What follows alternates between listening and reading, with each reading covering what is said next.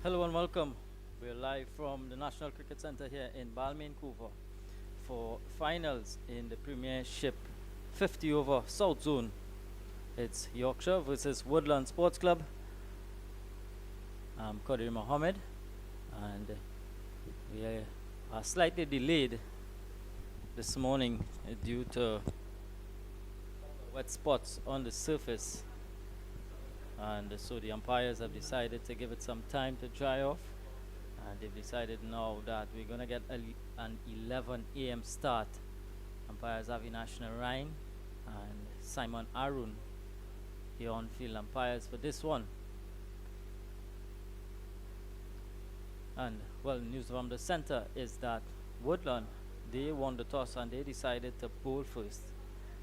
Captain Dinesh Ramden saying that he was looking to make use of whatever little bit of moisture is in the surface.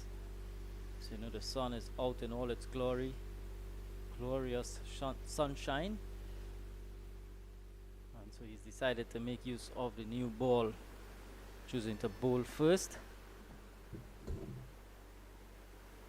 Just to give you those lineups, Woodland, of course, Dinesh Ramden, he's the captain. Shazam Babwa, Sanjeev Guljar, Sidel Diaz, Rakesh Maraj, Rajendra Chandrika, Javon Searles, Sivan Ramkisoon, James Duncan, Kifa Gisyawan, and Dylan Mohammed makes up the 11 for Woodland. There you see Skipper Ramden just ensuring that all is well. Some last minute instructions. Of course, it's a final. Woodland would have missed out on the Premiership League, the league format.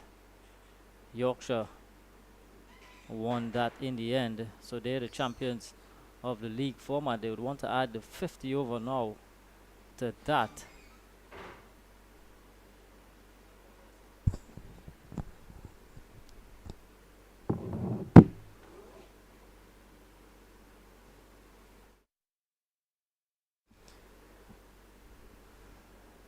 So the opening batters for Yorkshire making their way out.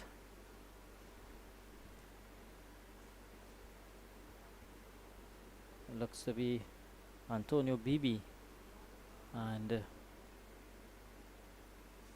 Aaron.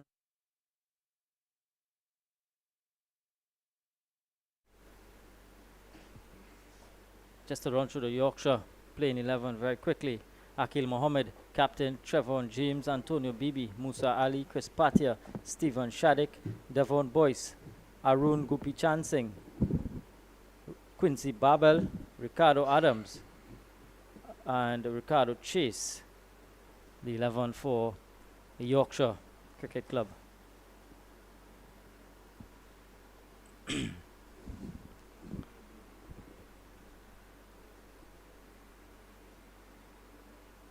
Couple of fans in here, supporters of both teams. Yeah.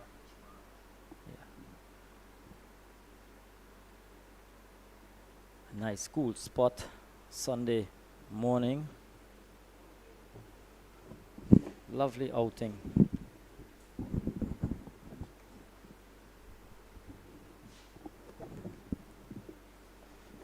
So Antonio Bibi is going to take strike. Rakesh Maraj with the new ball for Woodland. So immediately starting with spin here. A good time to say hello and welcome to Visham Lalman. Well, good morning, Qadir. Good morning to all our loyal viewers. And yes, certainly, it's a great morning to see cricket at the National Cricket Centre and more so the Premier 2 50 over final. And sadly, yesterday, no finish to that contest. The Premiership won 50 over final, but we have cricket today, Qadir, and it promises to be an exciting contest. Yeah, definitely. So Mirage to start from the northern end, slip in place.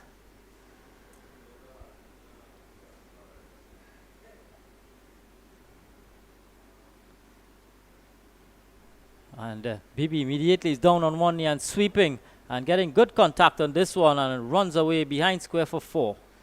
Yeah, typical Antonio Bibi there. A lovely looking shot way down the line of the leg stump, and he just took full advantage of it, extending the arms outside the leg stump and sweeping it away nicely. Got some height though. It was in the air for a while, but well away from the fielder. And there's a lot of acreage out there backward of square leg, and he was able to find the fence. Yeah, another good start for Mirage. Just getting too straight. Credit to BB, he was able to get it in the gap. Better from Mirage this time. So the two deep fielders at deep mid wicket and the other at long on. So two deep out on the leg side. In the air again goes BB, and this one again is running away for 4. So this time a 4 through the offside. Yeah, that's a lovely shot again. Inside out, over cover. And BB is known for his expansive stroke play and aggressive nature of playing as well. And certainly he's showing that at the moment in the early exchanges.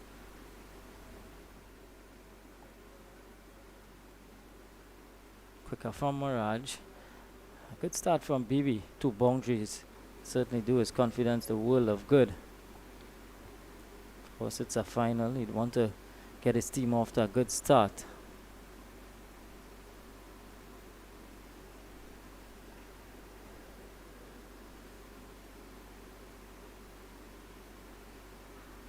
A loud appeal here from Mirage. And Arun says not out, umpire Simon Arun. Looking at the replay here, just maybe a bit high there, Kadir. Remember, Rakesh Maraj is a tall man, and he'll extract some bounce from the surface. Cutting away, playing and missing though. Good end to the over. Now from Mirage at the end of the first one here. It's Yorkshire, 8 without loss. Only the 2 boundaries of the bat of Antonio Bibi coming in that first over. And of course, Rakesh Maraj, we all know that he's very experienced, the left arm orthodox spinner, and he won't mind that at all. You want the batsman taking you on early, and that's one of the ways that you would invite them to give you their wicket. And I don't think Rakesh Maraj would bother too much about it, but it looks as though we are going to see spin from both ends, Kadir. Yeah, Shazam Babwa is going to pick up the attack. No stranger to this. Bowling with the new ball, Babwa does a wonderful job just sliding those deliveries through, and he's got the left-hander now in Gopi Chansing. Somebody you might be familiar with. Yeah, I'm actually familiar with the 2 guys out there with the bats in hand. Gopi Chansing, I'd have played youth cricket with him. Antonio Bibi, I would have opened the batting for my school team, that's St. Stephen's College, with Antonio Bibi. So know quite a lot about them. You just had to mention that, didn't you? Yes, for sure. I needed to. Of course, St. Stephen's College has made it to the championship level, and they have stayed in the championship division for quite a while now, consistently. Babwa from around the wicket starts with a short delivery. Gopi Chansing looking to pull, doesn't make contact. Wide is the signal from the umpire. I'm not too sure what happened there. Baba sprayed that one down the line, no, outside the line of the leg stump. And tell you what, it still managed to go to slip at where Rakesh Maraj is positioned. Just maybe hitting the back of the bat.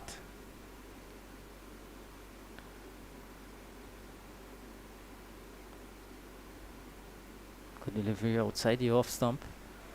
It was actually given a wide, that first ball. So this now is the first legal delivery. Playing and missing again there. This time a little bit more air in that one. Well, if we can look at that delivery again, there was some generous turn there from Baba. Have a look at it. Yeah, generous turn outside the off stump. Drift as well in the air, And spectators catch, really. For a moment, it was a commentator's catch there. Could you? Let's see. Well flighted, and yes, certainly off the ground there. Again down the leg side. So Baba, despite starting well, delivers another wide in the over. And I think you just want to settle here, Shazam Baba.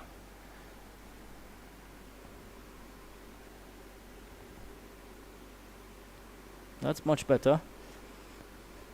Wily campaigner is Baba is so clever with ball in hand. It looks as though he's making a field change. The short mid-wicket fielder comes around on the offside. Now he's going to stock that offside up a bit. So there are 5 fielders in the inner ring on the offside. Well, actually 6, including the slip fielder.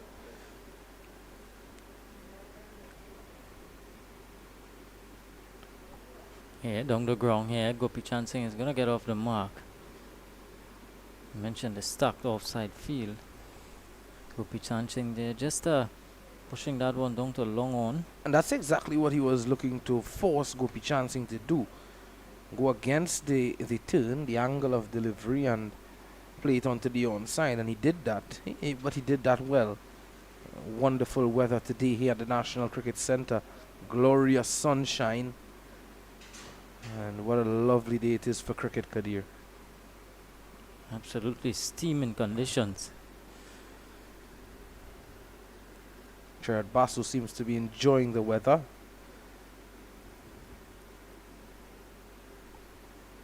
So BB sweeping again and making good contact. Just landed just inside and goes away for 4 more. That's meat and drink on a Sunday morning, especially when it's closer to lunch on Sunday as well. Have a look at that. Way outside the line of the leg stump. All he had to do was get his bat onto it, and really effortless there from Antonio Bibi. Almost traveling all the way for 6. That's the power of the man. So good start here from BB. 3 boundaries already. 12 from 7. He is 15 without loss.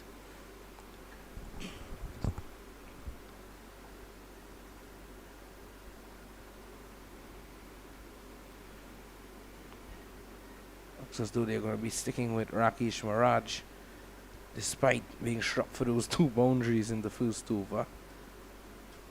One real bad delivery from him that Bibi was able to put away. That inside out shot though was a good one. Wasn't a bad delivery at all.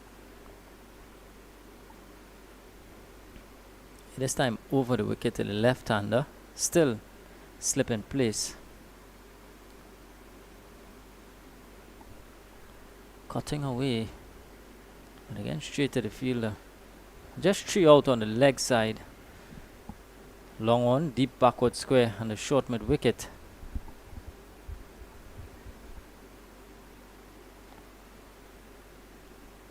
It looks as though Gopi Chand Singh is finding it a bit difficult to get the ball away, to find the gaps, get the singles. And BB is the man who is really doing the bulk of the run scoring, obviously, at the moment.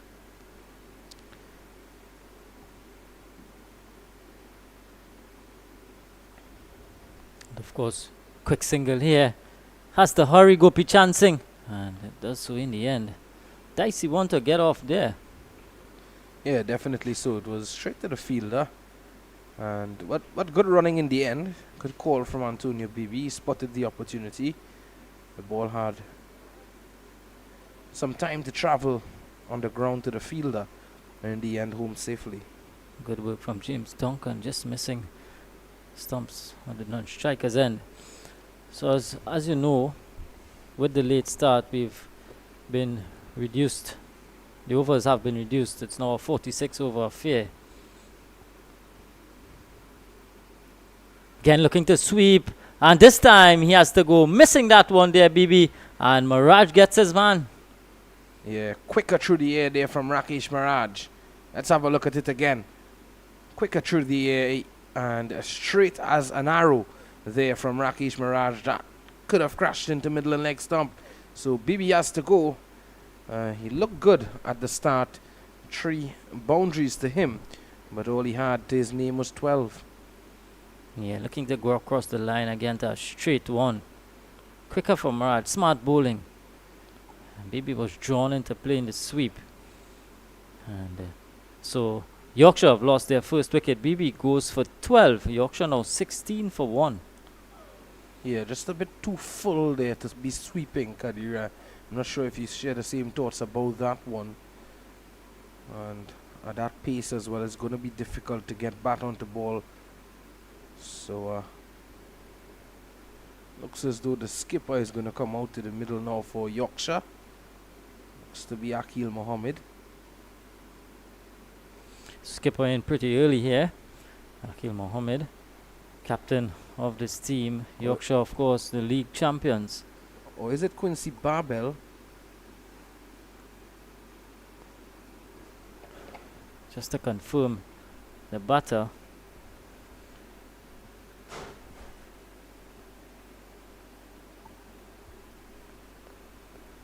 Just confirming the batter for you.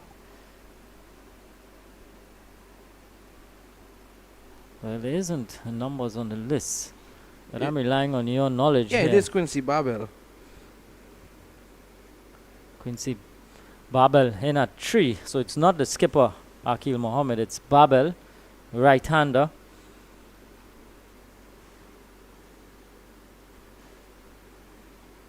Sticking with the left-right combination here early on. Yorkshire. And as a team, winning the toss and bowling first, always important, and you always want to get that breakthrough very early and look to prize into the batting lineup of the batting team quite early. So that's a good sign. I'm sure Dinesh Ramden will be happy with that dismissal. Playing and missing there was Babel again. Quicker from Miraj. Usually does this. Look to be quick through the air. Not a big turn of the ball.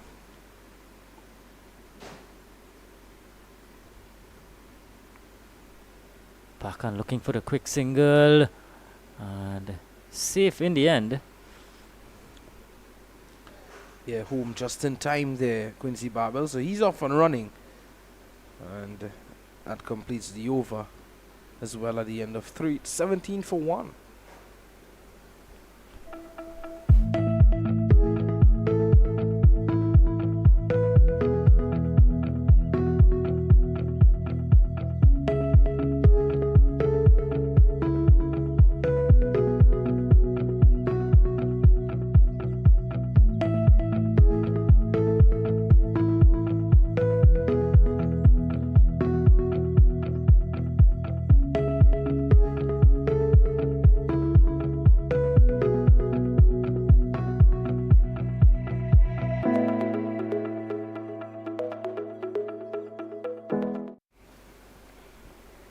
So Baba with his second over. Babel on strike.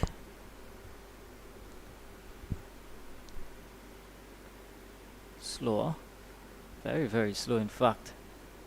From Baba, there's a lot of drift for him. Slight breeze at the moment.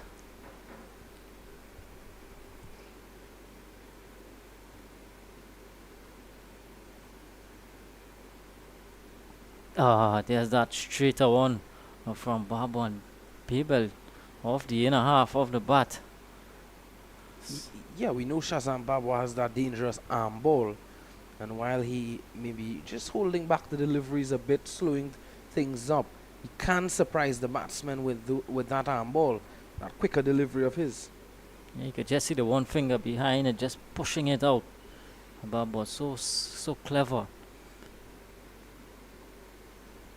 Going to be the left-handed Gopi Chansing, who's found things not to be easy early on here.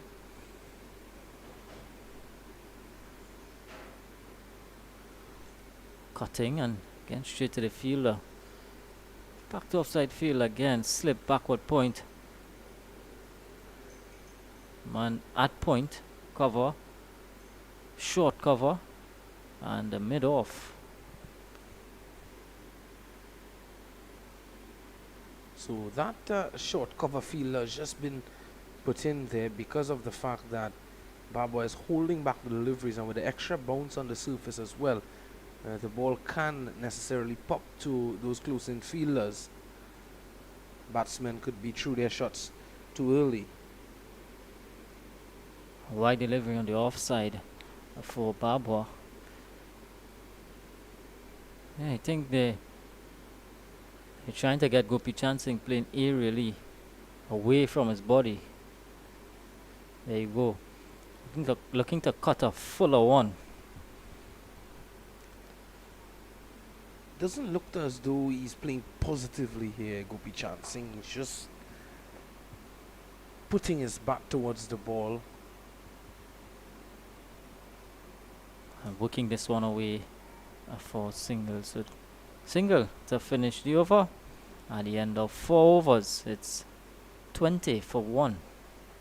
So of course, a lot of finals happening today, Kadir. Not just the Premiership 2 50 over final. Of course, there's the IPL final. I believe I would have seen your eyes glued to your cellular device earlier, looking on at the IPL. So Gerard Basu as well, the man who's provided us with that lovely shot. Believe it or not, SRH batting first. They are 90 for 8. Kadir Mohammed in the 15th over.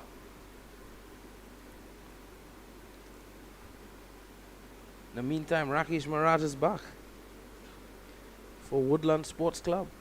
Scampering through a leg by Babel. Yeah, absolutely leg by.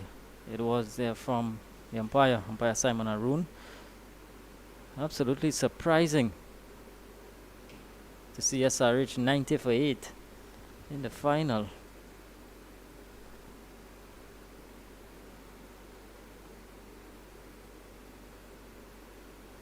No wickets to Narayan yet. This one, Babel is flicking away on the leg side here, looking for 2. Good work from James Duncan. Deep mid wicket keeps it down to just a single. Not a bad single. They're going to get Gopi Chansing back on strike. 3 from 11 at the moment.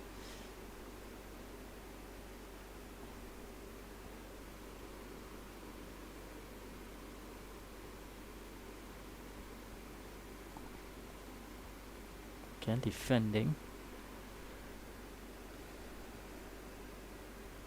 Just looking at that scorecard for SRH, it's a real sorry looking scorecard. Just 20 to Aidan Markram, 16 to Heinrich Klassen. Loud appeal and he's gone. So Mirage picking another one up here. Gopi Chansing this time for 3. Yorkshire now 22 for 2. Yeah, that's a wicket that looked as though it was coming. And in the end, Gopi Chansing, he never looked positive at the crease. Have a look at this. Just pushing at a delivery that was too close. And there was no confidence in that shot there, Kadir Mohammed. All I was seeing is a bit of a lazy push. Looking to push it into the offside. Here it is again. Quicker delivery, flatter. And good catch taken there by Dinesh Ramdin. Yeah, it just seems to be indecisive whether to come forward or go back. In the end, didn't do either. And just feathering one through to Ramdin, who completes the catch. That brings now the captain Akil Mohammed to the crease with his team in a spot of bother here with Visham. They would not have been in this position. Of course, they would have been in this position throughout the season, and they would have been able to come out successful. Yeah, definitely so. And we know that Yorkshire team, there's always a great fight in that Yorkshire unit. And you won't see them going down from here. Look to be still fighting and taking on the game. Yes, they are 2 wickets down very early in the 5th over. But it's important that a partnership is built here between Quincy Babel and Akil Mohammed. This partnership is important.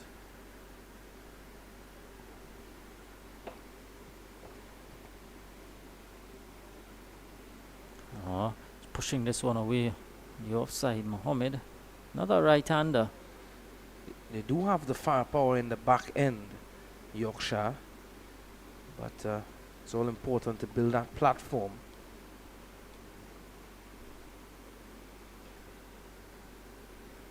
Yeah, they've got to spend some time at the crease. End of another over from Mirage, a successful one at the end of 5, 22 for 2. So Rakesh Mirage picking up 2 wickets. The only 2 wickets thus far for Woodland Sports Club. So in a spot of bother here now, the Yorkshire unit. And their skipper out there in the middle, Akil Mohammed, who would have a lot on his shoulders to do today. And we all know his capability with the bat. Exquisite stroke maker, Akil Mohammed, and he finds the boundaries with great ease and dexterity. Yeah, wonderful occasion for him to come good here for his team. Well, he certainly came good. That guy who just went under the tent there looks to be enjoying the cricket. He has some friends who have come along with him. Looks to be a wealth of Yorkshire supporters under that tent.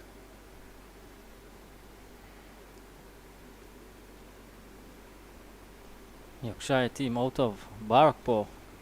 I'm told it's a community-based team. Yeah, it is. Kunjal, to be precise.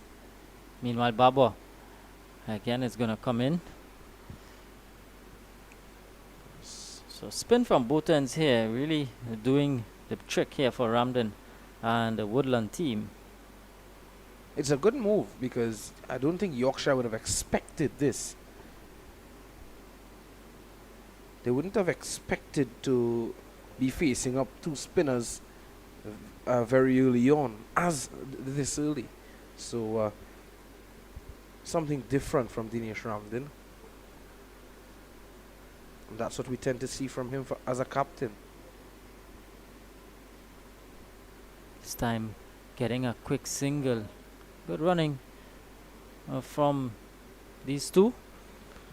That's what they got to do. They got to put the pressure back onto Woodland. Yeah, definitely so. I agree. And that 2 wickets shouldn't phase the Yorkshire unit at all. They, of course, want to put back the pressure, take those quick singles. And as you said, the pressure on the fielders most importantly.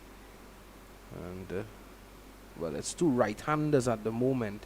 So that doesn't help in really adding the pressure. Well, look at this now. More pressure. A short leg now has been put in place. Ramki soon has gone on under the lid. Slip 2. There's a man short at a shortish cover.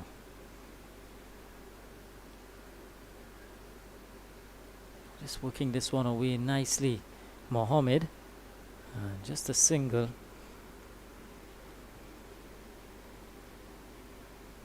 This looks to be the partnership here for the Yorkshire team. This looks to be the real engine room. Well, it needs to come good, this partnership, as I said before.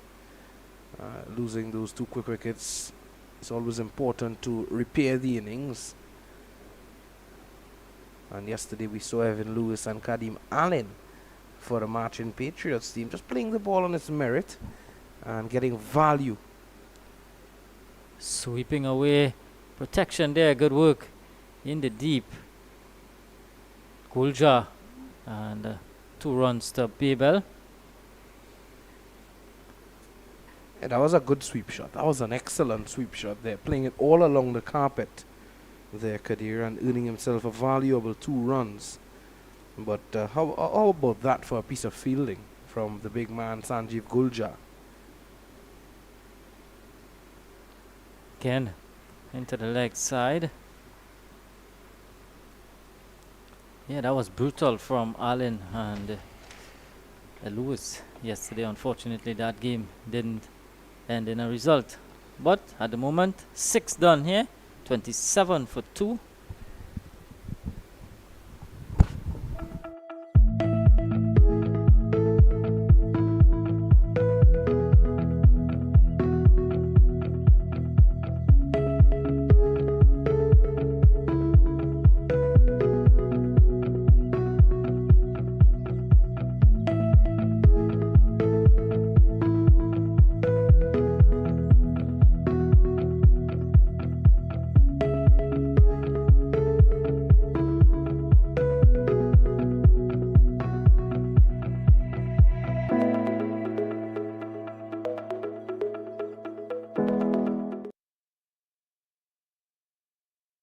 And bowling first here, good decision early on from Ramden, 27 for 2.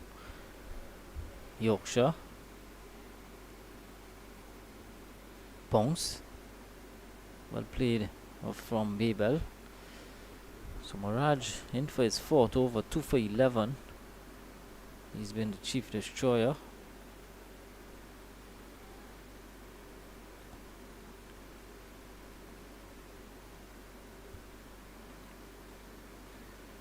Two youngsters, Babel and Ricardo Chase, joining the Yorkshire unit in the latter part of this year's season. And looking to fill some big boots as well. Looking to sweep again and has to go, Babel.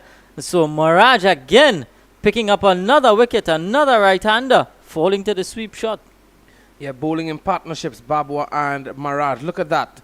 It's almost an identical dismissal to the one that Antonio Bibi had there. He was looking to sweep. A straight delivery that was well pitched up and quick through the air as well from Rakesh Mirage. Coming from a tall man like Rakesh Mirage, that was dead as a die. Yeah, straight again. Again, looking to go across the line. Babel and has to go for just 7. So Yorkshire now here slipping to 27 for 3. A bit of a dicey position to be in. Remember, it's a 46 over affair. It's a final. They've already wrapped up the league format. At the moment, Woodland all over this one. All 3 wickets falling to that man Mirage. Yeah, he's bowling really well, bowling tight. And James Duncan looks to be the man that's going to be replacing Quincy Babel.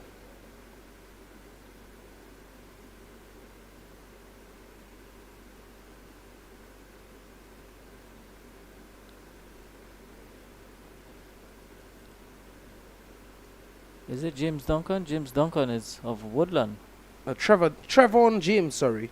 Yeah. Trevon James, my correction. Trevon James from Yorkshire.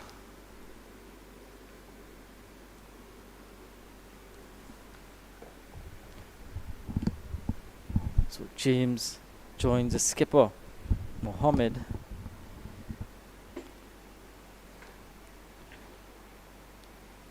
Another right-hander. As we were speaking about this partnership being important there, Kadir, we see immediately Rakesh Mirage making yet another breakthrough. And invaluable breakthrough. So slip, backward point, extra cover, mid-off, long on, short mid-wicket, deep backward square hander, short fine. Raj has been tight. Mix up his links really well so far. Of course, there's seam-up options in the Woodland team. Javon Searles, Sidel Diaz, and James Duncan, of course. Seam-up bowlers. Not seen any sign of seam just yet.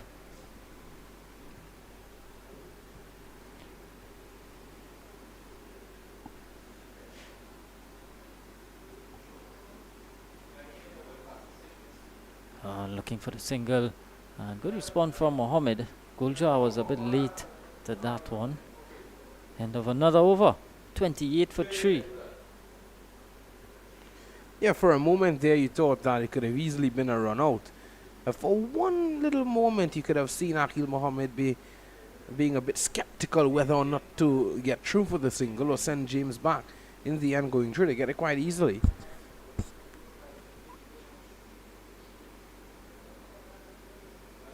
Pressure being applied here from Woodland, squeezing Yorkshire. Many times we speak about batting in partnerships, Kadir. But how about, these two? They have really bowled in partnership and bowled in partnership well. Shazam Babwa and Rakesh Maraj. Yeah, they've worked well in tandem. One being the off spinner in Babwa, the other left arm orthodox. So left arm, right hand, again doing the trick. Babwa is just keeping things tight, and Maraj just picking them off at the other.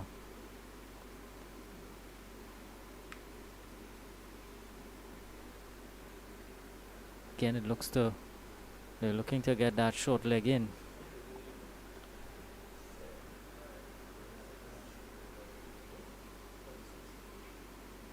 So short leg in and slip.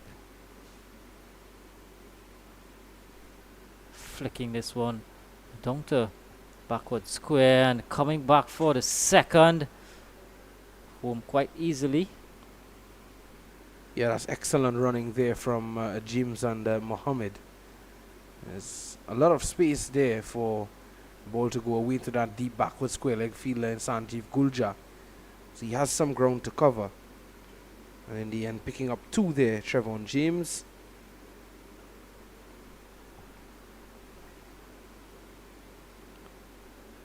Trying to force this one. The pace is not there for the batsman to get the ball off the bat freely. And that's what Babwa is doing expertly. That's on the back of his experience as well. Back to a straight one. Could have been dangerous for James. Safely negotiated in the end.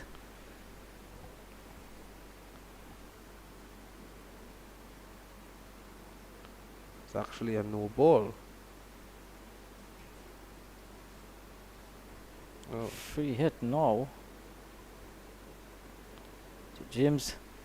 Bit of a respite here. Can he get some good contact on this? 2 deep fielders out leg side, deep mid wicket. Long on.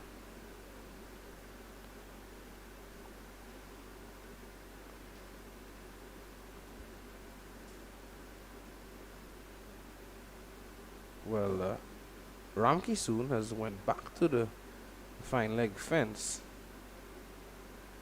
Well, actually, he's off the field. What has happened there? 2 umpires looking to converge. Ramkisoon meanwhile has sprinted off down to fine leg, and he's standing beyond the boundary. I'm not too sure what has transpired. Bit of a pause from Babwa, drilled through the offside from James, and he's gonna get a boundary here. Much needed for Yorkshire. Yeah, that was dismissed with power from James. Pushed through a bit quicker and gave himself room there, Trevon James, and he found the gap on the offside just to the left of that mid-off field, and he got himself a boundary.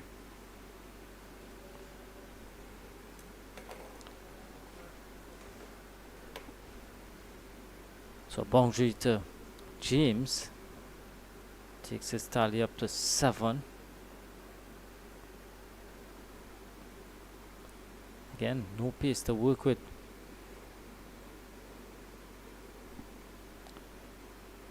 .35 for 3.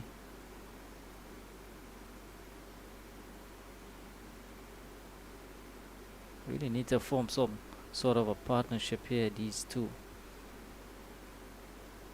I would assume Maraj will be coming back from the other end.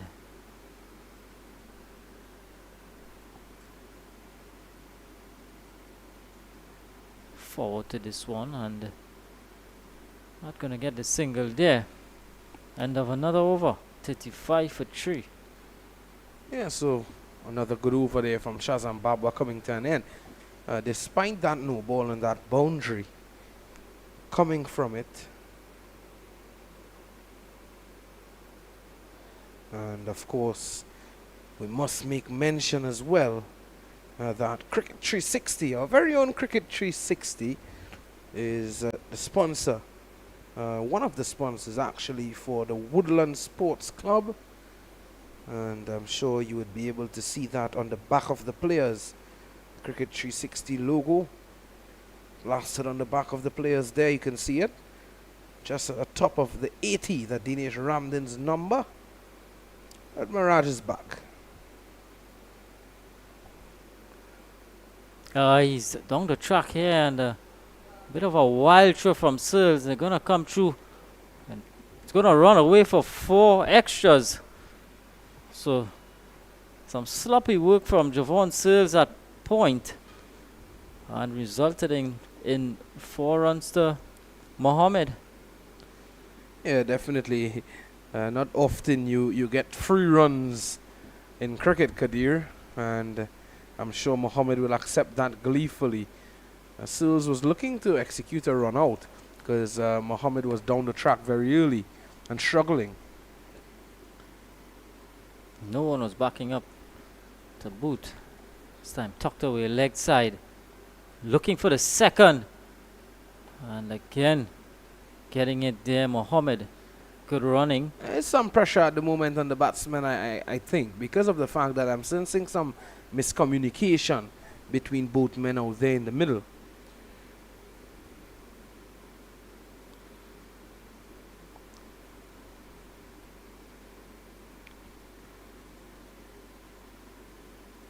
Again, well played from Mohammed. He needs to dig his team out of a hole here. 41 for 3. But how good was it from the West Indies winning that series against South Africa? Yeah, top performance, especially in the lead up to the World Cup. Oh, again back, and for a moment there you could feel that umpire Simon Arun was going to get the finger up. Not out in the end. Just maybe going down the leg side with the angle that Rakesh Mirage is operating from.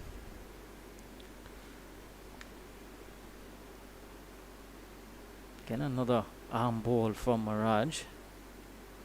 This time slow, inducing the big shot from Mohammed. Again, good bowling. Slow that time. Yeah, brilliant series victory for the men in maroon. Excellent stuff. Congrats to the entire West Indies camp on that victory, as they of course head off the T20 World Cup. And when we say head off, they are not going anywhere from the Caribbean except the United States. End of 9, 41 for 3. Yeah. Remember, it's going to be out of this world, the T20 World Cup. Definitely. And of course, game 3 of that series is taking place later on today, again at Sabina Park. So that you would think would give Darren Sammy a bit of a platform heading into a World Cup that is being hosted by the West Indies. Yeah, definitely, and that would certainly boost the confidence of the team, and especially it's a fairly young unit, with the exception of Johnson Charles and a couple others. It's a fairly young unit that's participating in the T20 World Cup and representing the West Indies. So I think it's a good opportunity, especially with the team doing this well at the moment against a team like South Africa. Oh, rightfully so. Yes, they had not had a couple of their informed players due to the IPL commitments, but nonetheless, congratulations to the West Indies. It was an excellent performance. Certainly it was. So Babwa to bowl a 5th one here. Cutting away this one. Nicely played from James, and in the gap on the way for 4. Yeah, it was there to be hit. It was wide outside the off stump. James making actually, it was pitched wide outside the off stump. It turned back in, just on about middle and off, and James was able to punch it away on the offside. And anything past those two fielders on the offside, that's a backward point and a short cover. It's going to race away, and it's going to be 4. Once you get a healthy contact onto it. Oh, edging, and is Diaz taking that catch? Well, celebrating here, the Woodland team, and James has just looked around and seen that the finger has gone up. So Diaz taking an absolutely blinding catch at slip. Top catch there from a big man, Sidel Diaz, having to go from a high distance there. Look at that. Oh, scooping it up just before it touches the ground there, Sidel Diaz. Excellent work there from him. That's a big catch. And James was looking good for his 11. He has to walk back now, disappointed man. Yeah, 45 for 4. Yorkshire, just as they was looking like they were looking to build something. James had to go now. Look at it, Babo just hanging that one outside the off stump. Oh, lovely there from the big man. And how about that for a finish? The good old roll, Kadir. The scoop and the roll. You're pretty pleased with that bit of feeling, aren't No you? one man will be good with a scoop and a roll. That's the man, Dylan Shower. Good afternoon to you, Dylan. Chief producer at the moment. Well, for the day, in fact. Well, at least he'll be proud because Cricket 360 has sponsored Woodland Sports and they're in a good position at the moment. So Musa Ali is the new batter for Yorkshire. Musa Ali, known for his ball striking ability, but requires a different approach here now. Well, at times we see batsmen come out in positions like these and take the attack to the bowlers, Kadir, and change the complexion of a game in its entirety. Yeah, left-hander to work with for Babwa. 2 slips now. As an off-spinner, you'd be absolutely licking your lips when you see a lefty on the other end and you're bowling to a lefty. Hence, I would have gotten your wickets on a number of occasions. I knew you were going down that road.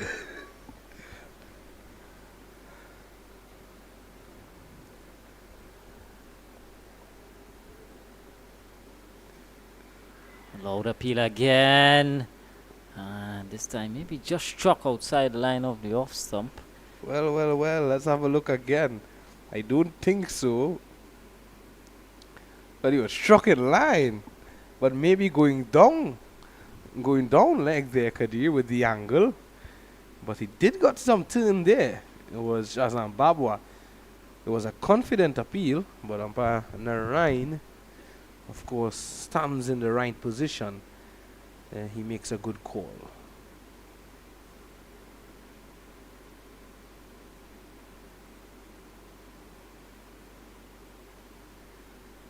Could have easily been a golden bunger for Musa Ali. Well, well, well. Babwa keeping the pressure on.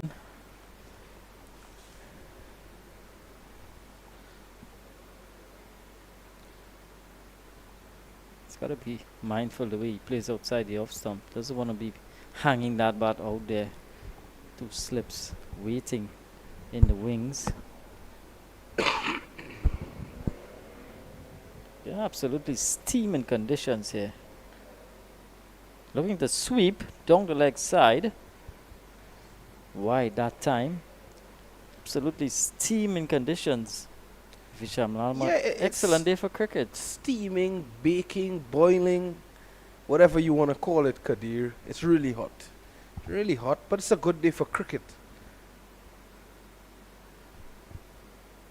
Working this one away to get off the mark, Ali. So at the end of 10 overs, 47 for 4 for Yorkshire.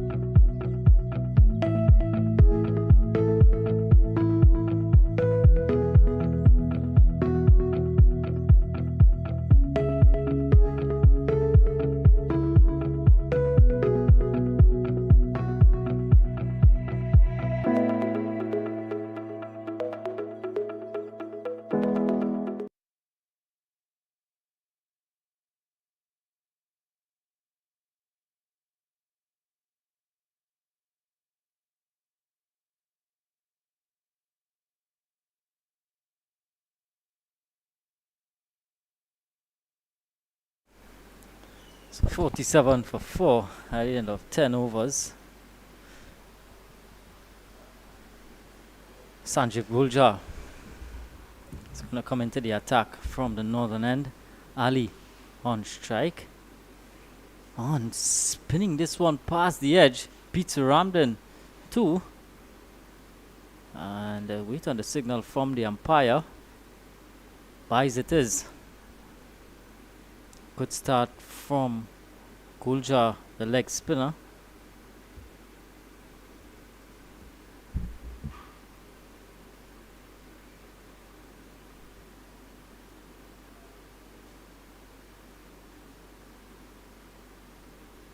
So they've now got the right-handed Mohammed on strike with the ball spinning like that. They're going to employ 2 slips. Here, Woodland.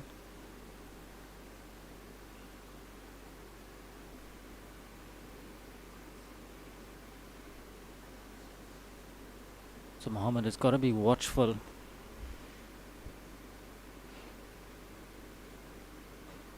Cricket 360, one of the sponsors of the Woodland team.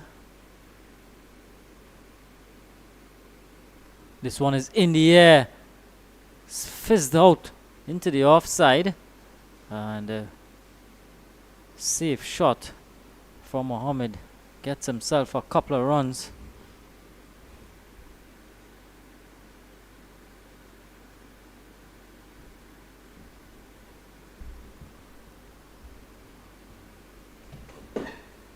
Brings up the 50 as well for Yorkshire with that couple.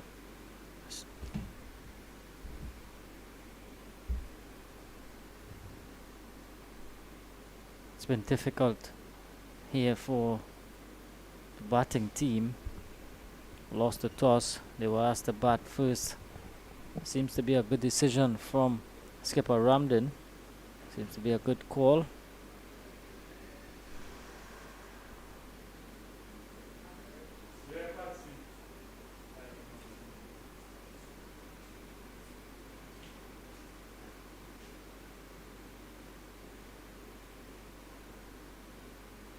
One down to long on. So Mohammed getting another single.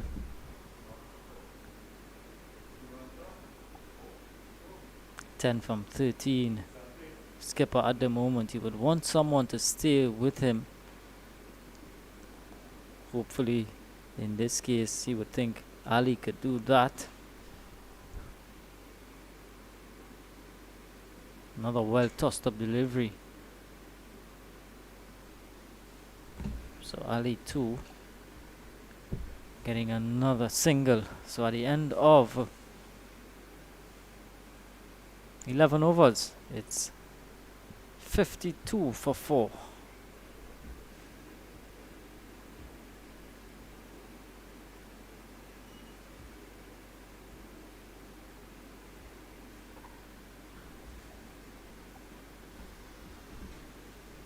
So Woodland well and truly on top here in this Premiership 2 South Zone final. Woodland versus Yorkshire Cricket Club out of Barkpore. Woodland too, a south-based team. Visham Lalman has vacated his position and he's now been replaced by the man Gerard Basso. Good morning to you, Basso.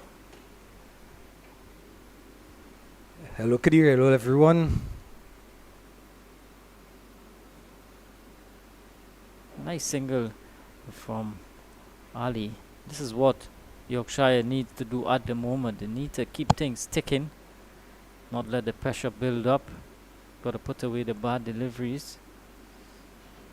53 for 4. I think it's down to some good tight bowling more than a lack of batsmanship.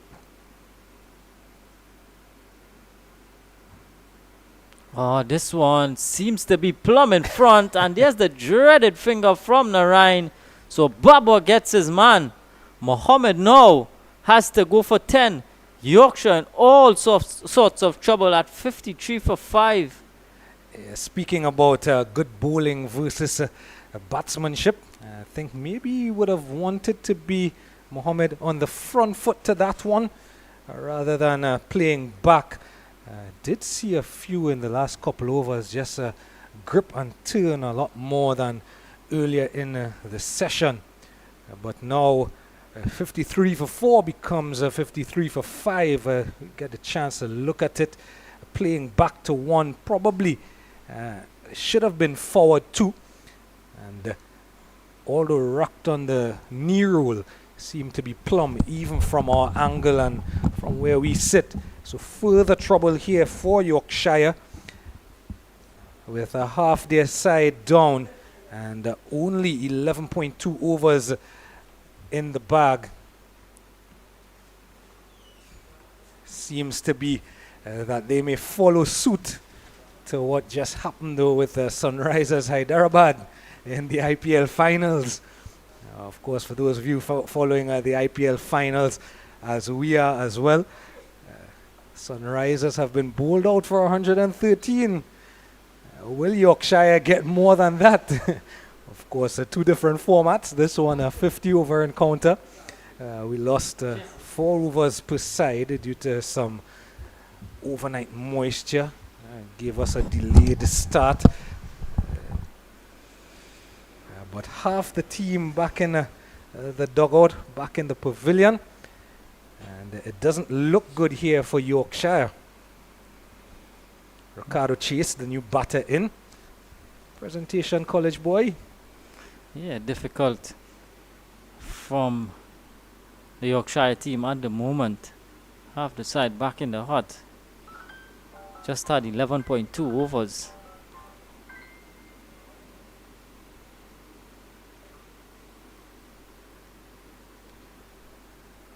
So Shazam Babu has picked up his second, 5.2 overs, 29 runs. And he's been good and steady, has Shazam Babu. Of course, as Kadir and Visham spoke about, someone who's been around cricket for so long in Trinidad and Tobago. World of experience. It's coming to the fore today. Probably could have had about 3 or 4 wickets, Kadir. Yeah, Mirage was doing the wicket taking from the opposite end, picking up 3 wickets. And Baba with the other 2.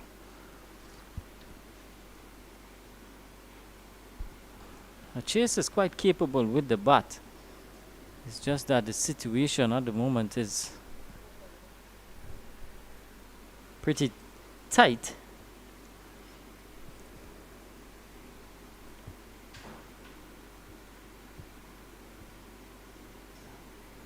Edging and just short of Diaz at slip. I don't think you want to be edging to that man in slip. He's already taken 1 for the day.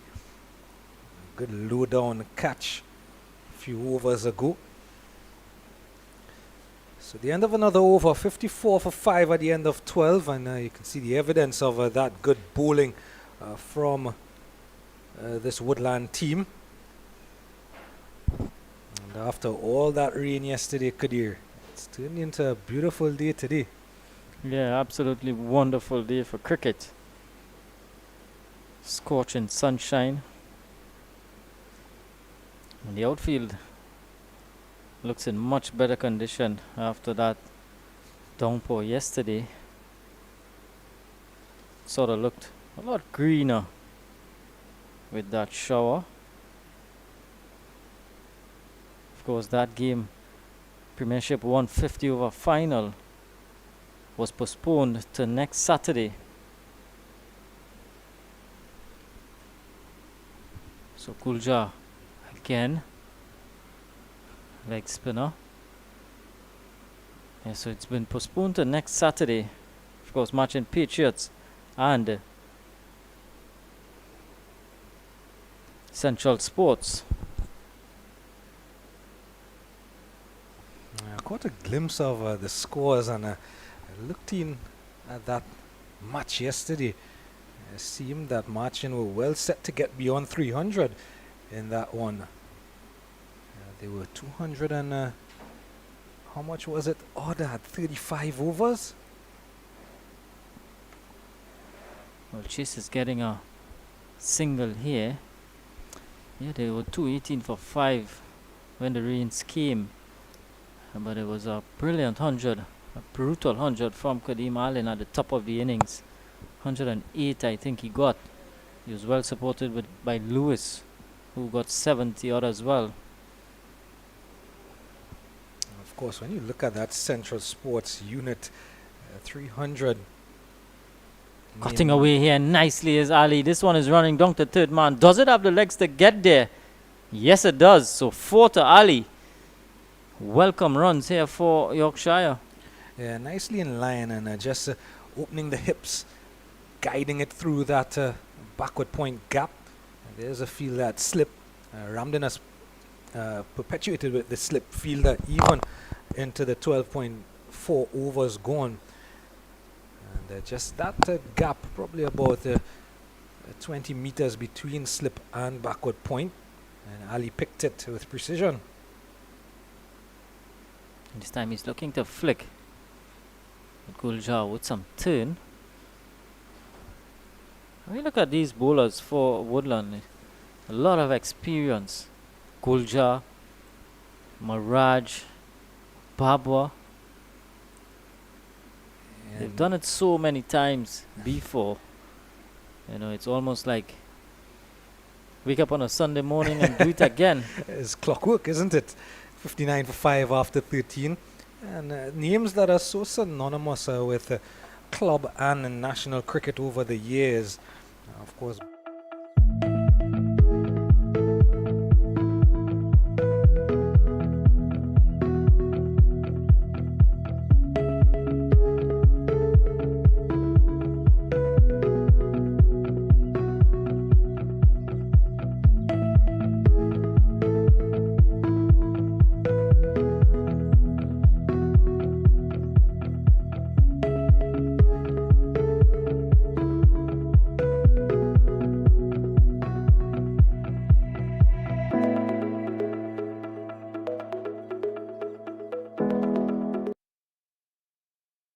So 59 for 5 at the end of 13. A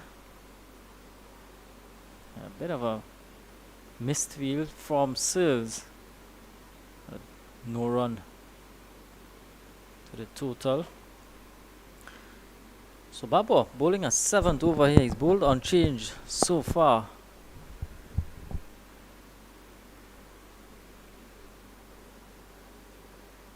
In the air.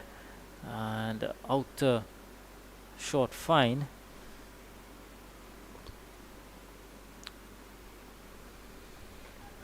So in the IPL final, just to update you, Sunrisers Hyderabad will bowl out for 113 at the moment. Kolkata Knight Riders 5 without loss.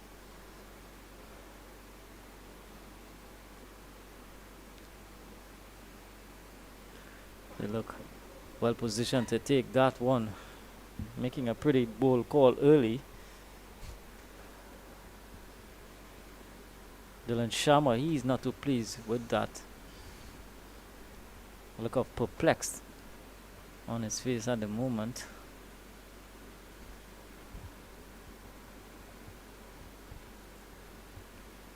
Meanwhile, a wonderful job here being done by Babwa and company. Ramden has made an excellent decision, choosing to bowl first. This one is drilled down the ground and 4 more to Ali. Nice and straight, and got a good result. One of the few over-pitched deliveries from Shazam Babwa. That's really in the arc. A nice flight, but taking some evasive action. Not too sure if it was evasive action or he was too disappointed in the ball that he was hanging his head.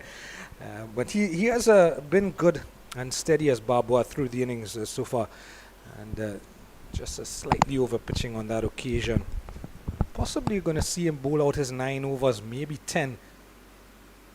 Of course, one bowler allowed to bowl 10 overs with the shortened encounter.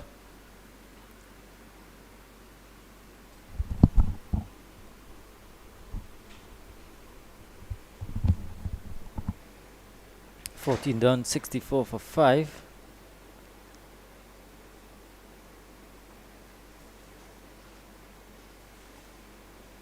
I'm just wondering though, what is a good score on this surface? Yesterday was absolutely brilliant for batting early on. This morning seems to be a completely different surface. Well, from what the Woodland bowlers have shown, they've been on the money. There's some spin as well in the surface. This one is in the air, drilled again, down the ground, and this is going to run away for 4. This time to chase. Yeah, some nice placement there again. Just over pitching. Nice placement there. It was a mid-off in place, but he placed it wide of him. Straight enough. And into the sight screen for another boundary. Welcome runs. A good start to the over. Still the 2 slips in. This one is cut away. So another one to chase.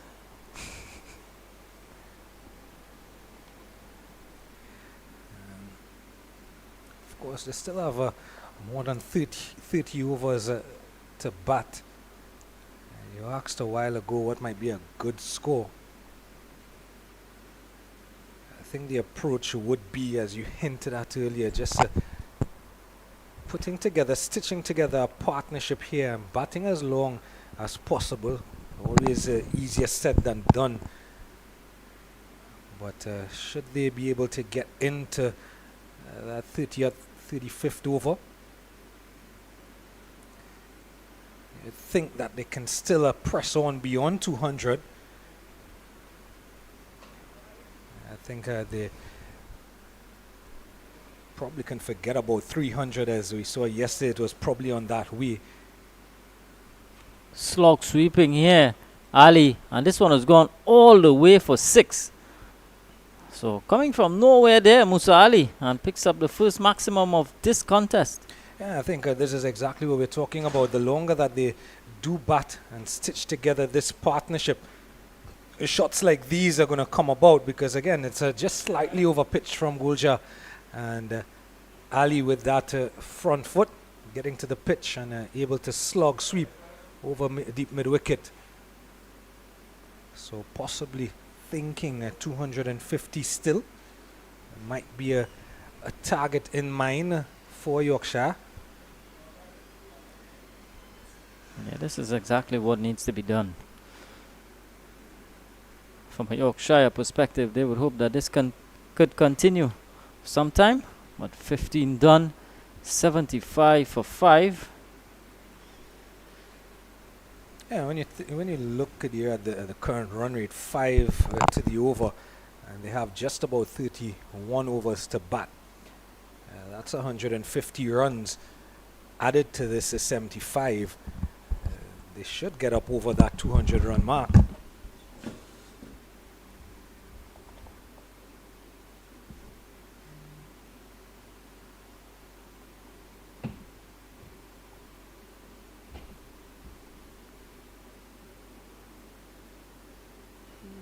So Babwa it is. It's going to continue from the administrative complex end, administrative building end. Ricardo Chase on strike. Strokes it nicely down to long off.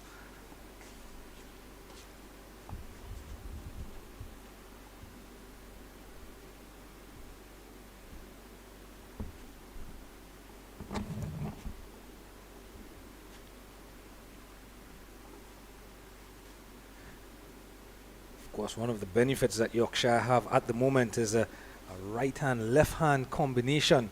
So it's going to challenge the Woodland bowlers in terms of their lines and lengths.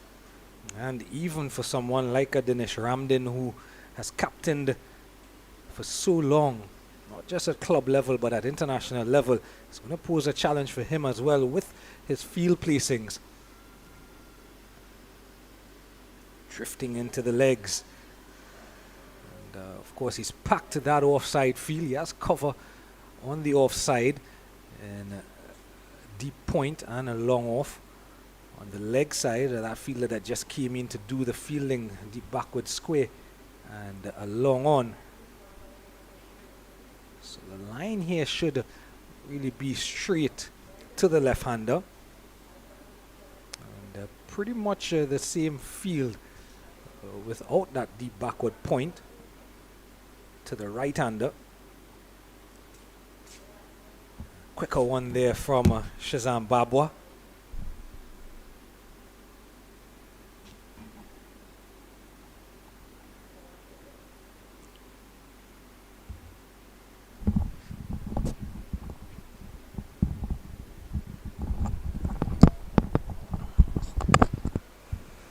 Just watchful from Chase. 9 from 14 at the moment. Still a lot of time to bat for these two. And when you look at a player like Ricardo Chase, you've seen him in and around school cricket over the last few years and has performed admirably. Of course, albeit a Premiership 2, it is a step above. I'll come back to that in the next over. At the end of 16, it's 77 for 5. Yeah, we're going to have a first break-in play here. Drinks it is in this final between Woodland and Yorkshire.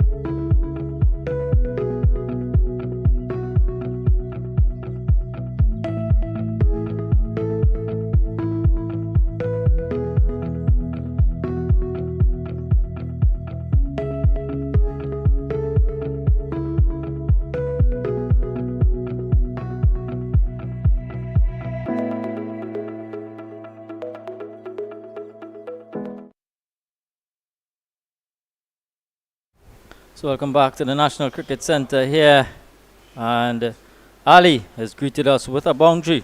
First delivery after the drinks break. Ali picks up another 4, takes his tally up now to 22. Short delivery pulled away behind square. Must be said, it was a bad ball. Of course, the bad balls must be put away, especially when you found yourself 81 for 5 after 16 overs. And the ball straight down the leg side was Golja.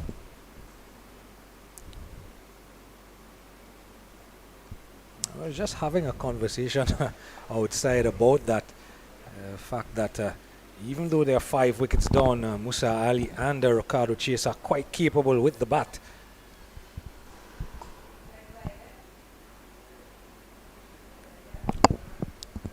Drilling this one down to long on is Ali. Ali has looked to be positive, 23 from 23.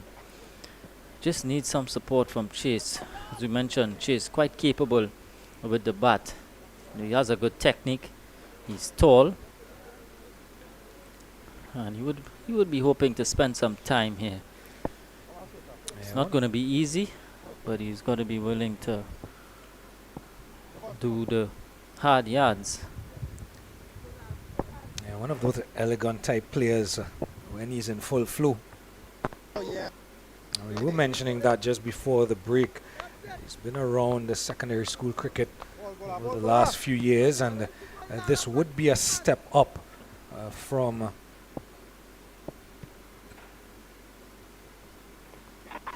This one is aerially. Long on has some work to do, in fact long off, and it does well. Keeps it down to just a single. Good work in the outfield. yeah, almost going back for a suicidal run, and Chase himself slipping and getting back into his crease at the non-striker's end, and so easily could have been run out there. 30-run partnership, and that's what they got to do, just to stitch together the partnership and continue as long as possible. Dabbing this one, and again in the gap, and 4 more to Ali. So he's a productive area for him outside the off stump. Yeah, another man move, and it's the second time in the last few overs that we've seen him just put one in that gap behind point, down to third, and pick up a boundary. And his technique doing the business, getting in line nicely, and using those hands and wrists to good effect.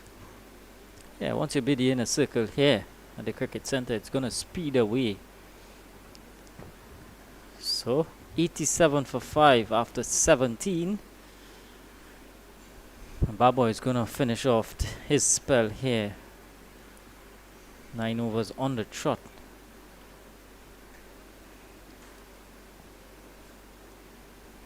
Two for 37. Remember, it's a 46 over affair due to late start. He's gone so well, the consideration would be to bowl him 10 overs.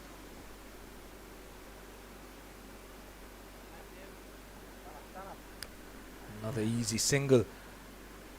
I would be tempted to give him that 10th over. Of course, the maximum 9 overs per bowler, with one being able to bowl 10 overs. The full allotment, as if it were a 50 over encounter.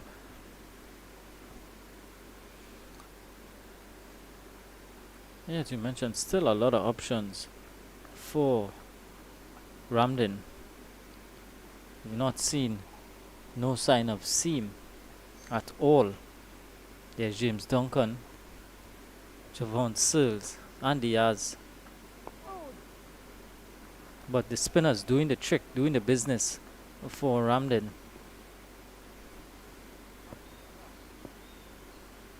Yeah, I think he's read the conditions well, and he's realized that there is something in this surface for his spinners.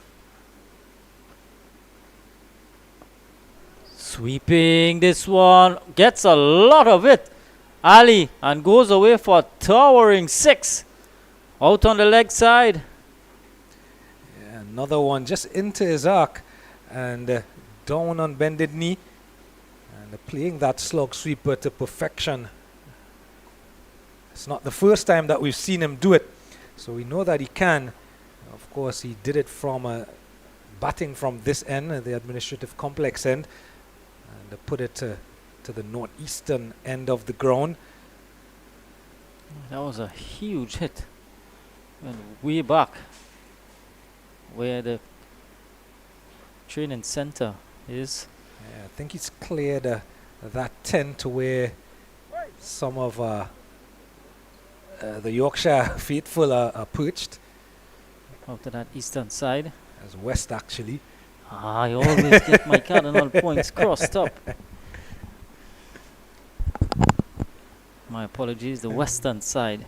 And you seem to do it when I'm on commentary with you. I think I remember you got it crossed up when we were doing a presentation San Fernando game down in San Fernando a couple months back. Yeah, I always do. Gotta go get some lessons in that. So one delivery to come from Babwa. This one just over the head of Searles at short cover, and a streaky single for Ali. Deserves a bit of luck. At the end of 18, 95 for 5.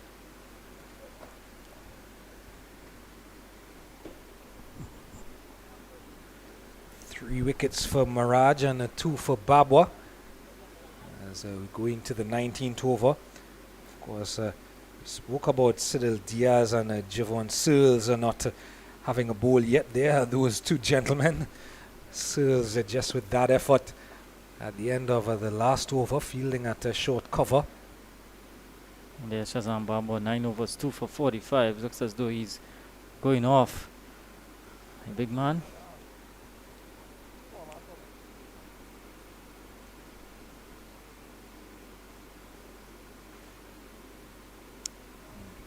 The IPL final KKR have progressed to 43 for 1 after 3.5 overs.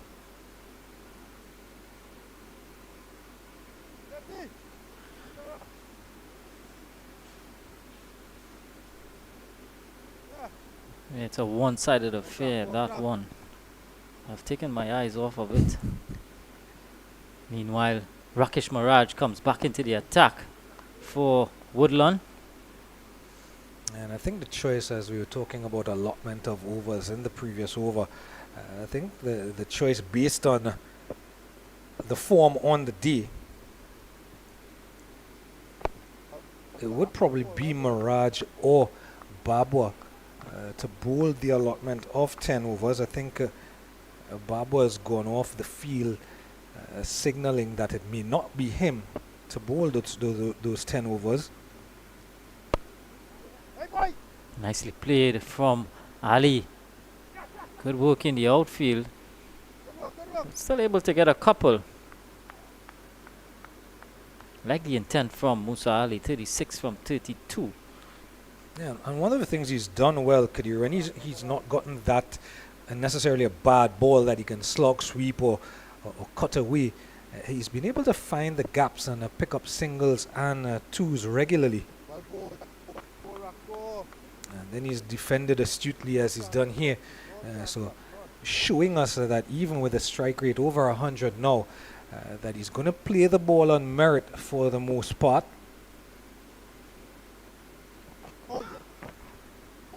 So down the leg side. Coming through for leg by. And when you have a player, a batter going as he is to better than a runner ball on one end, it just allows someone who like a Ricardo Chase, who is finding his way at this top level club cricket in the country. This allows him just a bit of time to feel out conditions and play himself in. Quicker one to finish the over. At the end of it, 98 for 5.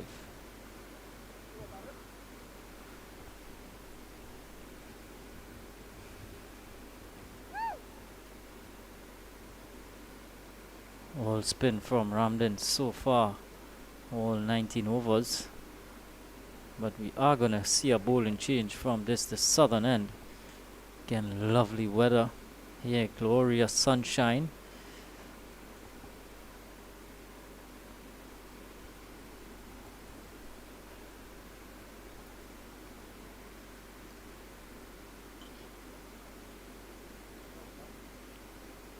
First sign of seam up. James Duncan is going to pick up the attack now, placing Barber from the southern end.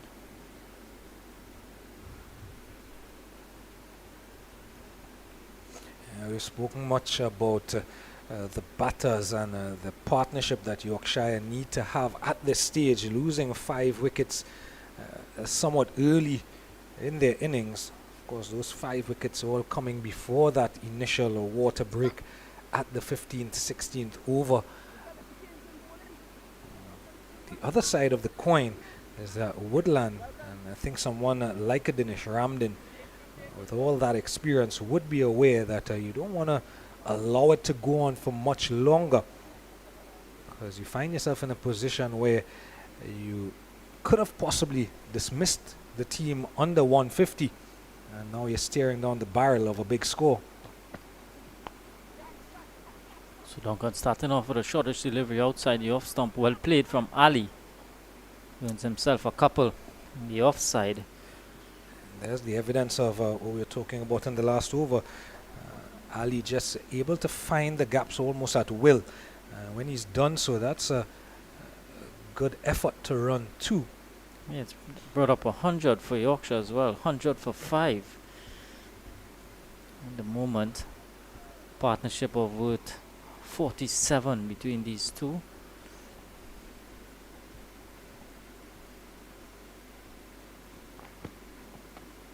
Pull away again, and it's gone straight on. In fact, he's put it down. Looks to be Ramke soon out at deep backward square, and Ali lives to fight another day. Seemed to have it all sewn up, and just able to get out of his grasp. I think I was like you, getting ready to just call another wicket and to talk about the comfortable catch. In the end, a single added to the total. You mentioned that sometimes you do need a bit of luck. That's a quite easy a catch if you ever will get one as a cricketer at any level. Almost like catching practice.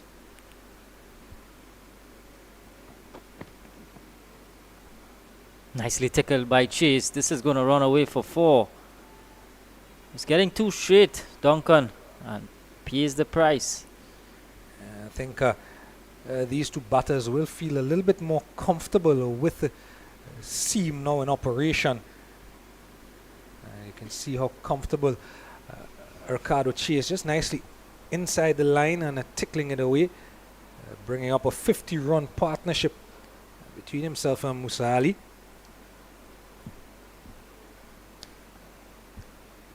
Mini fight back here between these two. Still all of 26 overs after this one, so a lot of time to bat. Not to do anything rash. Just got to play the situation. She's 15 from 21.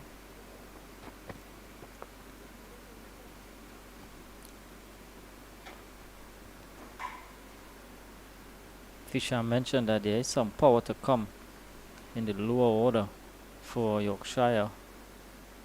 So these two will just need to set the platform, and then hopefully batters to come in the back end can capitalize on it.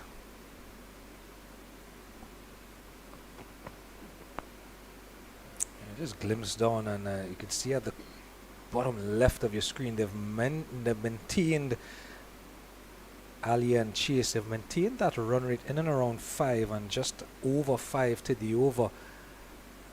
So that is heading in that direction of setting that platform to get that projected score of in and around 240, 250, which hopefully can challenge a Woodland batting lineup that has so much experience and so much power in itself as well. Played away on the leg side. Another one to chase. Another one to Yorkshire. At the end of 20, it's a 106 for 5.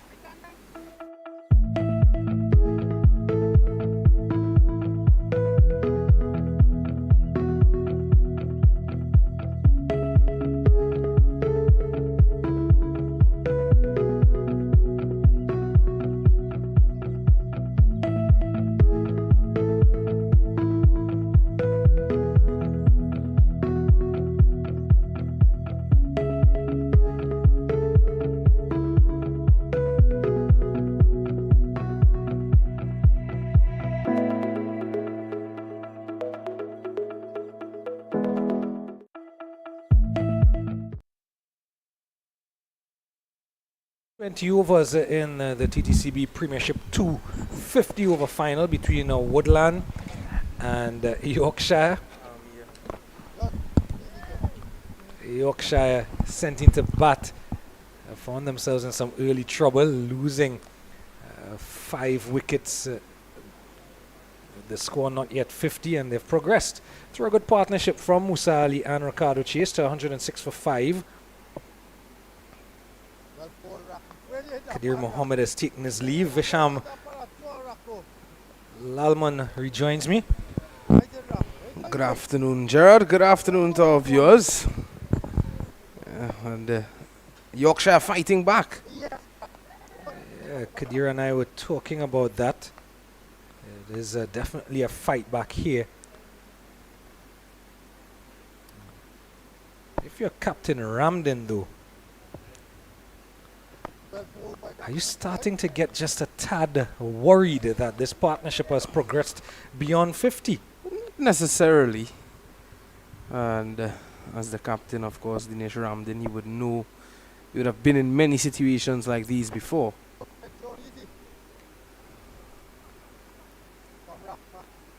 A bit of indifferent fielding, allowing just a single. Of course, this is exactly what Yorkshire need at this point, though. That's the thing with losing 3, 4, 5 quick wickets early. You know, you can still get some quick runs in the middle, and then, you know, what happens if you lost another 3 wickets quickly? You still face the death rattle of being dismissed early and for a meager total. Yeah, Kadir mentioned that this batting lineup, Yorkshire, they do have some power hitters to come at the back end. So this partnership should be setting that foundation and that platform as you come to the end of the 25th. 107 for 5. Some of the Yorkshire faithful. End of the 21st, I beg your pardon. I was looking at those 5 wickets that were down. James Duncan will continue from the administrative building end. I'm rushing the day. Maybe I'm rushing for the week to get started. Well, I can understand why you're rushing the day. I'm guessing you're rushing the day for the place to get cooler, because it's quite hot at the moment, even in the air conditioning here, Gerard. Well, I think that's the second reason this one tucked away. Will it have the legs, or will it beat the fielder going back? Yes, it does. The fielder was placed a little bit more in front of square, and then nicely tucked away again from Ricardo Chase. That's 2 deliveries already. One in the last over and one in this over now on the line of that middle and leg stump that was played away in that said region for a boundary. And yet still, James Duncan hasn't altered that line, that length. There's no protection for those sort of deliveries. And you don't want to give your captain, Dinesh Ramden, put him in any spot of bother to make a decision. Well, you say there's no cover. He's put the man Exactly. there now, and what he's done, he's put the man at fine leg, and he's taken that regulation mid wicket out and sent him back to the square leg boundary, just in front of square. He will go. So he's kind of following the ball here, and he's setting his field around in for bad bowling, because he, as you just pointed out, Visham, he had the field set for more of an off stump line.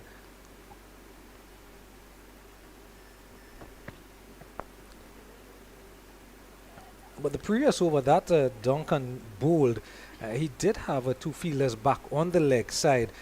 Gave me the impression that he was looking at possibly deliveries like this one, that's just short of a length, or that short ball, inviting Chase or Ali to pull or hook. Yep. That last delivery, though, from him, that's more like it. That's where he needs to be. There's that short one again. Of course, if you're pulling or hooking to that eastern side, generally you're hitting into the wind. And that presents in itself an opportunity for some wicket taking. Let's look at the Yorkshire camp. The fans have turned up. Looks a bit happy now. With Musa Ali out there and Ricardo Chase. You and I, Visham, as he takes up another single, looking for that second run. You're a bit younger than Musa Ali. That exuberance of youth from Ricardo Chase. We'll probably come back to it in the next over, but I want to get your take on Ricardo Chase, because we mentioned as he's gone through his innings, Kadir and I were talking about him and having to come up, basically go a step up. From what we've seen, you and I have called quite a bit of secondary schools cricket here in Trinidad and Tobago for some time, and we've seen Ricardo Chase, the presentation player, for some time. I want to get your take in the next over. This one driven nicely. Nice stop in the covers. Is that Diaz? The ball seems to be following him today. Sidil Diaz took a wonderful catch in slip earlier. Yeah, on Ricardo Chase, I think that he has grown well. And you can see that sense of maturity in his mannerisms when he's batting. The characteristics of his batting, of this innings today, just speaks volumes.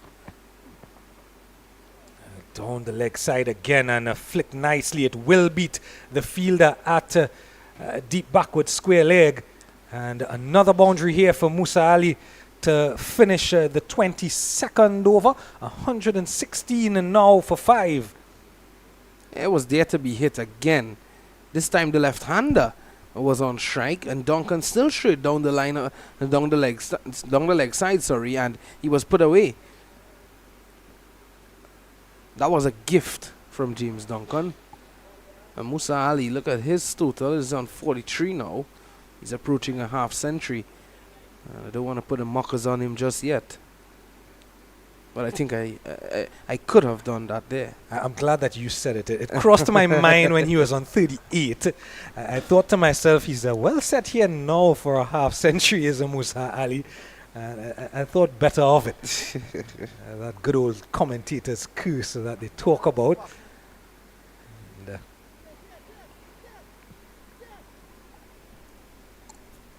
there's Mirage who's going to continue from the northern end, or the velodrome end. Of course, that's the end where the National Aquatic Centre, the cycling velodrome, and the Atto Boulder Stadium all sit. And just beyond that sight screen. Chase has been able to support Musa Ali well in this innings, and he has done his job. That's the most important thing. I think both batsmen would have understood their responsibilities in this partnership, and that's what would have fueled the fruit that it would have bore. You mentioned, Sham, in the last over about his mannerisms and seeing that growth in him. Is there one particular part of his game, though, that you would have noticed that he's improved on? Yeah, definitely. I thought of Chase as more as an aggressive player, an over-aggressive player in his early stages of his career as a young man. Yes, he's still a young man, but he's grown, as I said. And not just grown physically and by age, but grown in his game of cricket. And yes, I'm seeing him now for the mere fact that he has been able to rotate the strike and understand his role and responsibility. That just tells me that there's a difference, and a positive difference, in a Ricardo Trace, someone who's looking to occupy the crease. Someone who's not looking to be over-aggressive, not looking to over-hit the ball, playing the ball on his merit. And even when you look at the strike rate, still just in and around that 70 mark. He's done that for the better part in this innings for the 36 deliveries he's faced. And you mentioned it, he's rotated the strike well, and I think that change in his aura, his mentality has shown. He's realized that Musa Ali on the other end is going almost guns blazing. And here he is just playing on merit again, not there to hit. And that dot ball will bring us to the end of the 23rd over. 116 for 5.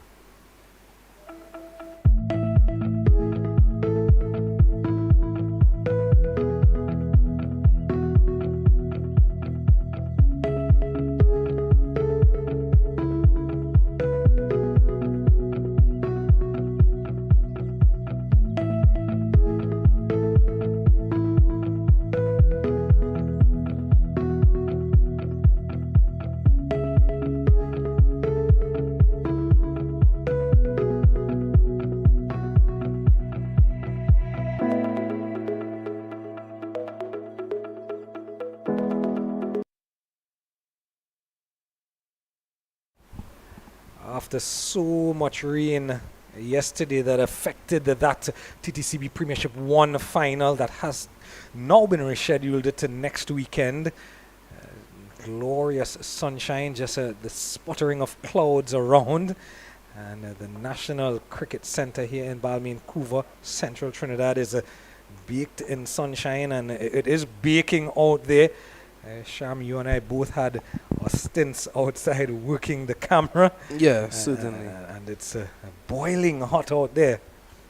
It's very hot, you have to say, and it's not easy for the players out there. We are still in the comfort of the air conditioning. James Duncan will continue with Musa Ali on strike, looking to carve this one back with a point. I look down at my phone here, and it's telling me that it's 31 degrees and it feels like 37.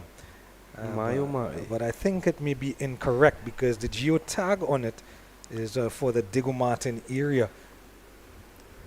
So you're telling me that it's possible that it's quite hotter down here? Or well, I'm not sure. Nice slower delivery here doing of Musa Ali, because when you think of the western end of Trinidad as opposed to the central region here, the central region, there's not much of building and that type of urban development in this region. Of course, you get that breeze that comes from the eastern end across the Solomon Hochoy Highway from the Presal region. Slow delivery again, struck in the midriff.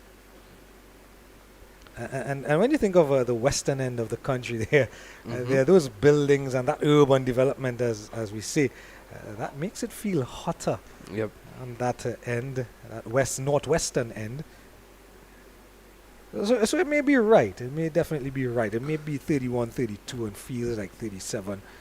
There is just that gentle breeze out there. 3 dot balls to start. Duncan. Short, pulled in the air, and the falls short. Did it come off the bat or did it come off the body? Initially, it seemed as though it cannoned off the bat into the helmet. So we'll have to wait and see, because neither of the fielders, Rakesh Miraj nor Javon Searles, went for the catch. I think it came directly off the helmet because Avinash Narayan, the standing umpire, has stopped to play immediately. You can see with Musa Ali taking off the helmet that it did crash into his helmet. Usually there will be, for instances like that, the running on the field. Off the bat onto the helmet there. There you go. So a wicket going a begging, you think? Yeah, certainly a chance. I'm going to begging. Thought that the fielder could have made a better effort. And I won't expect. I think it's not actually Rakesh Murad. It looks to be Sidel Diaz. Yes, it's Sidel Diaz who's in there at cover. And is it Sivan Ramki soon? It looks to be Javon Searles. Yeah, but a chance created, as you said, a short delivery from James Duncan. And when you look at the field set, you know that short or back of a length delivery is coming because he does have that deep square leg in place and a fine leg. Does rammed in. This one straight to that fielder at a mid-off. And you see him here now, Duncan mixing it up. Because he's gone short, and has now gone a bit fuller. That's 5 dot balls in succession. Can he finish the over with a dot ball? Complete what would be a well bowled maiden. In the air. Someone's under it. It's actually one of the spectators. So another 6 here, going just back of a length. It was Duncan. In fact, very short. A half tracker. And well picked up by Musa Ali. So not a maiden over. In fact, it ends up being an over. In essence, a runner ball with that 6 to finish off. Yeah, definitely. Also, an effortless shot there from Musa Ali. He's a strong man. Powerful and power-packed player. And it's bearing fruit here for the Yorkshire unit. Yeah, so just one shy of what would be a well-played half-century for Musa Ali. Carrying on the score to 122 for 5. Of course, remember, these two came to the crease with the score not yet at 50.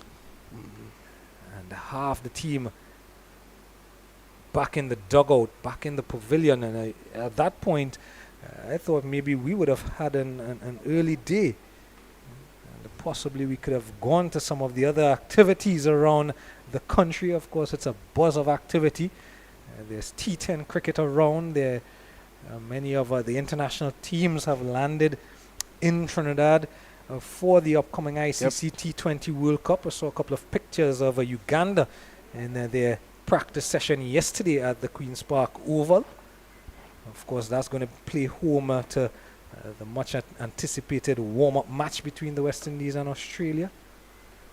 Probably the last time we may be able to get a glimpse of David Warner in Australian colours. In the Caribbean, at that. Such a servant of the game he's been, David Warner. He's done it for so long and at such a high level at all formats and in any competition he's played. Didn't have the best of IPL seasons though for the Delhi Capitals. I tell you something, it didn't make much of a difference though when you have someone like a Jake Fraser McGurk as Javon Searles comes into the bowling attack from the northern end. When you have someone like a Jake Fraser McGurk coming in at the top of the order, I told someone recently that's the heir apparent to the opening slot that's going to be left by David Warner. Yeah, definitely. And Jake Fraser McGurk, of course, being picked up as a travelling reserve for the Australians in this year's T20 World Cup. Sad for him that he couldn't be picked up in the main squad there, Gerard, but he did say that he knows that his time will come, and maybe it's not the right time for him, but who knows, he can get an opportunity. Of course, we all know, and anyone who's followed cricket with or without him, you don't underestimate Australia. Here's another one back of a length, 2 in succession that has found Ricardo Chase just fishing outside the off stump. And Musa Ali has seen something and has called his young compatriot down the pitch to have a word with him.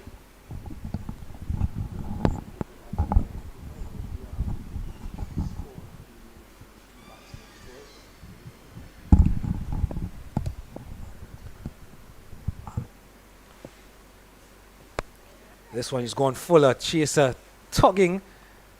Doesn't have the legs, does it? Yes, it does. The outfield has dried up nicely today with the blazing sunshine. And Ricardo Chase a bit across the line, but finding the gap the most important thing and playing along the ground. Yeah, it wasn't a shot. I don't think that is where he was looking to hit the ball there, Gerard. He was looking to hit it more straighter than anything. But in the end, it took the inner half of the bat. But a boundary nonetheless. Going fuller. And just reminding the young Chase that he's there, and aggression turning into a single in the end. Probably didn't have to throw the ball back. Dennis Ramlin not collecting. And a single in the end, bringing the well-set Musa Ali, one shy of a 50. Musa Ali. You understand why Javon Searles has done that. Just want to remind the young Ricardo Chase that he's there. Of course, he was hit for a boundary the previous delivery as well. Never a nice feeling. In the air. It's going to clear the boundary, or is it going to be one bounce? Wait for the signal. It's actually cleared the boundary at that northern end. And what he's done, he's hit straight in the V as a Musa Ali.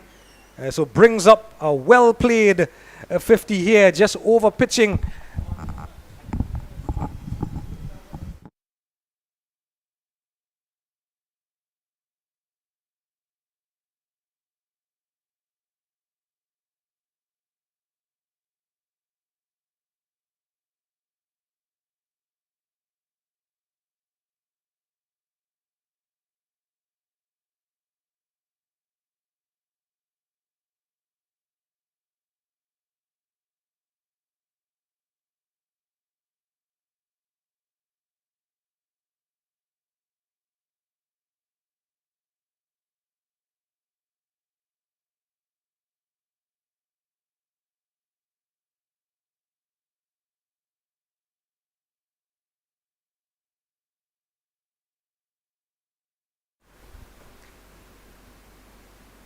So well played 50 from Musa Ali.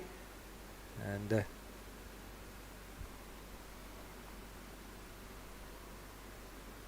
James Duncan, is it? Yes, it is. Duncan will continue from southern end, administrative complex end, outside the off stump again.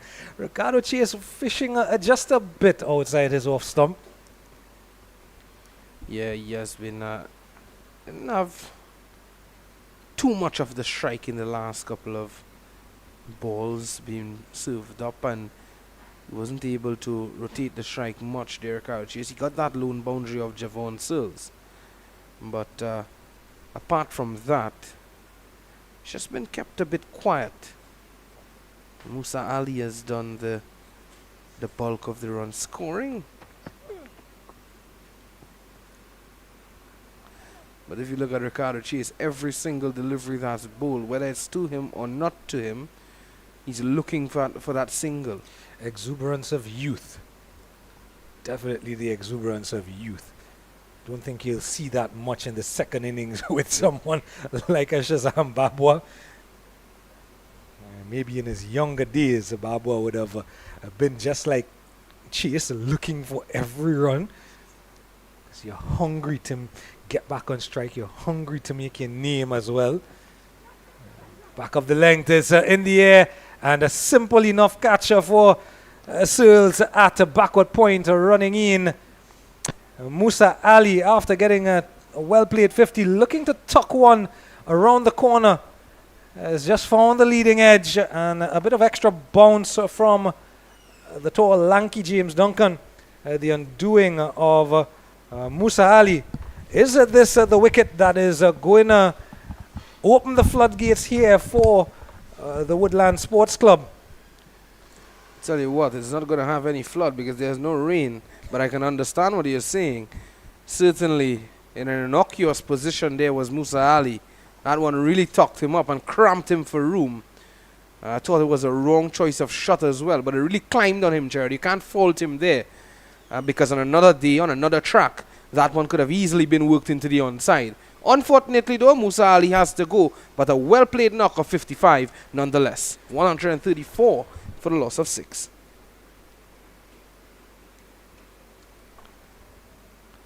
Looks to be the big hit in Ricardo Adams.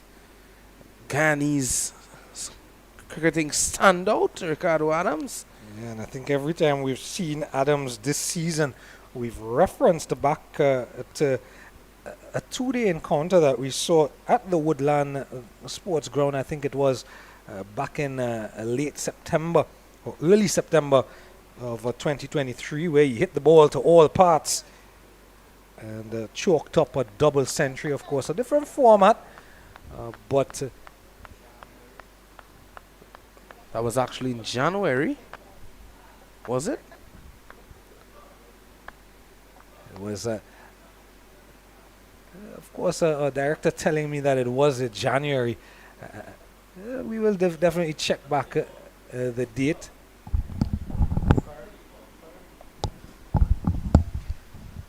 But we know he can hit the ball to all parts. Of course, Patia is still to come. He's still in the dugout. Chris Patia, as the man. He's no slouch with a bat. He's an outstanding batsman.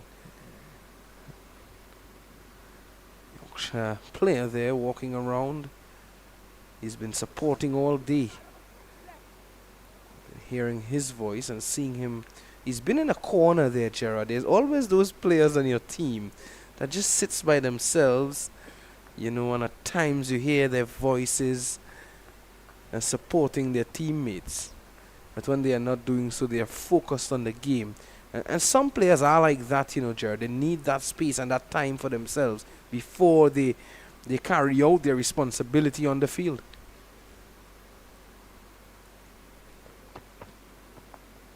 So he's persisting here, Duncan, with that back of a length bowling. Ramden still has that fine leg and a deep backward square in place. And Adams will get off the mark immediately, tucking one to short third. I think every team needs a player like that. More so the one that you hear their voice. It just keeps the spirits up in the team, especially when things aren't going too well, as we would have seen from Yorkshire this morning. Less than 55 wickets down, and needed that bit of encouragement. Of course, those supporters perched on the western end under the tent will help as well. Every time there was a boundary hit, you could hear the horns blaring. You could hear some of the voices just adding that added encouragement. Yeah, good over here from Duncan. Can he finish it well? Yeah, I think it's a big disappointment for the fans there that Musa Ali had to go. I think maybe there, Gerard, they were thinking that they could have seen a Musa Ali century and a Yorkshire revival, but it's not so. But they are in a better position than they were at the end of 10. I can tell you that at the end of the first 10 overs. I wonder where he's going. Tractor man. He's making his way slowly over the hump, and the Yorkshire score has moved on a bit quicker than that to 135 for 6 at the end of 26 overs.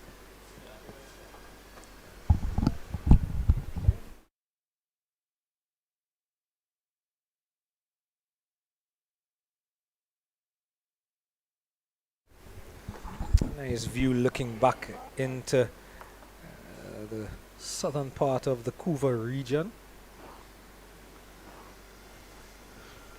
Ricardo Adams it will be to take strike. Javon Searles will continue from that northern end. Some of the Woodland supporters and faithful around the ground.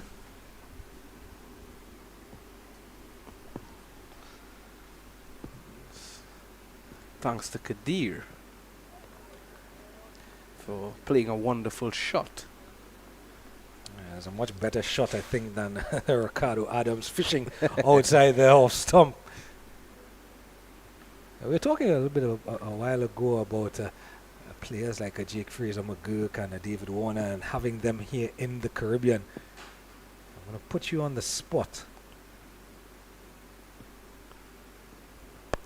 Advancing, but the pull shot doesn't take it anywhere.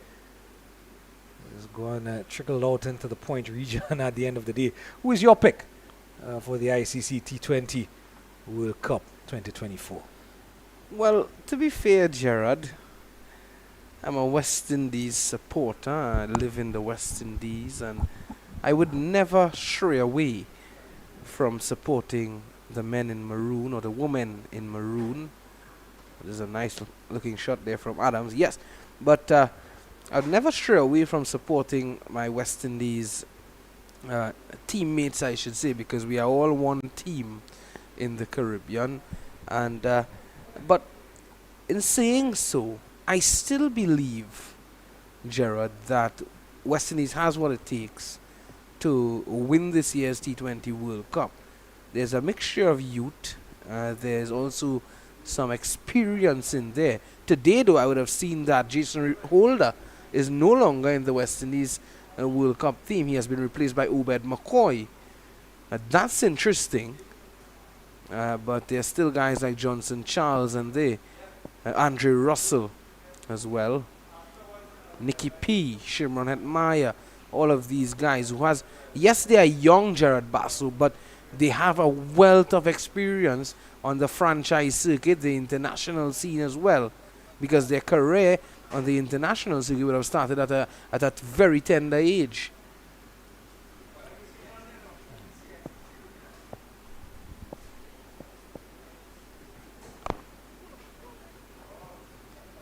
So Javon Searles continuing from that northern end. I saw that as well.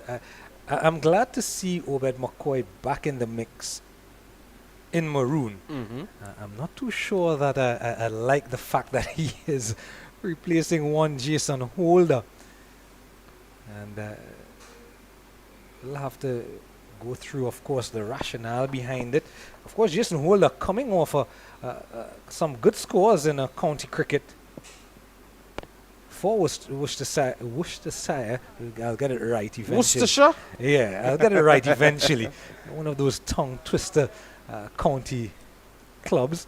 End of another over, 136 for 6. But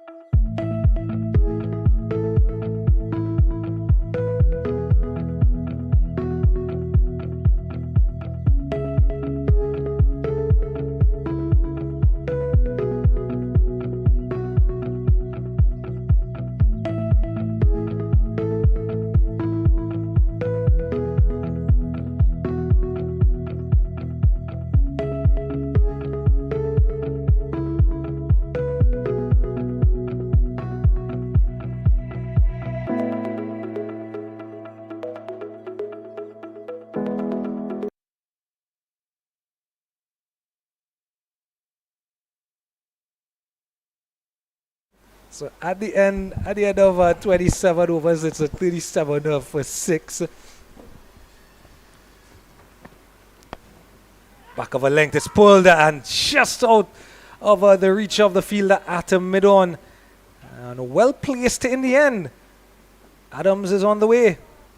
yeah, Adams knows one way of playing, and that's his style. Aggressive by nature. And have a look at that.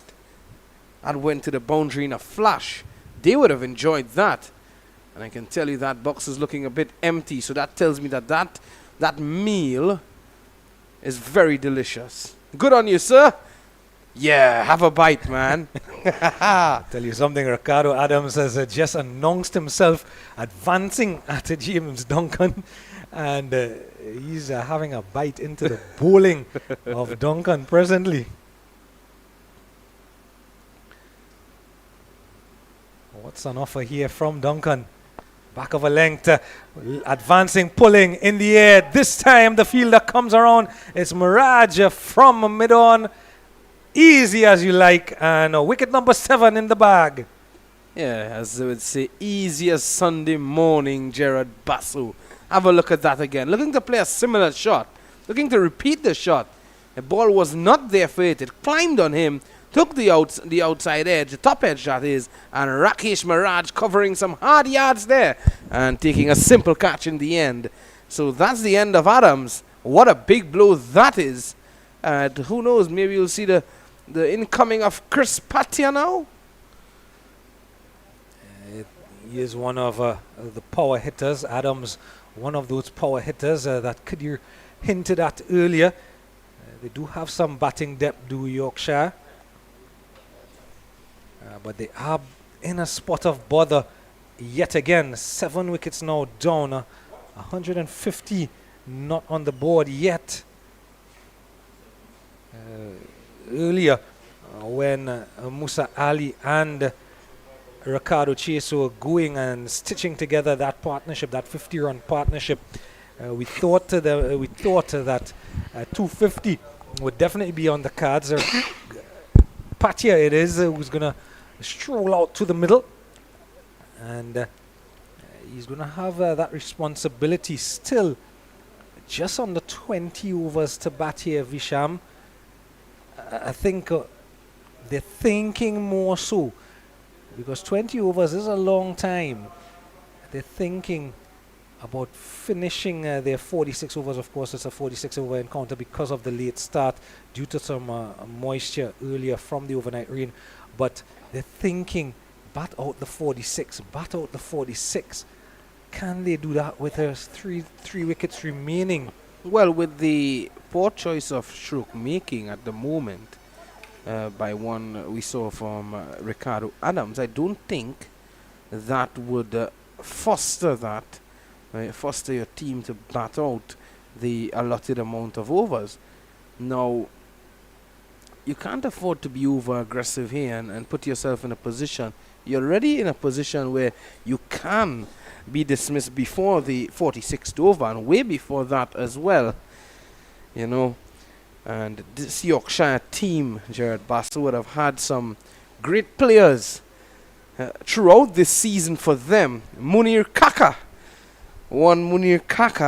who would have opened batting for Afghanistan in Test cricket against Zimbabwe. He would have came down to Trinidad and the Southland in Barrackpore, and he would have played for Yorkshire in this year's season as well. Also Parveen Dull, out of Canada. He would have participated in this year's season for Yorkshire. So they're investing. It's a country club, as we said, but it's good to see that they're investing in the youth, investing. So when you bring players like these, and the youngsters in your team or in your community gets that opportunity to rub shoulders with players of that nature, tell you what, it's going to do their confidence a world of good. And then being able to play against some of the names that have been synonymous, as we've spoken about throughout the broadcast, with club cricket and national cricket over the years. You come up against someone like a Dinesh Ramdin, you come up against someone like a Shazam Babwa, Javon Searles. Just tests you. No ball called, as you can hear from umpire Narain. I think that's only the second no ball in the innings, is it? Yes. Free hit coming here. Of course, same batter on strike, so the field cannot change. Fine leg, deep square leg, mid-on. That's your onside field. So Patia has a free hit in which he can use to get off the mark here. That's Well, what he's attempted there, Sham. An absolute swat there from Chris Patia. He was in no position to execute that shot, I can tell you that much. Speaking about SWAT, KKR have swatted away the Sunrisers Hyderabad. It's good. It's good, Gerard. Yeah, I'm glad. Anyone who knows me knows that Mumbai is my first team, and Get out of here, and man. KKR is my second team. Get out of here, Gerard. And that's all. That's all. Is this edged? Yes, it is. A lovely back of a length delivery from Duncan. He's found the outside edge. Offending was Chris Patia. Doesn't trouble the scorers. Yeah, well, Patia never looked the traditional Patia I've known. Have a look at this. Oh, fending. A delivery that you'd normally make room and cut or punch. You're going across to fend it into the gloves of a...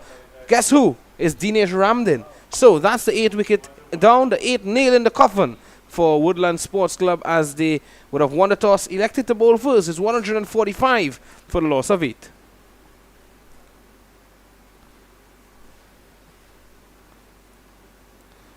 Yeah, lovely delivery, and he's persisted, and it just seemed just to hold this line a bit, that delivery. But you hinted at it a little bit earlier, Shazam, that some poor shot selection.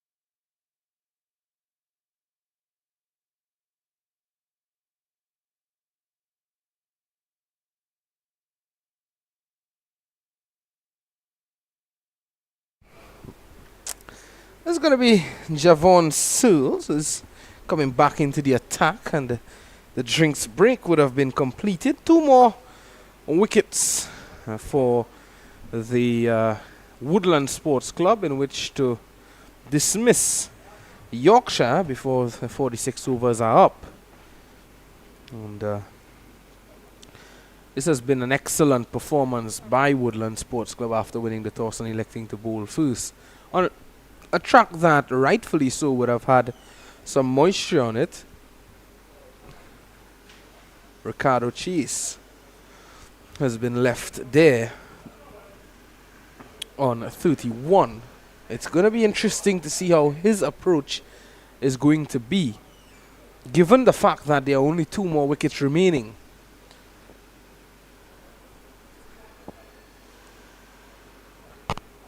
This one is into the air. He could be out here, Chase, but that goes over the fielder's head for 6. Well, I was asking about his approach, and tell you what, that could very well be the approach of Ricardo Chase now. Wit on offer, taken from outside the off stump and struck over the head of Sivan Ramkisoon at long on. So that's a welcome blow here for Ricardo Chase and Yorkshire. And Javon Sills, I don't think he'd be smiling about that. Kadir Mohammed is though, because he's very proud of the shot that he played as well. Have a look at that.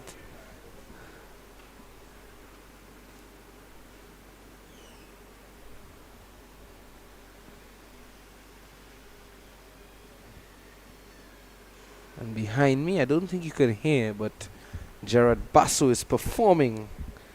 It's the song, It's a Lovely Day for Cricket. He's singing away gleefully and extending his arms towards the sunlight. And it's good comeback there from Javon Sills. The 150 in the meantime is up for Yorkshire.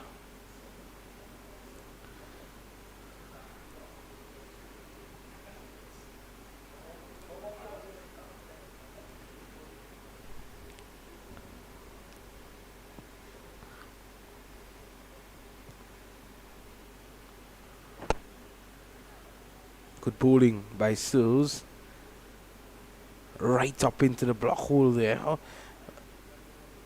There are not much things you can do with those type of deliveries. And Ricardo Chase was able to squeeze it out down to long on. Gerard Basso has stopped singing. And he's now back and ready to go. Not go home, but he's ready to go in terms of his commentary stint. And have a look at the helmet, the good old golden lid.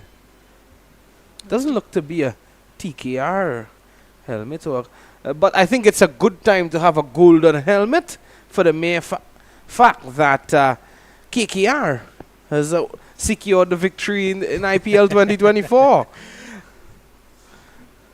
Hello Visham, hello everyone, and after the drinks break, this one a bit of a untidy effort down there. There's that Batoon down there at third man.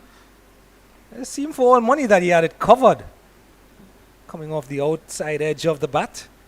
And the first delivery that Shaddick would have faced, he's off and running with a boundary. A fortuitous one though, but yeah, it's a good effort. But I still thought that he could have gotten his hands onto it, or behind it I should say.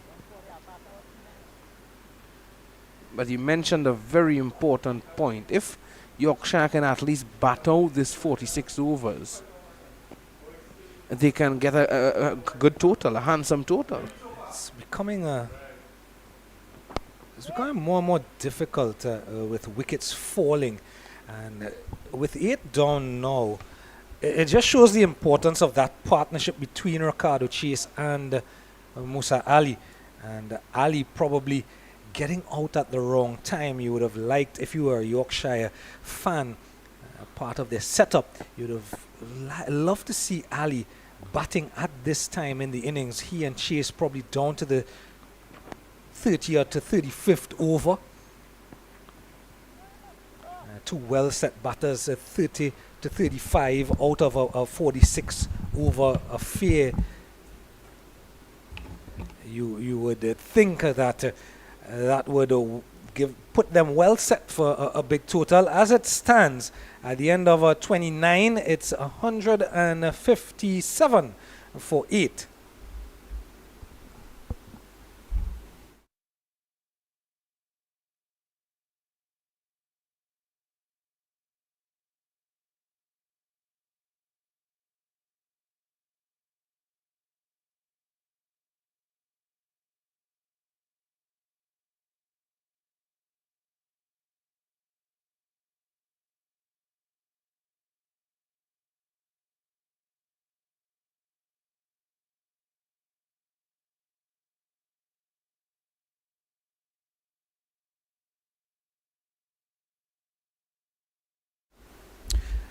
.29 overs down, 157 for 8. Duncan continues from the administrative building end, and again back of a length. There's cover to the backward square. Just to remind you that we did have a late start, just about an hour later than originally scheduled, and that was due to a couple of wet spots from the amount of rain that we had in the central region yesterday, and some overnight. So it's a 46 over per side encounter, this TTCB Premiership 2 50 over final.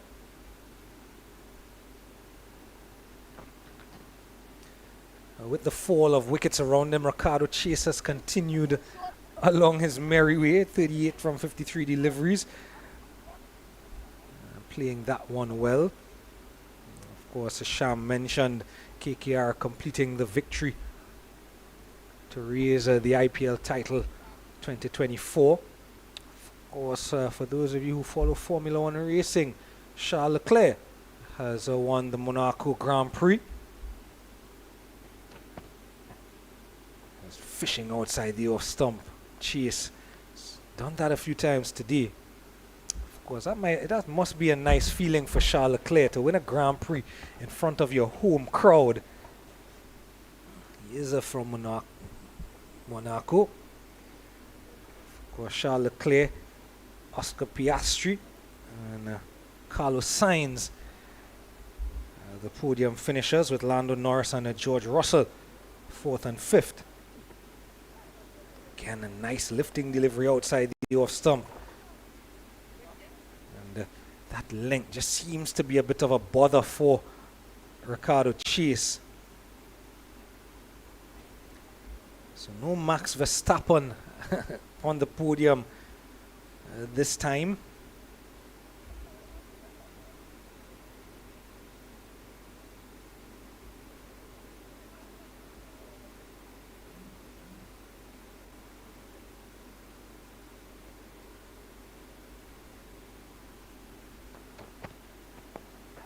This one's popped up and just eluding the bowler. Batu comes in from mid-on to do the fielding, but so easily. Could have been another catch, another wicket down. And the ball just seems to be holding up a bit in the pitch. Just 2 runs in this over from Duncan. Can he finish well? Pulled away in the air on the bounce to the deep backward square leg fielder. And they'll just complete 1 run. That run will take the score to 160 for 8 at the end of 30 overs.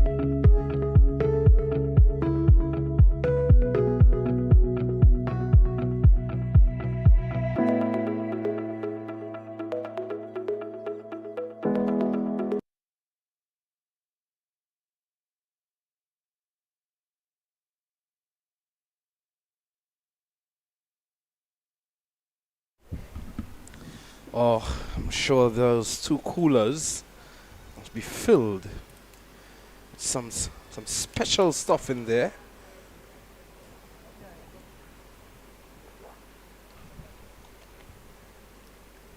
Who knows what's in there? Maybe our cameraman can capture it when it's opened. Oh, that's a lovely shot of the road just behind the National Cricket Centre. And of course, that's the road that takes you into Couva.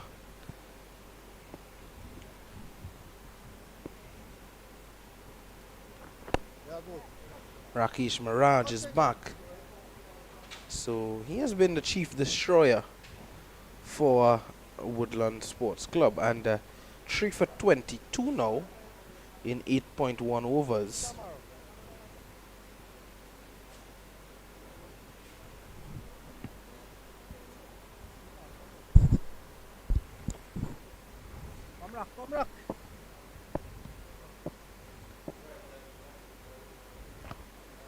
So this is going to be his final over, and I'm sure Dinesh Ramdin brought him back to see if he can pick up one of the 2 wickets, if not the 2. Give him every opportunity to scalp a fifer if he can. But he's still done a mightily positive job here for the Woodland Sports Club. One that has put them in a position where they can even capitalize on it. They can win the game easily. But in saying so, Yorkshire has a good bowling lineup, and if they can get themselves up to around 190, 200, it'll still be a fighting total, I would assume. And if you're a Yorkshire supporter, you would be hoping that they can get up to something somewhere around that region, which they can fight with.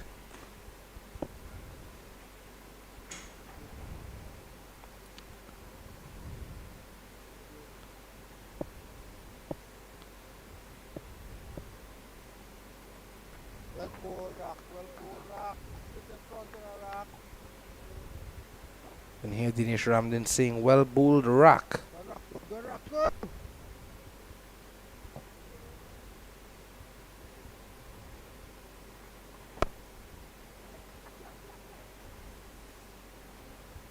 Good running between the wickets between these two.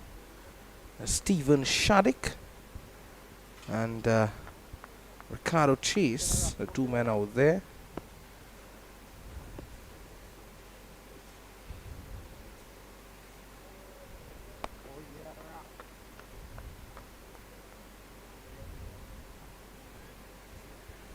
That completes the over. At the end of it, the score 164 for the loss of 8. 31 overs has been completed.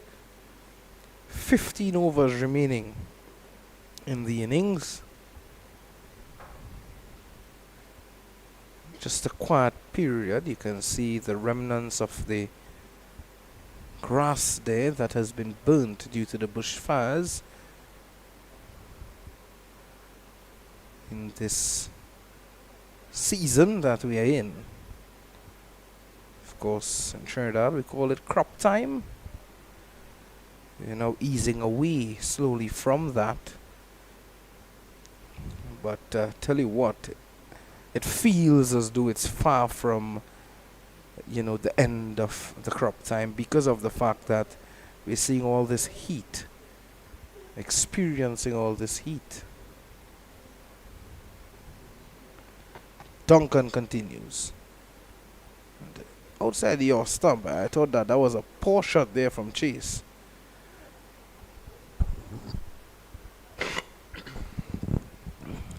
Just chasing a wide delivery. And just maybe, had the ball not died on him, he would have made contact. Oh, that one climbing there sharply. But that is what brought James Duncan success in his spell. He was hitting a hard length, and with the inconsistency that we saw from the surface, I thought that was a good ploy. This one flicked into the air, and short of the fielder Javon Searles, who was out there. And Chase could only muster 1, so he moves on to 42. He would be hoping that he can nudge up a half century. And there's the popcorn and chow man. He has it all. Has a nice little green umbrella, nice little red table with his popcorn and chow. And not too sure what other delicacies he has on offer.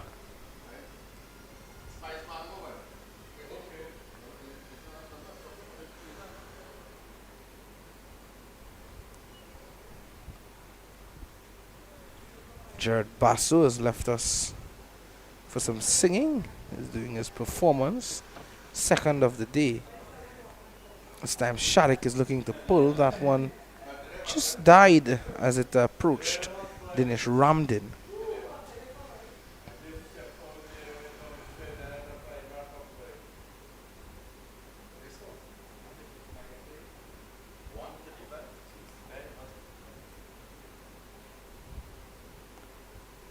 Quiet period of play here now with the position that Yorkshire is in.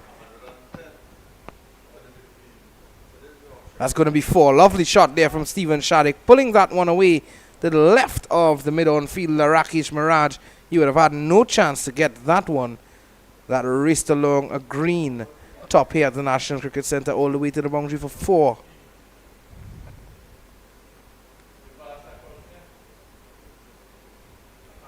That brings an end to the 32nd over. At the end of it, 169 for the loss of 8. And Rakesh Miraj completes a wonderful spell. 3 for 25. James Duncan also 3 for 37 in his 7. And you'll have a couple more overs as well. Shazam Babwa had 2 wickets in his 9 overs. Remember, it's a 46 over affair. Game, of course, initially 50 overs. And it was limited to 46 because of the late start, due to some moisture on the surface based on, or as a result of, I should say, of the rains yesterday and last night. Rakesh Miraj actually is going to bowl yet again. So he's going to bowl 10.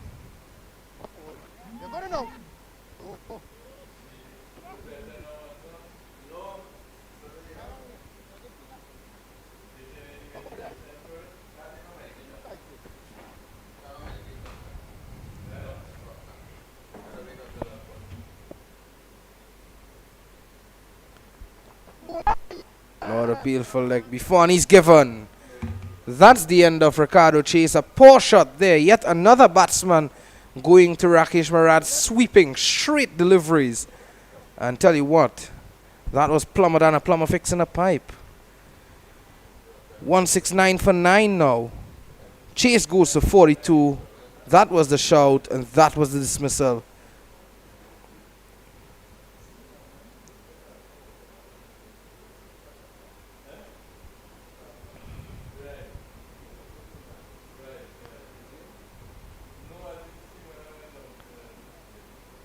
An easy decision there for umpire Simon Arun. And with that dismissal, the sun just cools down a bit here at the National Cricket Centre, as to tell us that the heat out in the middle has been cooled down just a bit as well. Gerard Basu is back, and I'm not too sure what he has to say about that dismissal. It was definitely looked as though it was going on to hit middle and leg stump. 1 more wicket remaining. The new man coming in, that's going to be Devon Boyce, number 37 on his back. 37 and 27. Well, Kadir Mohammed has joined us from his camera position. Looks very sprightly today, Kadir Mohammed. Good afternoon again, Gerard. Hello, Sham. Hello, everyone. And, it's not looking too good here for Yorkshire. And, I reverted to what we were chatting about before the last drinks interval. The importance of that innings, that partnership between Musa Ali and Ricardo Chase. Chase, just in the latter part of his innings, seemed to be struggling. Duncan was giving him some problems. I was just talking to Kadir about that outside. Didn't know if Chase just wasn't picking up lengths too well. Just seemed to be a bit unsure against Duncan, whether to go back, go forward. Kadir was pointing out to me that Duncan is bowling a heavy ball. Of course, it's Rakesh Miraj, chief destroyer, now has 4 wickets in the bag. Can he pick up a 5-er? Certainly would be chasing that 5-er down, just like Javon Searle is giving chase to this one. 2 runs there to Boy. So will it be signal leg byes? Yes. So it's leg byes signaled by the umpire. And just thought of earlier in the day, it is a Rakesh Maharaj who will complete 10 overs. Of course, remaining bowlers to bowl 9 each. So he has a couple of deliveries to get that fifer. So nearly sneaking through the gate there. And picking up that fifer. 1 to go in his spell. Rakesh Maharaj. And this will be fitting if Rakesh Maharaj can pick up the final wicket. Yeah, he's gone for less than 3 runs to the over. That's a heck of an economy rate. When you consider the innings economy rate has been just over 5 for the main part. End of the 33rd, and it's a 172, is it? 172.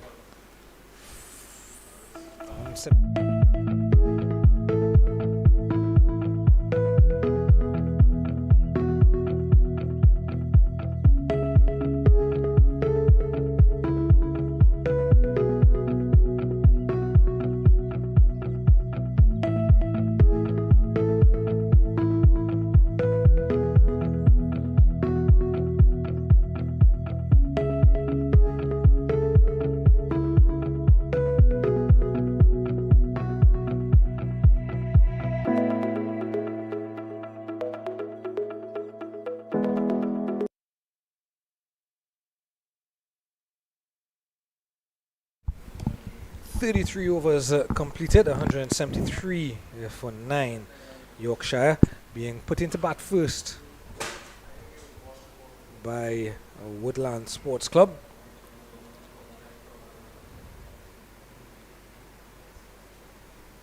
James Duncan would still have 2 overs up his sleeve.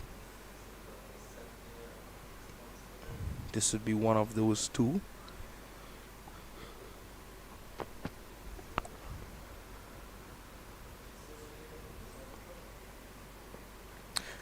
What's a good score now, you think? Well, I would say if they can get. I already said it when you were outside. 190, 200. I think they can fight, at least fight with that. Given the position that they are in now,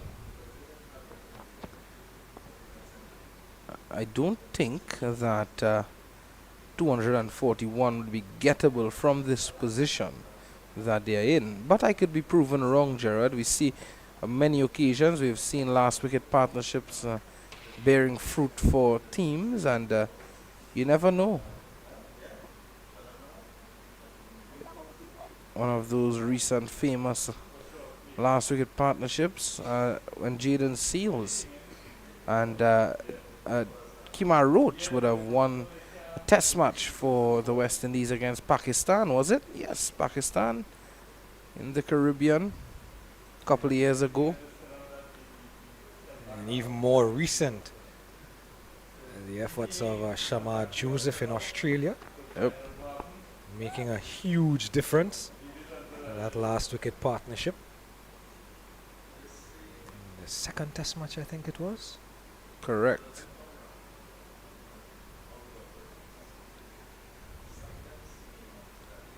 Funny old game, this game what we call cricket.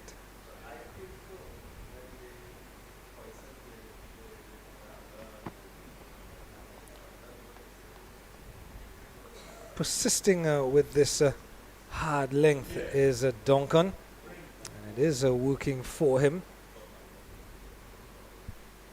He's been put away on a few occasions. His 7.5 overs costing 38 runs, but I think that was down to a lot of the tap he got from Musa Ali just before he got out.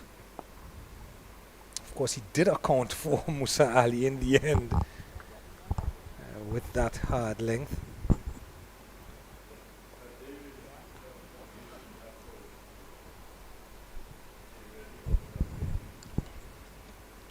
Devon Boyce looks solid. The number 11 batsman for Yorkshire.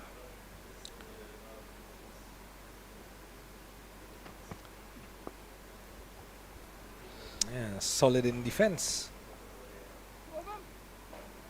At the end of 34, 174 for 9. So I'm sure Dinesh Ramdin would want to close this innings off as soon as possible. And there's one of the local drones flying around there, Gerard Basso. Don't think this one is carrying a camera though. As the Kobo, Yeah, he's just getting a nice bird's eye view. a bird's eye view, and what a place to be. Right at the top. Who's going to be at the top at the end of this one? Will it be Woodland Sports Club? Or will it be Yorkshire? Right now the Kobo is at the top. He's at the top of the lighting tower.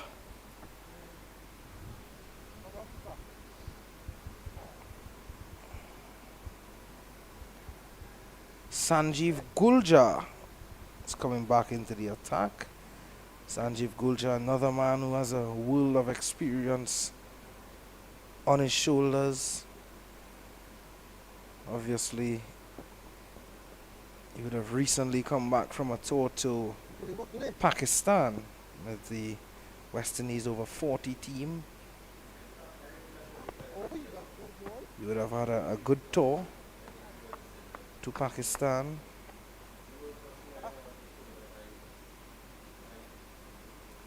At one point in time, I was playing wind ball with Sanjeev Guljar at his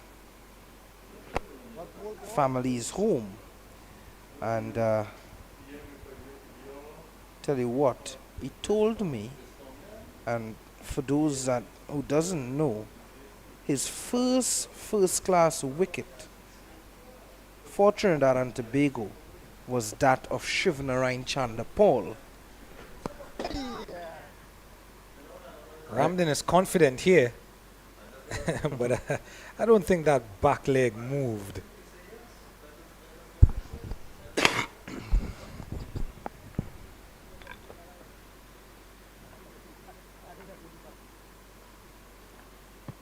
Just a polite inquiry in the end from Dinesh Ramdin to Avinash Narain, who is at a square leg.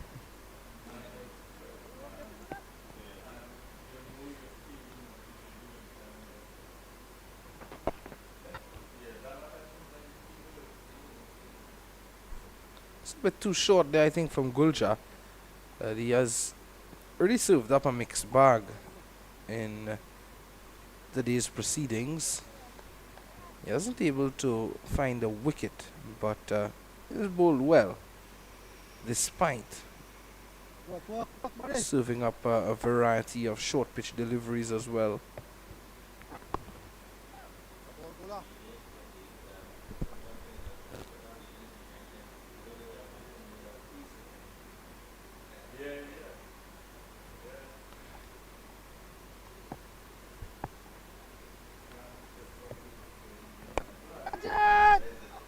Cries of catch it.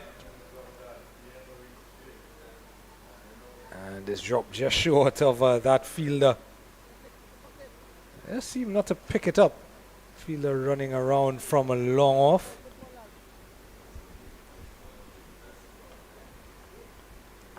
Yeah, and the ball seems to be following him everywhere.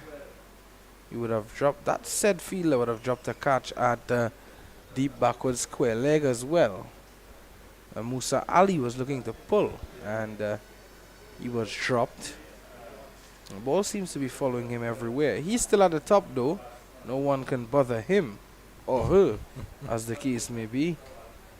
35 overs completed, 176 for 9. The only person bothering him or her is Kadir Mohammed. Because I think a letter is going to be sent in from the Kobo Association to Kadir Mohammed saying that he didn't have permission to put him on camera. Oh. I'd like to see Duncan just pitch a couple up in the block hole. He's been a bit predictable in terms of his lengths. Well, by now at least, it's certainly predictable, yeah. Of course, it's been working for him though. Yep. And I do understand the continuation in that vein. It's brought him a wicket or two, three in fact. It's brought him a few wickets. But I'd like to see him, and I guess this will be part of his development as he continues to grow in his career. Your stock ball, really that hard length, back of a length delivery, and maybe in between, just pitch a couple in the block hole. Yeah, but because at the moment it's easy going for Devon Boyce and Stephen Shattuck, but there's also a case of Devon Boyce just leaving those deliveries into the gloves of Ramden. He's tapping the ball into the offside, but what he's not doing is just using that bottom hand and putting some power into the shots to find the gaps, use that wrist to get the singles. He's not doing that. He's already soaked up a number of dot deliveries. He's on 1 off 11 deliveries. Yeah, meanwhile, Shattuck is on 15 from 17. The aim of the game will always be to score runs when you are batting. And there you go. He pitches this one up a bit more. Slower delivery on that occasion. This could very well be the fourth maiden of the innings. Two deliveries remaining in his spell.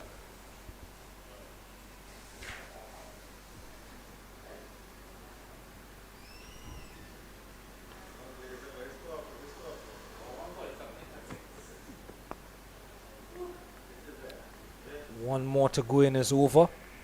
This is the 36th over. It's 176 for 9.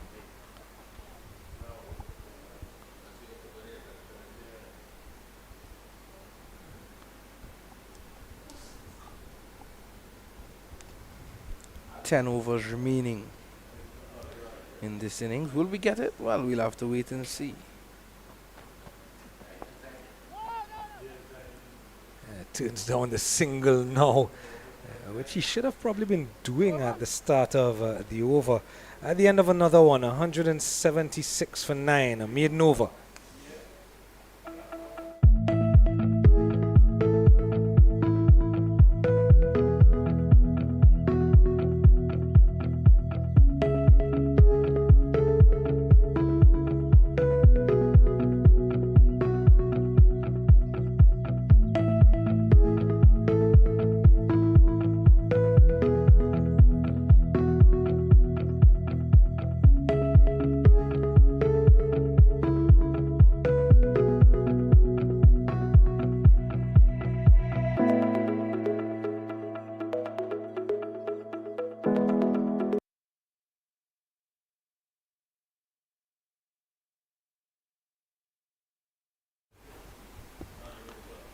Gulja is back. Looking to make room to access the offside. But that was a poor choice of shot because that delivery just pitched on about middle stump and turned back into the batsman's pads. Turned sharply as well.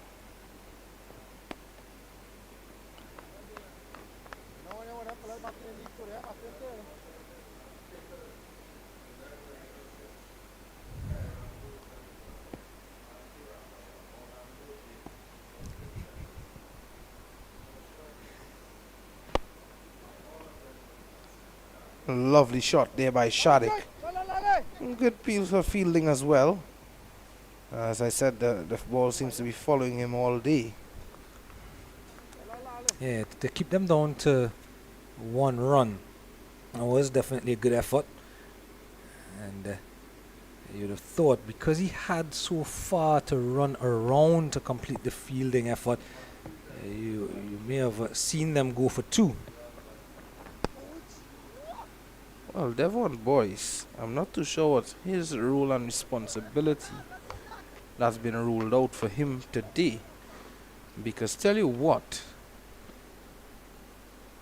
he's on 1 from 17 deliveries.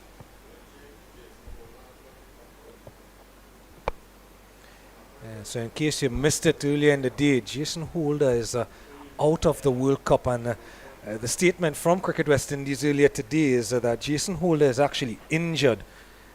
That's why he's going to miss out on the T20 World Cup 2024.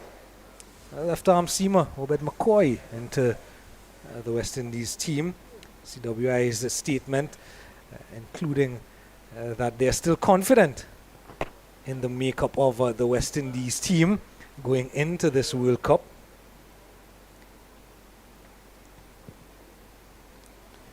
And why not? Chief Selector Desmond Haynes, Dr. the Honorable Desmond Haynes, saying that Jason's experience will be missed, but they have confidence in young McCoy, who's shown remarkable skills and promise through his young career. So now the official T20 squad, because today would have been the deadline for all teams and all 20 teams to name their squads inclusive of their reserve players. The West Indies team will now read Rovman Powell, captain; Alzari Joseph, vice captain; Johnson Charles, Ruston Chase, Shimron Etmire, Shea Hope, Akil Hussain, Shamar Joseph, Brandon King, Obed McCoy, Gudakesh Moti, Nicholas Puran, Andre Russell, Shafin Rutherford, Romario Shepherd, the 15, and the 5 reserve players: Kyle Myers, Matthew Ford, Fabian Allen, Hayden Walsh Jr., and Andre Fletcher. Still no Evan Lewis in there. I think from the onset, Evan made himself unavailable, though. Well, I saw him in the West Indies camp just last week on the social media pages in the lead up to this South Africa series. He was in the camp. And we also saw yesterday one Sheldon Cottrell. Of course, the games being played in Jamaica versus South Africa. And Cottrell was actually in the training kit of the West Indies. So I'm guessing he would have been in and around the setup as well. Of course, one who could also be considered. A single here. A bit of lazy fielding. Yeah, that was not a single initially. Just defended. And in the end, he was able to get through for a single.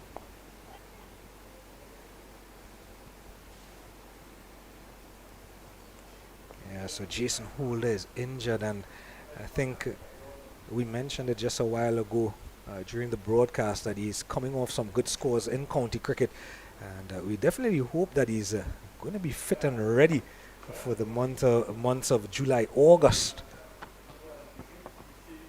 Because the West Indies senior men's team have a 3-test series against England to be played in England.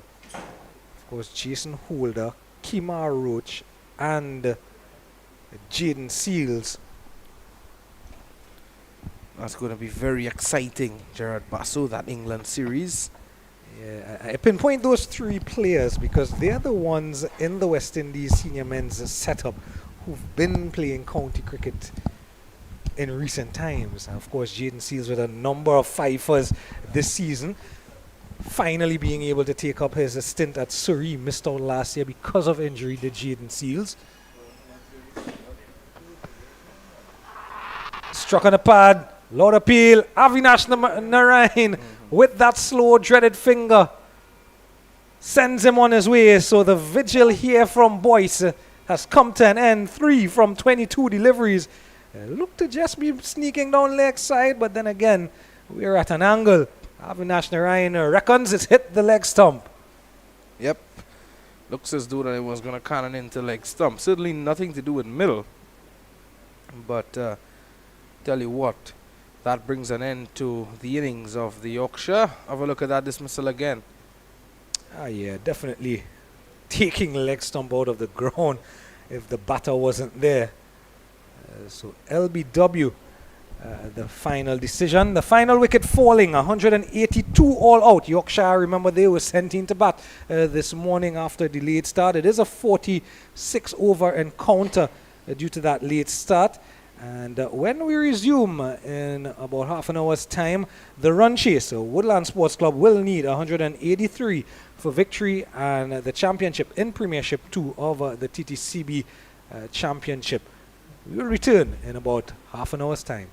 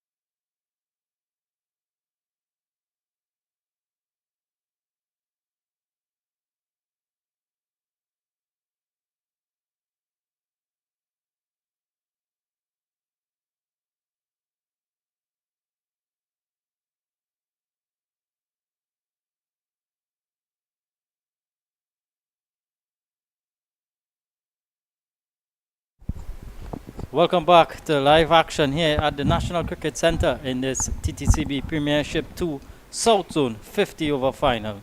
Woodland Sports Club up against Yorkshire Sports Club.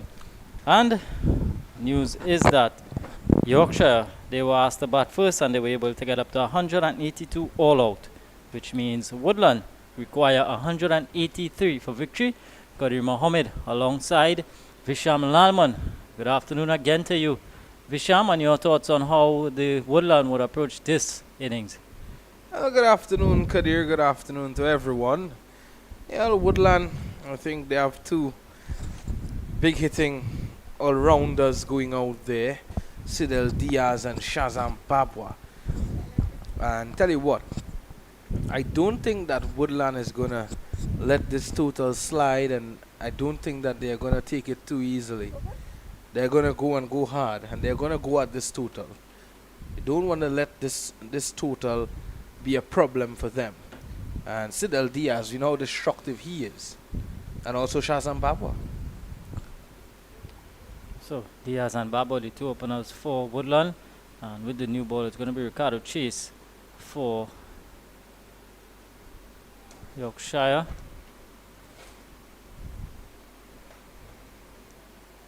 So Diaz is going to take strike. Just the one slip.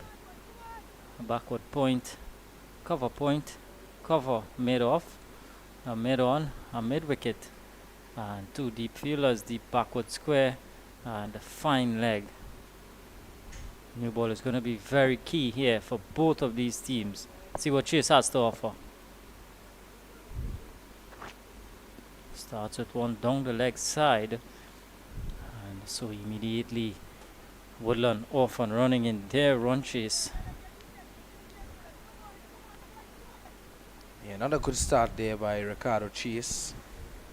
Looks to be a, well, I was about to say it's an empty food container, but it's taking all of two hands of two different men there, Kadir, so I'm not sure if it's empty. Bit of an inside edge, running down to fine legs. The first run's off the bat for Diaz. Yorkshire could really ill afford any extra deliveries. They would want to be tight. Of course, early wickets would be what they would be after in trying to defend this. You would think a subpar total. Yeah, certainly. I don't think it was anywhere close to where they would have wanted to have been at the end of the first innings.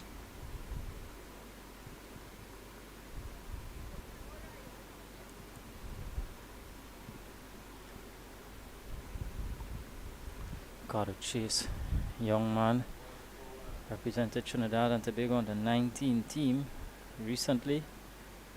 Good to see him here for his club team, Yorkshire. He runs in and bowls fast. That's what he does. This one is short and pulled away by Babwa, forward of square, and away for the first boundary of this reply. Well, that's what I was speaking about, Kadir. They are not going to settle, and they are going to take full advantage of the power play. I'm assuming, hence they have sent in Sidel Diaz and Shazam Babwa right at the top. That's a top shot from a top player. Yeah, easy pickings for a man like Shazam Babwa. Chase has got to get it fuller.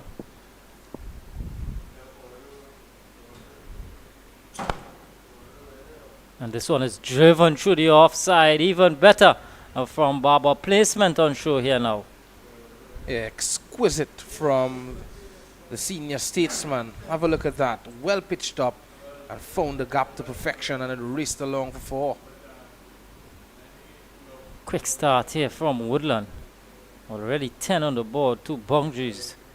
It's going to prompt a field change. Fine leg coming inside the circle now. And they're sending back the long on.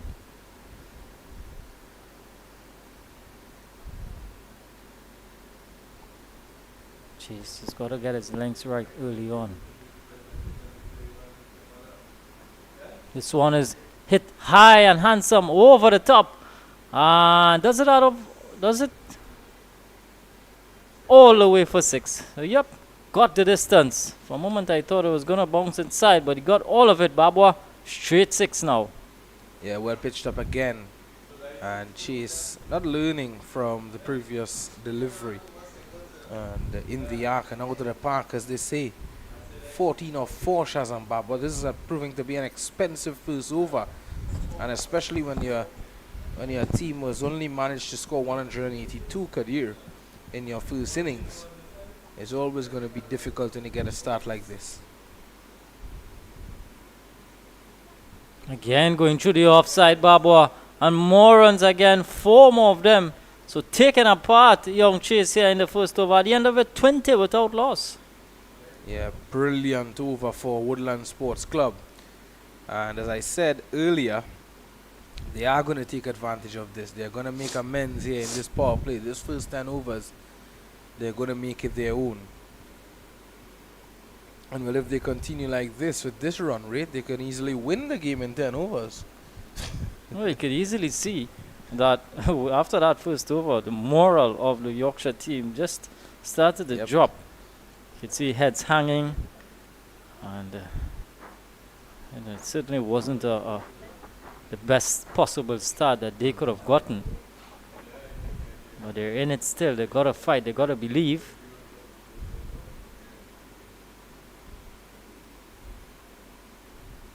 Looks as though we are going to see spin. Taking a page out of the book of Woodland Sports Club maybe here. Akil Mohammed and Yorkshire.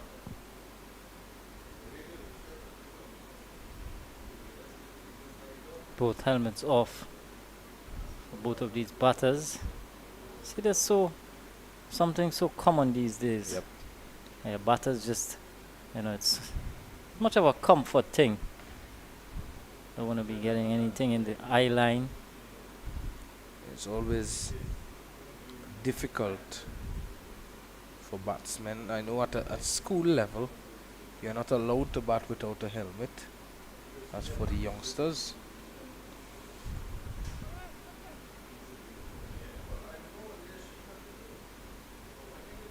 So Ricardo Adams from the southern end. 2 deep fielders, a deep mid wicket, long on.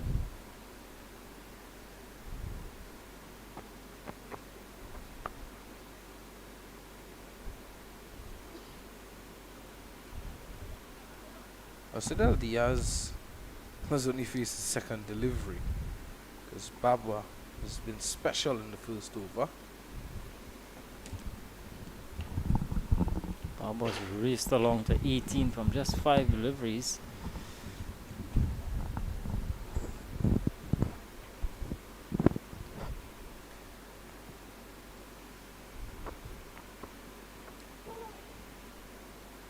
Squirting this one away behind square, and this is going to run away as well.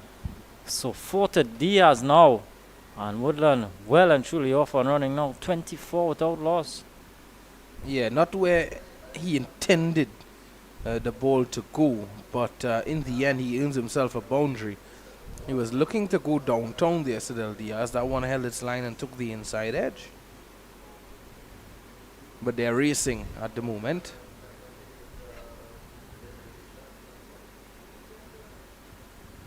So far, Woodland bossing this batting power play. They bossed the bowling power play. Now they're bossing the batting power play early on here.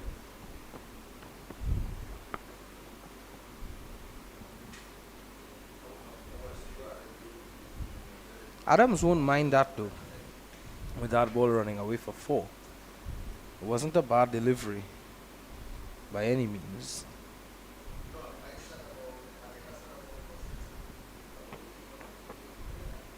Oh, this one is cutting closely on the line of off stump. Hands go up.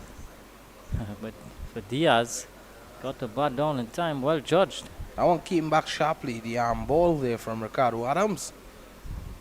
Just moved a bit into the right-hander.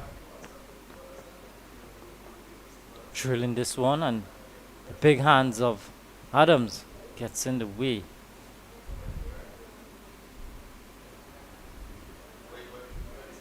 Well built Ricardo Adams. Powerful player.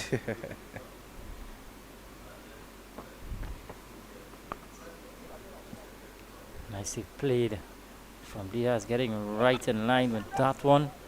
So just the 4 coming from the over. 24 without loss. Yeah, good 2 overs there for Woodland Sports Club. But in the end, it was a good over from Ricardo Adams because of the mere fact that he only conceded 4 runs and a fortuitous boundary at that. So he could consider himself a bit unlucky there in that over anyway. Looks as though we're going to see a change from the far end. Chase is gone. They've chased him away. It's going to be Stephen Shattuck. Left arm spin now. So left arm spin from both ends. I think if they were going to start with a spinner, I would have maybe started with Patia, Yeah, who bowls a decent new ball. Patia would have been a great option as well. Much like Babwa. Yep. Similar type.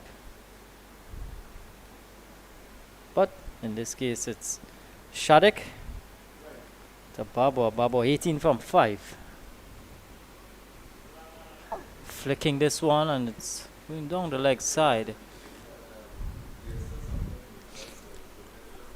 Yeah, that one's certainly angling down the leg side. There's no way in the world that would have been given out.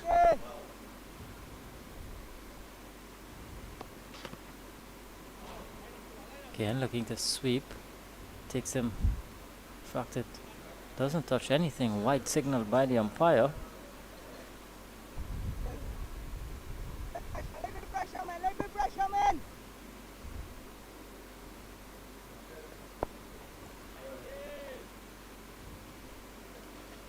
Arun will be chancing behind the sticks, urging on his players.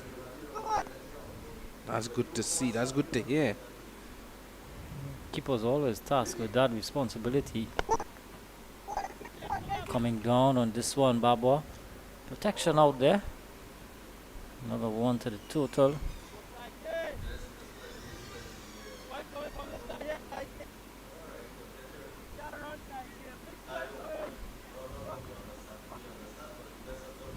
The new ball bowlers for Woodland, they were immaculate. And they had Yorkshire reeling in the power play. That has not happened for Yorkshire, and now with ball in hand, another wide delivery.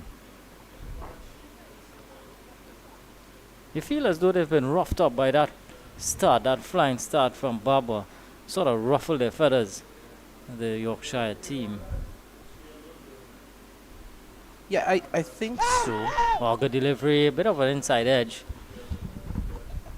I think that it sort of ruffled their feathers of sort because of the fact that, you know, with him come out and going guns blazing, they may not have expected that.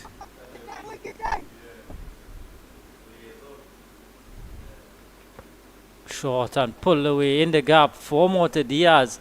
So dealing in boundaries here. Woodland. And Diaz picks up himself a second boundary. Yeah, too short from the sole left arm orthodox bowler. And all he had to do, he had enough time in the world there to find the gap and find it perfectly. That was begging to be hit. Short and slow, no pace. And Diaz got it way in front of mid wicket.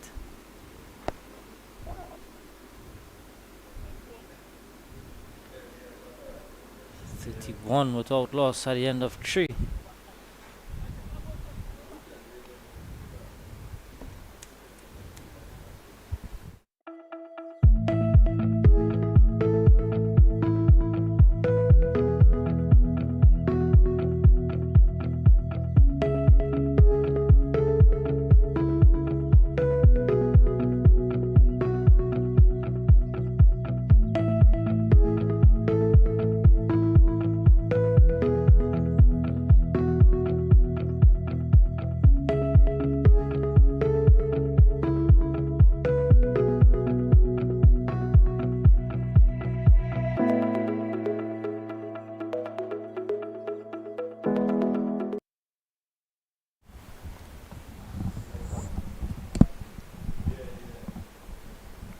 Adams to continue from the southern end. Better delivery from Adams to start with. Still a lot of batting to come for Woodland. Ramden.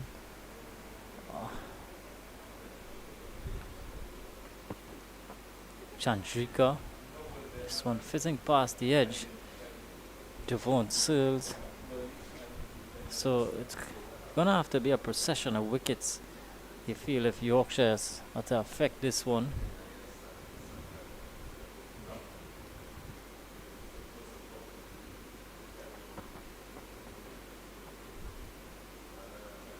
Yeah, and it is a big task for them. It's a big hill to climb. And they have put themselves in this situation because of the fact that they struggled in the first innings. This one in the air, over the top, and a couple of bounces and into the bounce. Oh, all the way. Oh, traveling with the wind that time. Effortlessly from Baba on the up. Well. And just over the boundary. Well, as easy as you like there from Shazam Babwa. Seemed to be effortless. That was a shot of class. Pure timing on that occasion. This one again in the air. Chance here now. And has it been taken? Yes, it has. James with that catch at long on, and Babo has to go for 25. Woodland 37 for 1. Yeah, I think Babwa has done his role here. He has done his job. Good catch taken there by Trevon James, and good bowling by Ricardo Adams, persisting with those deliveries on about middle and off stump, inviting Babwa to go and go hard.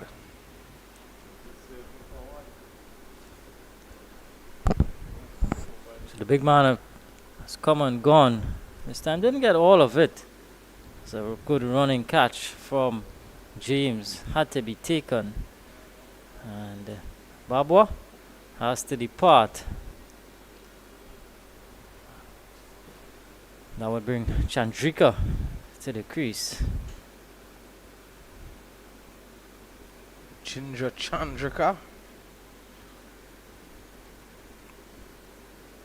Both of these teams you know quite well, Visham. Both of these teams from the Southland. Yeah, definitely. Yorkshire, the Yorkshire though. Let's talk a bit about Yorkshire. They would have won the league, you know, pipping the likes of Woodland, Yep. and the other contenders. So I would imagine that they have a fight in them. They do, but they are really lost some of their players as the season progressed, and you're seeing a wealth of youngsters that have made their way on the team now, which is good. But as you said, they're a village team, and they are building, and they are building well, and they're still fighting and not giving anything up. It's good to see that they're investing in the players as well, overseas players rubbing shoulders with the youngsters that are on their teams. So that's good to see as well, Kadiri. That brings a world of confidence to the youngsters, wealth of knowledge as well to them. Of course, this year they would have brought in Munir Kaka out of Afghanistan. Afghanistan test opening batsman at a point in time. Trevor nicely from Chandrika in the gap and away for 4. What a way to get off the mark. Chandrika, all class there, and poses for the cameras, but he realized that there was none. That's the only thing he did. That brings an end to the 4th. It's 41 for 1. Brilliant way to open your account. Stand and deliver from Chandrika. He's a classy player. He wouldn't have had the best of times at the West Indies, and he would have played for them. If my memory serves me right, he would have thought South Africa with the West Indies, and that was a horrendous throw for a Ginger Chandrika. I think he went to Australia as well. He's been in and around Trinidad and Tobago plying his trade. Ghanai's first class cricketer, Ginger Chandrika. Shot it back for his second. So when Diaz is swinging and it's straight and a good feeling from Bibi at long off. Good work. Just a single. Well, Diaz thought that he would have gotten 4 there, so he didn't run initially. When he saw Bibi diving across to save it, he ended up on the other end. Almost took out Chandrika as well.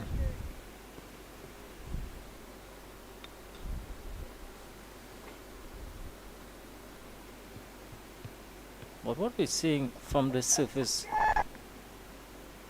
today is that it's still pretty good for batting. Yep. Still seeing batters playing through the line. Here's some spin. Sweeping away Chandrika. Can't find the gap. Good fielding. That short fine. Rasta, as he's fondly called. Devon Boyce. Is that man?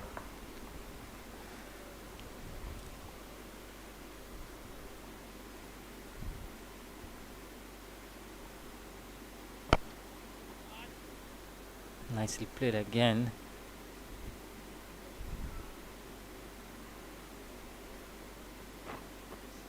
What do you think the Yorkshire team at this moment, how do you think they could, apart from getting wickets, how do you think they could sort of get themselves back into the game? Well, they have to start to build some pressure on the batsmen of the Woodland Sports Club.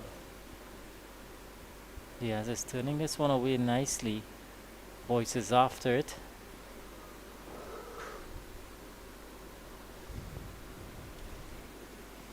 You have to write it down like a flow chart, Kadir. Is dot balls, pressure, wickets. They all come in that order. Normally, you know, stock up a block of dot deliveries, and then that builds pressure up on you, and many times that pressure brings about the fall of a wicket or a couple wickets at that. So I think it's about them not letting the batsmen get too comfortable with the bowlers that are in front of them, ring the changes and try to build as much pressure as you can, because at the moment they're going to run away with this game. Woodland Sports Club, they're under no pressure. Yeah, and it's evident. All the fielders inside the circle, right on the edge. So it's easy singles inside there. We're supposed to be building pressure. Oh, an appeal here. And is he home, Chandrika? Seems as though he is.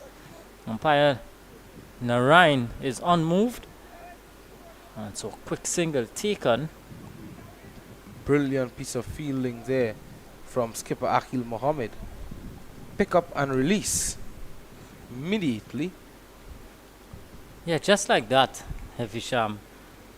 In the inner ring, we're supposed to be building pressure and aren't allowing too much the dots to build up. They're able to pick it off because the fielders are at the edge of the circle. Yep. So it's really an uphill task for Yorkshire.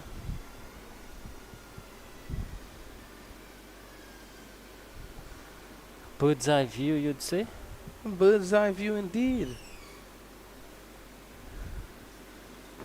So 45 for 1 after 5. This one is down the ground. This is going to take some stopping. And the James is doing well. Limits it to just a single. Woodland, though, they're not going to muck about with this total. They're going to go about it in a positive manner. Yeah, they're going to go and go hard. You called it early on. 2 deep fielders, deep backward square, long on.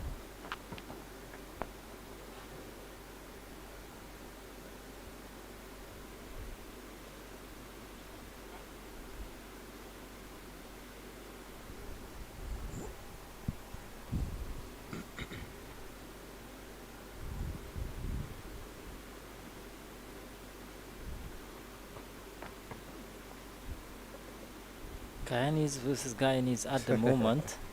Adams and Chandrika both out of Guyana. Adams on the fringes of the Harpy Eagles squad. Chandrika former.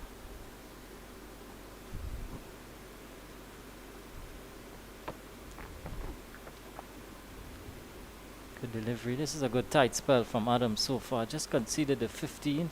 He's picked up the only wicket to fall. Yeah, he's bowling really well. He's been on target more often than not here, Ricardo Adams. Just as we say that, he holds a full one, and Chandrika able to pick out a fielder.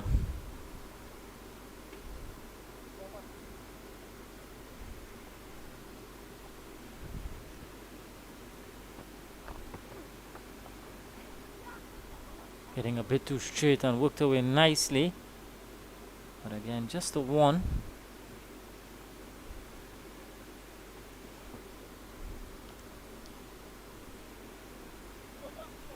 End of another one. 47 for one.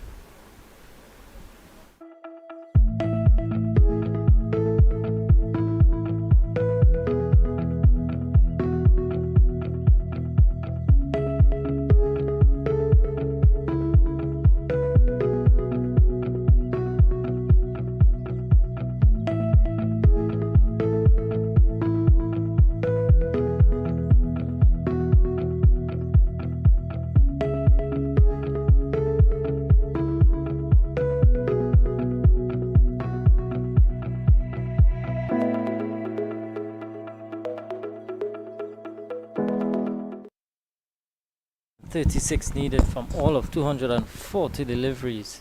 That's what Woodland require at the moment. Interesting field set here. Adams is going into short mid-on. Catching position really, or just to stop that easy single from going down to long on.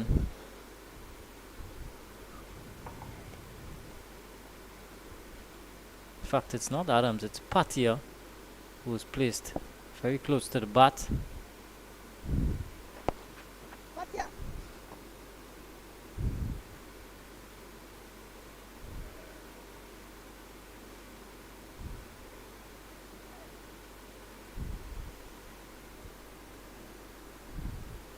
Weather continues to be good here. It's baking down now, as it's been for much of the day so far. Yeah, even if you say it wasn't baking earlier, I'll tell you what, it certainly is now. Because as the day progressed, I think it continued to get hotter, because Jared Basso was telling us this morning it was 31 degrees and it feels like 37. So that alone can write us entire script of how hot the place is at the moment.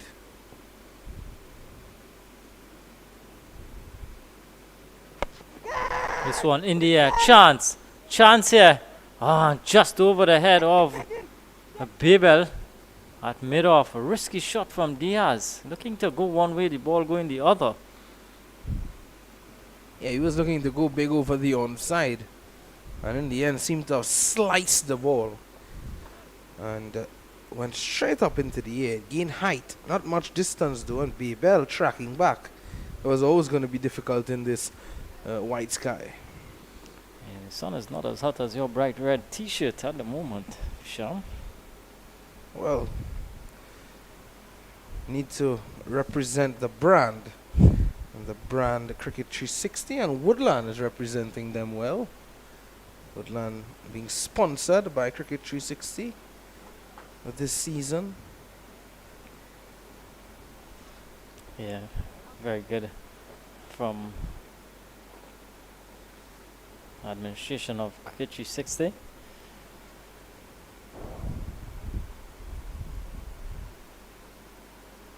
It's been a good season for Woodland as well. They would have just missed out on the league. Come back to that. The end of 7, it's 48 for 1. Yeah, it's been a good season for Woodland. They just missed out on the league, and they were finalists in the T20 format, which they eventually lost out to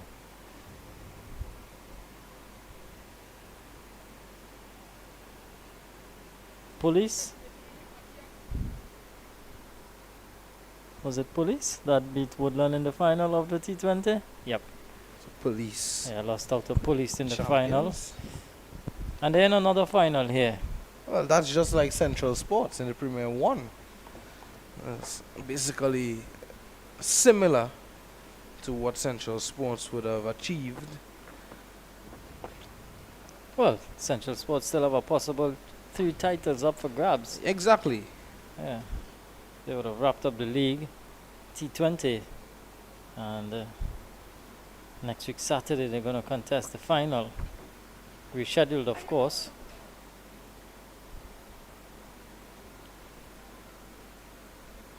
Looking at Dylan Sharma's phone here and the weather.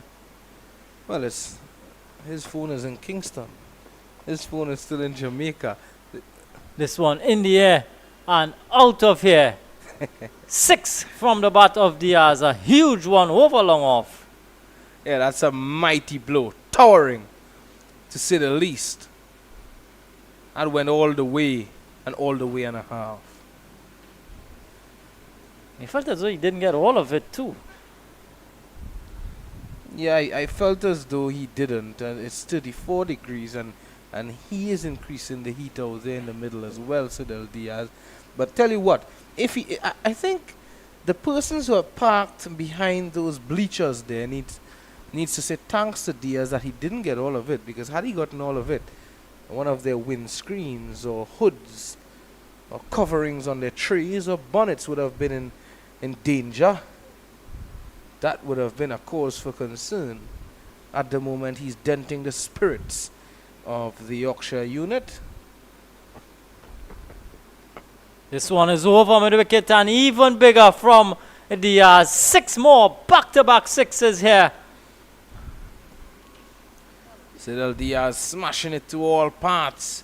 A la Kadim Allen from yesterday. Look at that go. Well, you don't normally say something is sailing in the air, but that one certainly sailed away over the fence. So 61 now for 1. Adams being taken to the cleaners here. 12 from the over, 2 sixes. And Diaz now was motoring along, 25 from 20. This is cause for concern for Yorkshire. Problem is, the misses aren't going to hand, they're going over the boundary. You have that kind of power and the bat of the day as well. Tell you what, miss hits even sail over the fence. Long off and long on, deep fielders. Swanee's looking to pull this one, but straight to Babel at mid wicket. Babel again at the edge of the circle.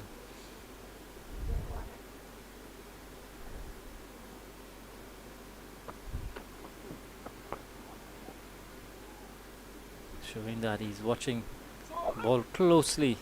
Diaz, 12 coming from the over, 61 for 1.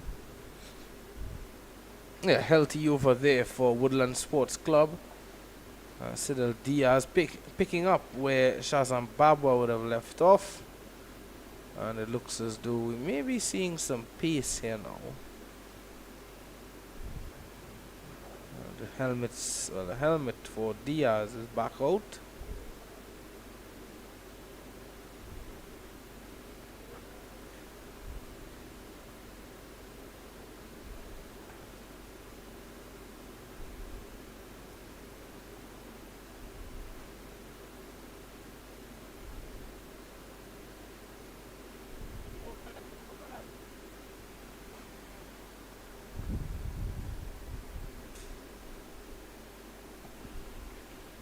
Well, Stephen Sharrock is going to continue. Thought for a moment you would have seen some pace there with Diaz asking for his helmet once more.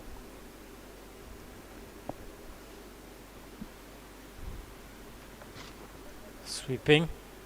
Straight to boys.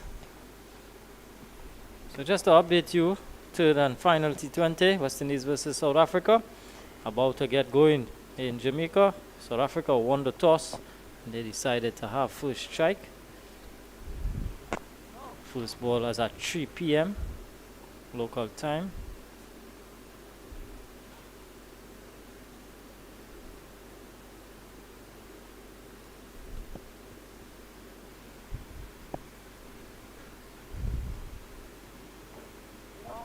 Of course, the West Indies, despite winning the series already, they would want to continue that good form and finish that series 3 out of 3.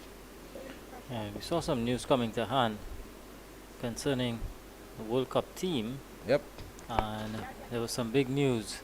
Jason Holder, he's been ruled out due to an injury, and he's been replaced by Obed McCoy in the World Cup team.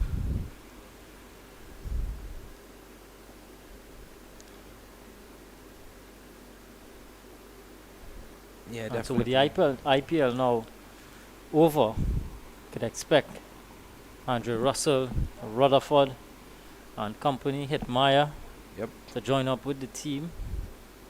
Start of the World Cup on June 1st. This one is mighty from Diaz. Oh, this one has gone a long way. That is out of here. Well, well, well. This one, word coming to hand is this one has just landed in Freeport. So I don't think we'll be getting that ball back anytime soon because someone will need to bring it back down the highway. So anyway, Sidel Diaz has struck a mighty blow. And Kadir Mohammed is still in awe with that shot. But he's a powerful man, Kadir. Definitely he is. Diaz, when he hits them, they stay hit. That one went all the way behind the building on the western end of the ground. So not going the way of Yorkshire at the moment, just a 1 wicket. 68 for 1. Woodland romping at the moment. Just 115 more needed. At a similar stage, Yorkshire were 35 for 3. Yep. There goes the wife of Antonio Bibi. It's Leah Mohammed. One of my classmates in secondary school. Seems as if you know everyone around this ground, Fisham. And that's her dad, the chief curator. That's the man they call Little. At Kunjal, that's the chief curator at Yorkshire's home venue.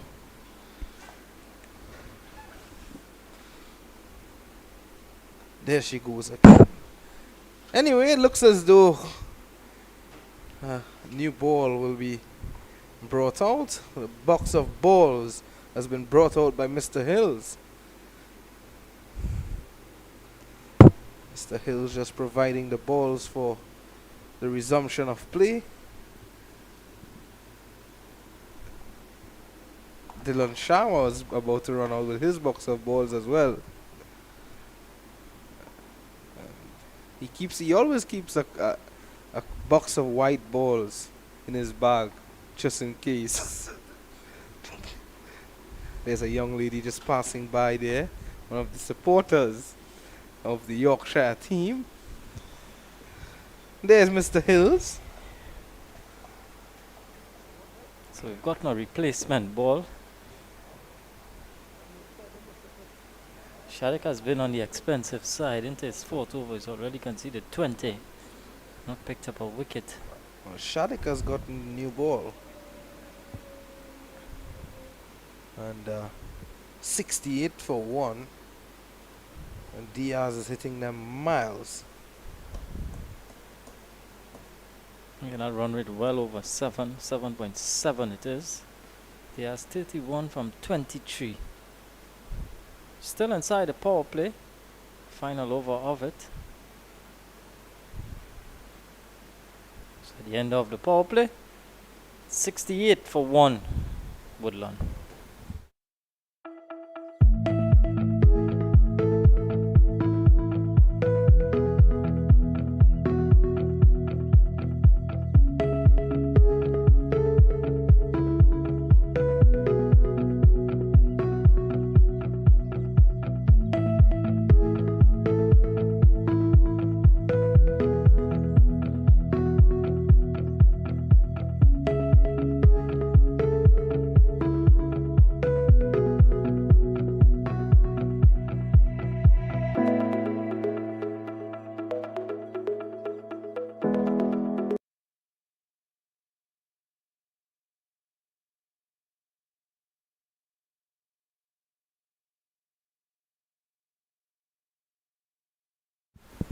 There we go.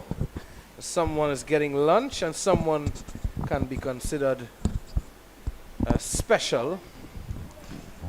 And also someone should be thankful for what they have in their possession. 68 for 1 after 9. It's 115 required, 222 balls remaining. Dylan Sharma is off his chair. Not too sure if he's going downstairs to make a lap. Anyway, Ricardo Adams has been out of the attack now. And it's going to be Carrier's good friend Devon Boyce. Just the update from Jamaica. West Indies have picked up their first wicket. Joseph striking there for men in maroon.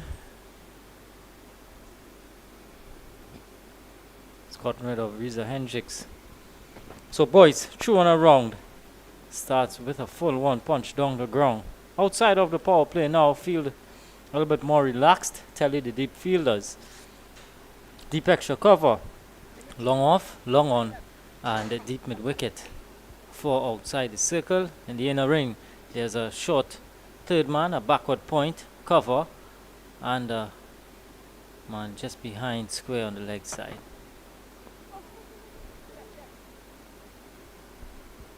Not where he intended Diaz. He's going to pick up another one. The West Indies getting a good start there. And Reza Hendricks, one of the experienced players on the South Africa lineup at the moment. So getting him early would be a big scalp.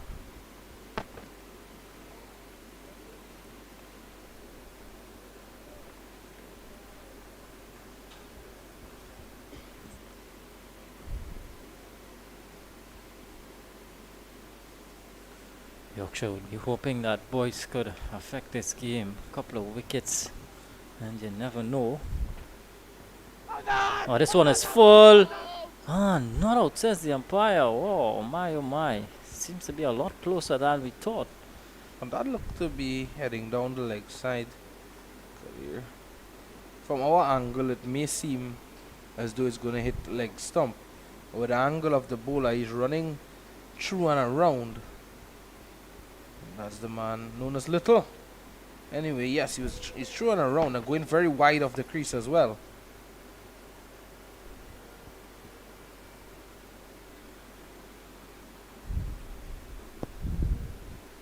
Well, still can't tell, you know, but the umpire again is the best man for the job.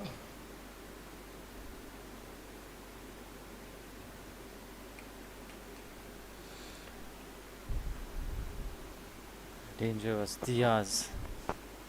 He's hitting this one straight, and this is going to bisect long off and long on. And another boundary off the bat of Cyril Diaz.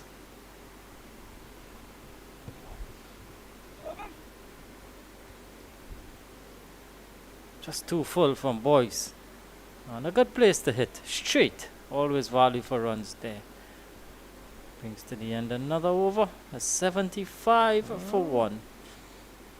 And there goes Visham Kite. Oh. There goes his kite.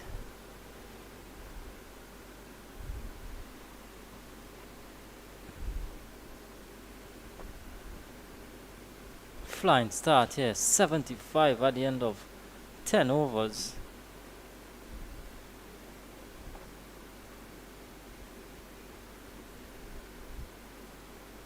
Just 108 needed for victory.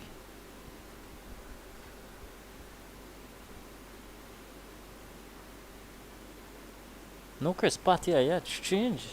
You think, Vishal?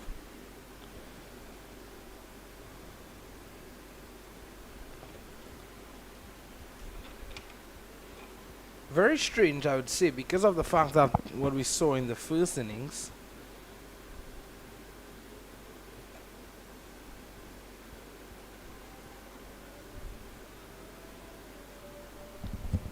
With the use of Shazam Babwa. Both similar type bowlers, as you mentioned earlier.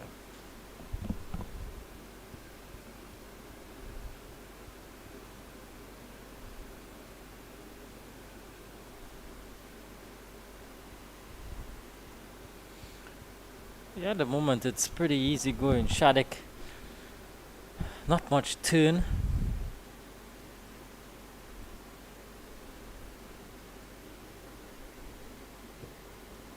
Down the track is Chandrika to this one, driving handsomely through the offside. A bit of a misfield from Boyce, and that will run away for 4. Yeah, and lovely looking shot there, finding the gap beautifully on the offside, and as soon as he pierced it, it raced away for 4. The fielder on the boundary had no chance of hauling that one in.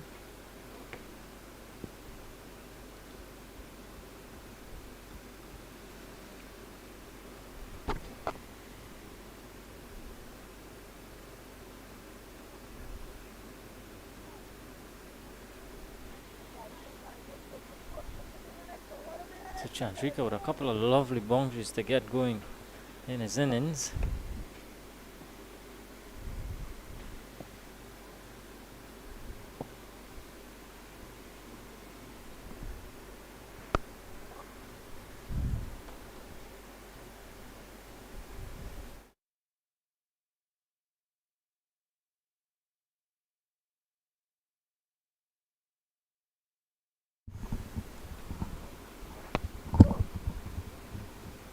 That short mid-on comes into play. Patia.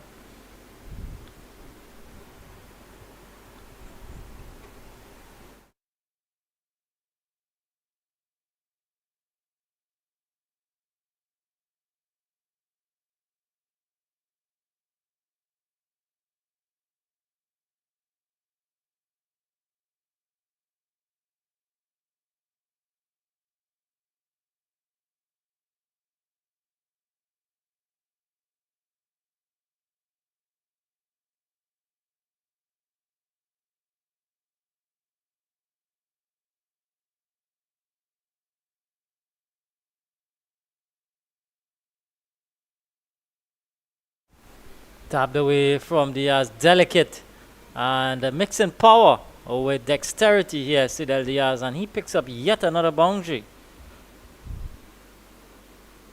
Late as you like. That deserved 4 from the big man. He's gone up to 40 now from just 28 deliveries.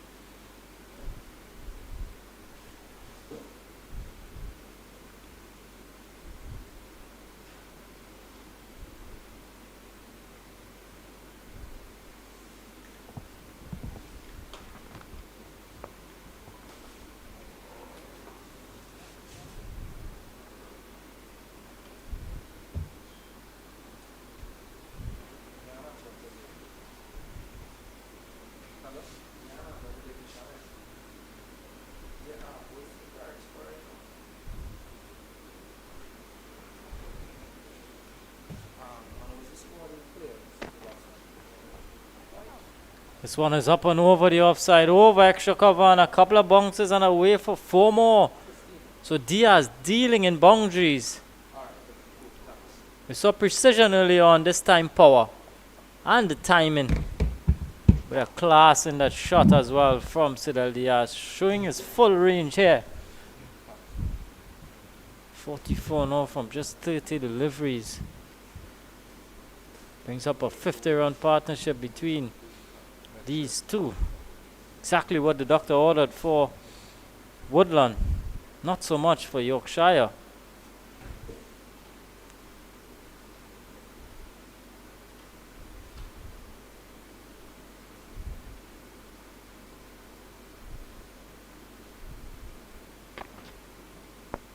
This one is short. Pull away. Work for James to do. Does well. Limited to just one.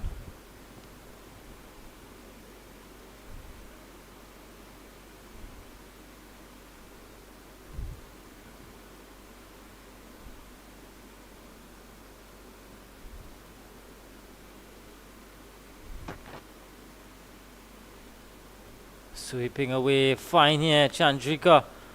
And good work in the outfield, another one to the total.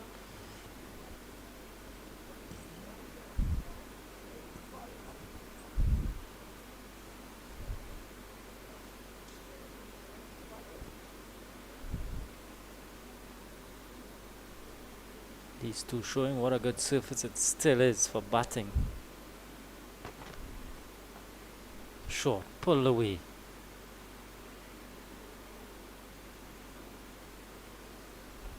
Another one to end the over at the end of 12, 90 for one.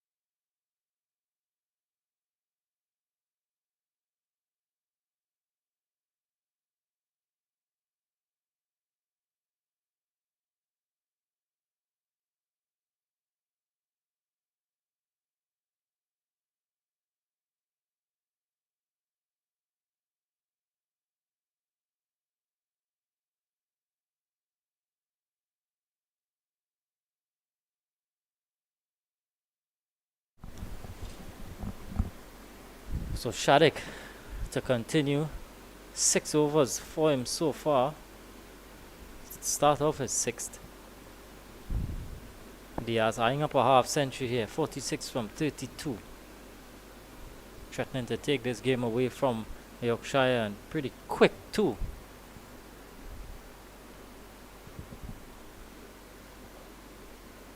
It's under 100 now. Just 91 needed. So into double figures. Again, another badly lined delivery. Another wide.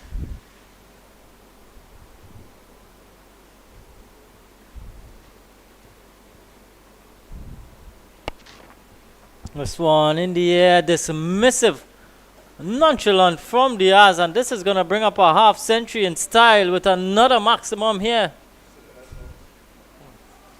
Whipped away nonchalantly, and that went a long way into the banana patch.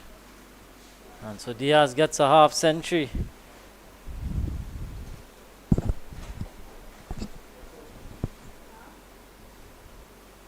No real celebrations from the big man. He knows that the job is not yet done. Fully focused on the task at hand. 53 from 34, striking at 155. Brilliant from Diaz. Again, this one is down the leg side.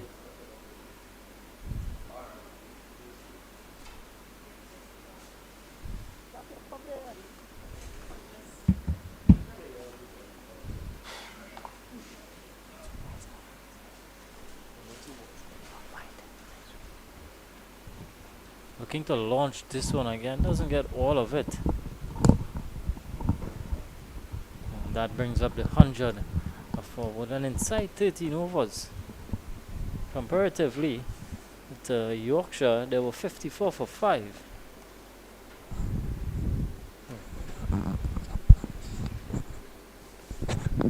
Not much comparisons there.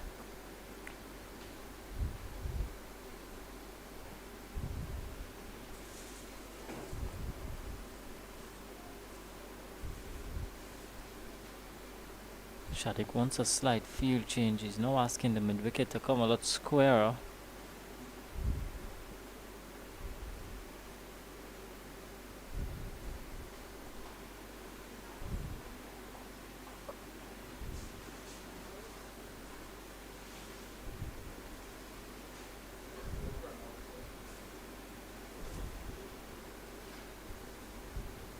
Knocked the win out of the sail for Yorkshire. Not hearing much noise from the outfielders.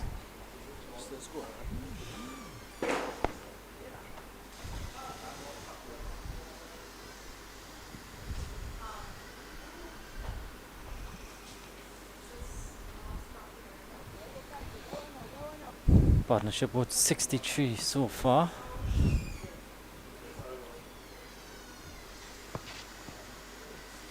Down the track and a bit of a miss stumping.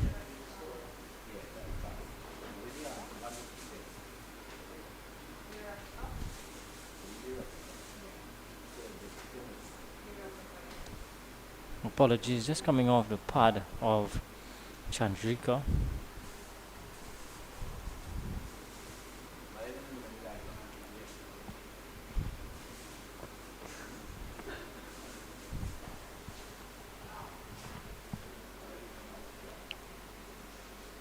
End of 13, 100 for 1.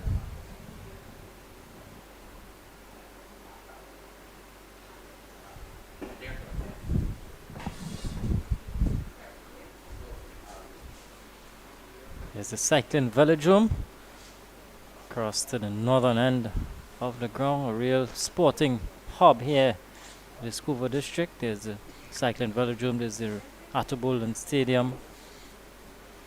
There's the aquatic center, home to a lot of sporting disciplines.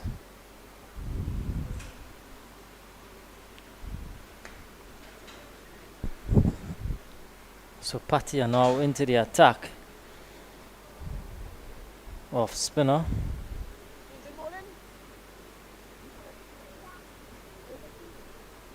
A bit belatedly, I would say, Chris Patia. Akil Mohammed, captain, just having a word there with his bowler.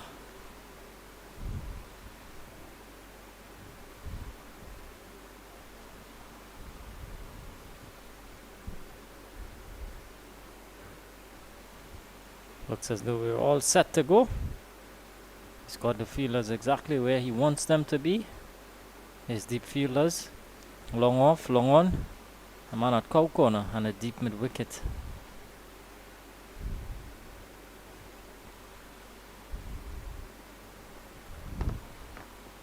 Starts with a tossed up delivery and he's gotten rid of Diaz. Diaz going for a big swipe and immediately Patia into the attack and he picks up the big wicket of Cyril Diaz for 52. Woodland now 100 for 2.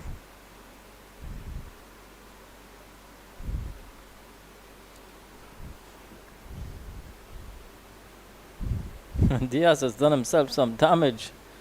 I'm not sure what has taken place. He's lost his wicket, but he's down on the ground, getting some treatment. Not sure if it's a bit of muscle pain. Here's how we had to go. First delivery, well flighted, spin on offer. That is a perfect bowling coach dismissal. Top of off, or top of the stumps. I think if the ball is finishing at the top of the stumps, then you're on a good length. That's exactly what Patty has done, and he's gotten rid of the dangerous Cyril Diaz.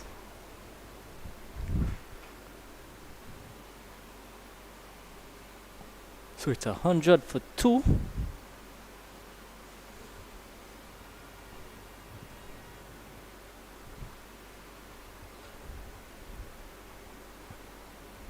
Stride into the crease now is the experienced Dinesh Ramden,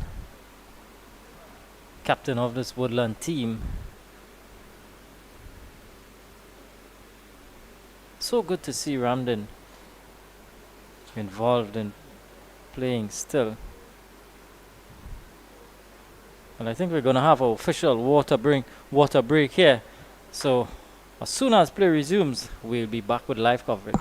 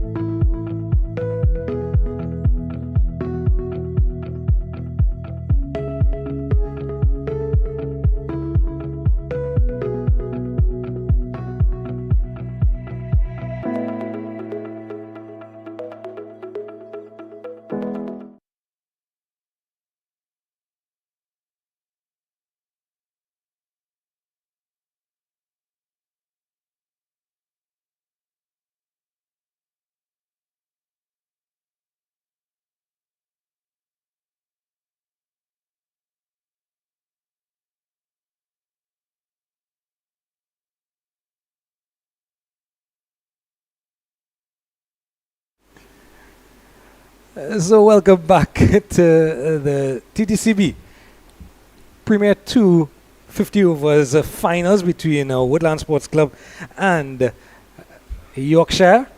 And earlier in the day, Yorkshire was sent into bat by Woodland, who won the toss. They amassed 182 in 46 overs. We had a bit of a late start and 4 overs deducted per side. After the first water break in the second innings, Woodland stand at 100 for 2. That's 13.1 overs. Chris Patia with his first ball, removing the set batter in Sidil Diaz. And in comes skipper Dinesh Ramden, who gets off the mark immediately. Chandrika has been a spectator of sorts. He's on 14 from 30. Some lusty blows from Sidil Diaz, but of course that's what we expect from a man like Sidil Diaz. He's done it time and time again for Woodland, time and time again for different franchises when he plays the T20 format and even the T10 format here in local cricket.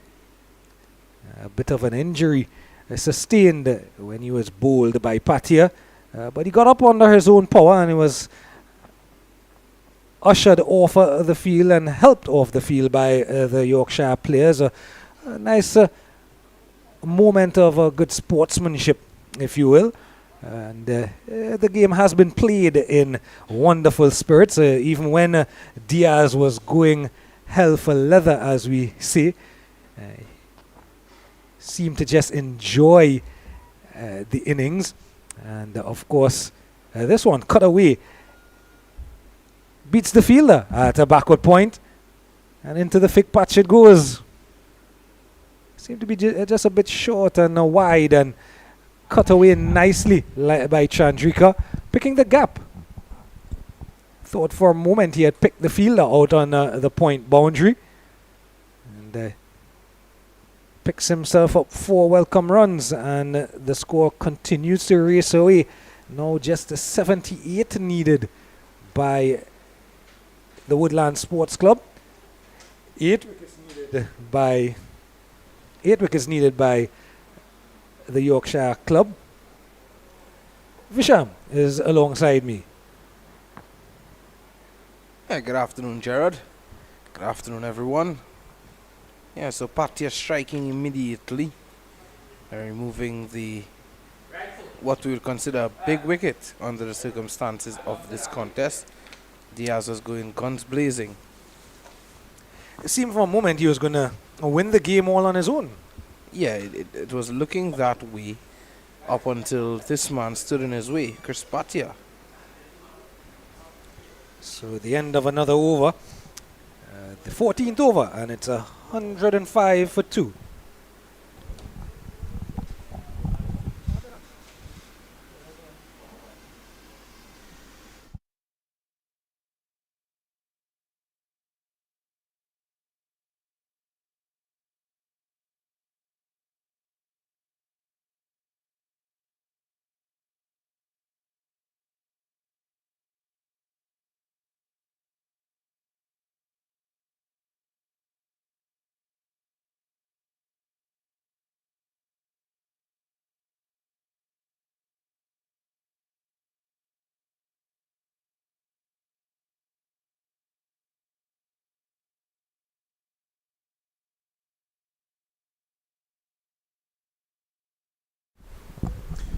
So the 15th over will be bowled by Devon Boyce. He's switched around.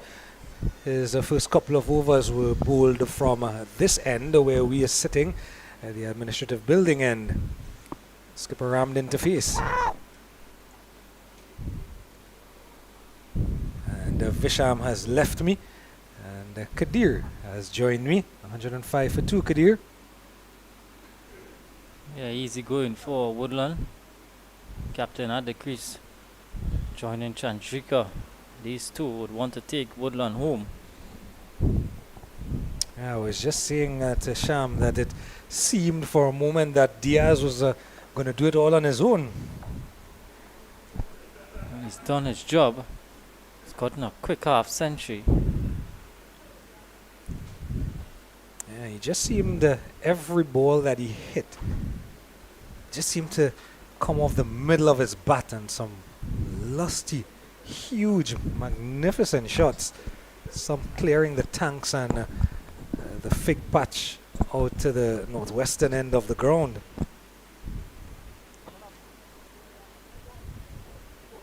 Much to the delight of some of the Woodland supporters just to the west of us, behind the bleachers.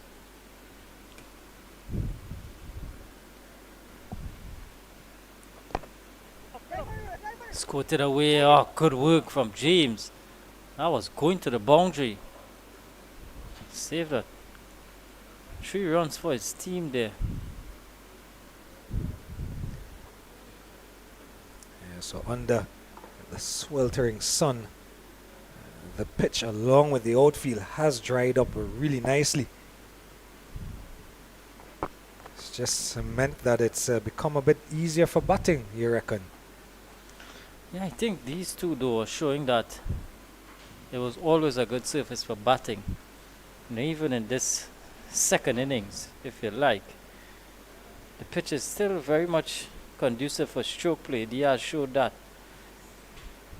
And Babwata on extent as well.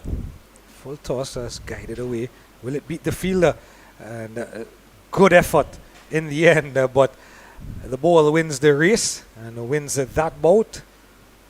And a little bit of evidence there, Kadir, of the lightning quick nature of the dried outfield now. And that was precision from Chandrika. Down the track, met it on the full. And they just had to place it in the gap that he did. And in himself another boundary. So 15 done. It's 112 for 2.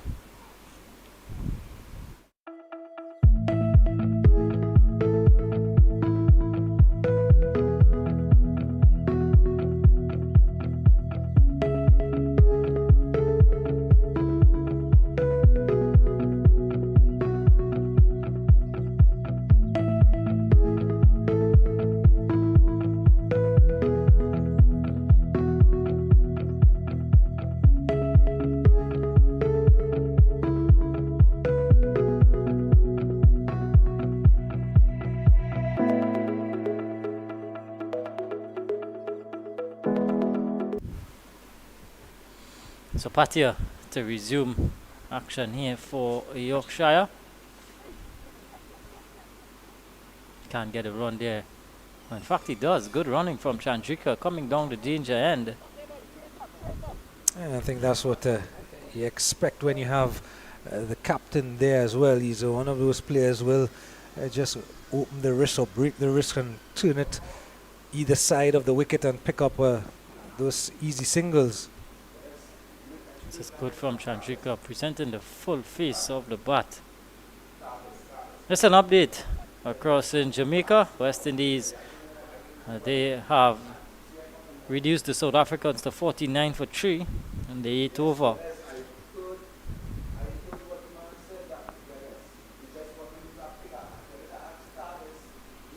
Rassi van der Dusen and Matthew Bredska out there for South Africa.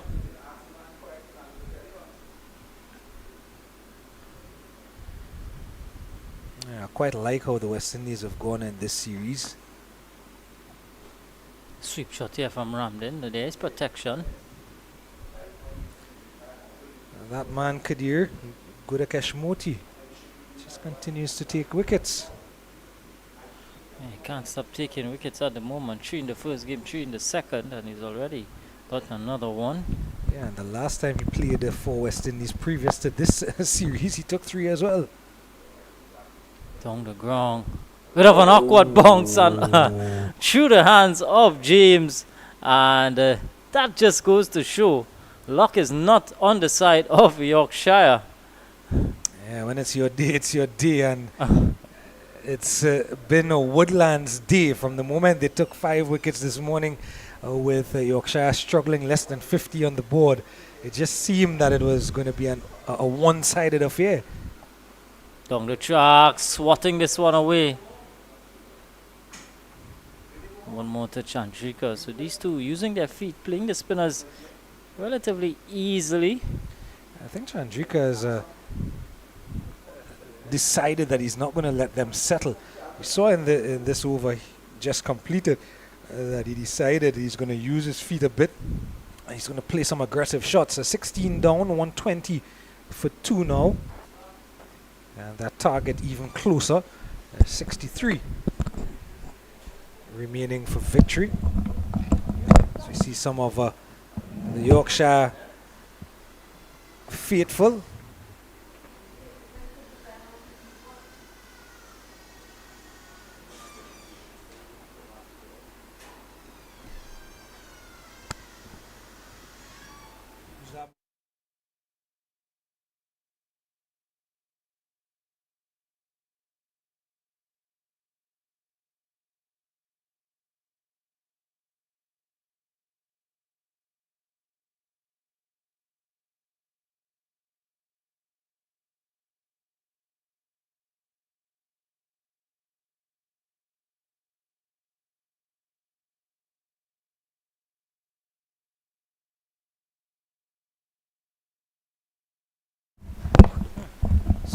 Stephen Shattuck comes back in to the attack.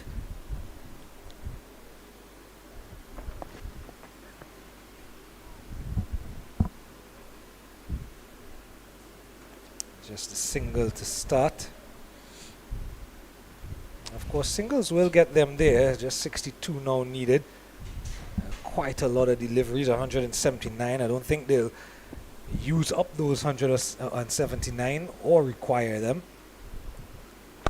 Interesting field set for Dinesh Ramden.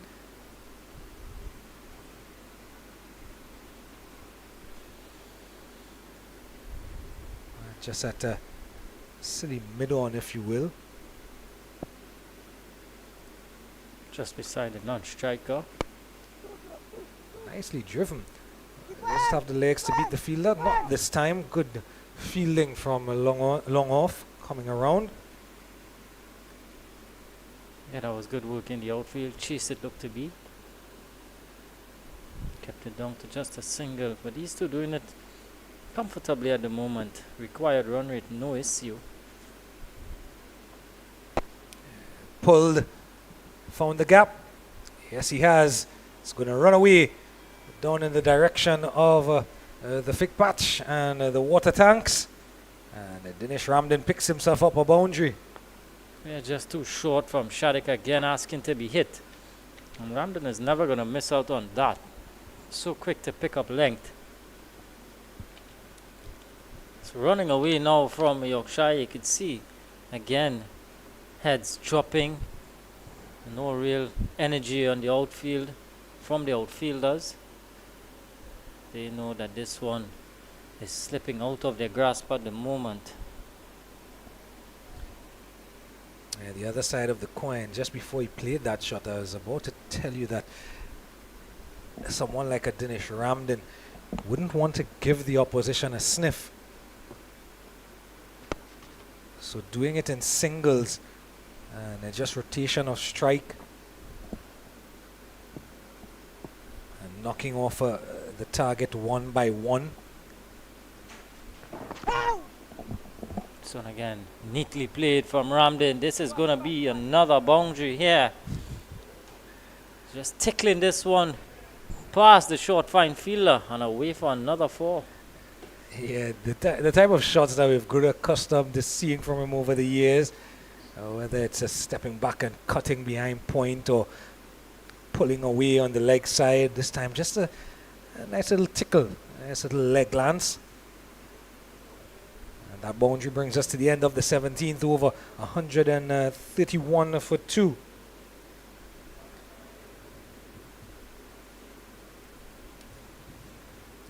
So Chris Patia will continue from the administrative complex end. What do you think that Yorkshire can do though? You mentioned in the previous over the heads have dropped, the energy in the field has gone out. Yeah, I think it's a situation where the horse was already bolted. If you're a Yorkshire fan, I think their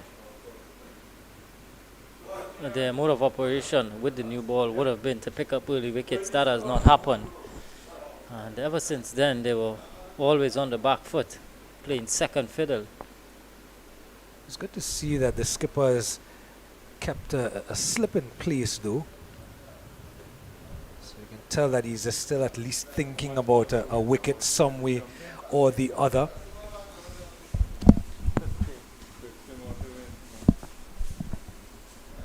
Swept. Doesn't find the gap though. Boyce is in the way.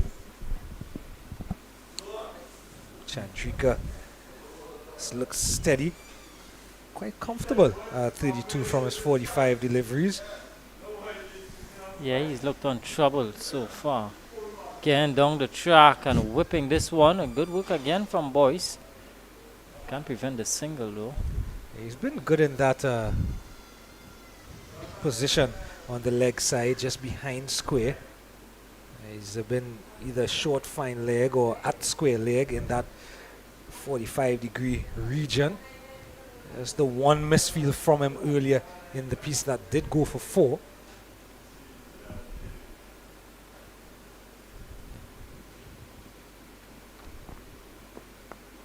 Swept away on the good hand from Babel. Yeah, we talk about how comfortable Chandrika looks. And he's decided in the last few deliveries he's going to continue using his feet to the spinners and playing some aggressive shots. Ramden has continued in his manner, but skied one and an easy catch at long off for Adams. A bit of aggressive maybe from Dinesh Ramdin. Not needed at this moment. Yeah, tossed up from Patia, inviting the big hit. Ramdin obliged, but didn't get all of it. Credit to Patia, he held it back. And a safe catch from Adams in the deep. Completes another one. So third one down for Woodland. It's 134 now for 3. And those are the type of incidents, if you will, that just open the gates and can create a bit of panic. Can they set the cat amongst the pigeons, Yorkshire? Yeah, look at it, tossed up outside the off stump, asking Ramdin to hit against the spin. Looking to go offside. Yeah, and in the end, it just seemed that he was reaching for it a bit as well. It was that wide, so it came off the toe end of the bat.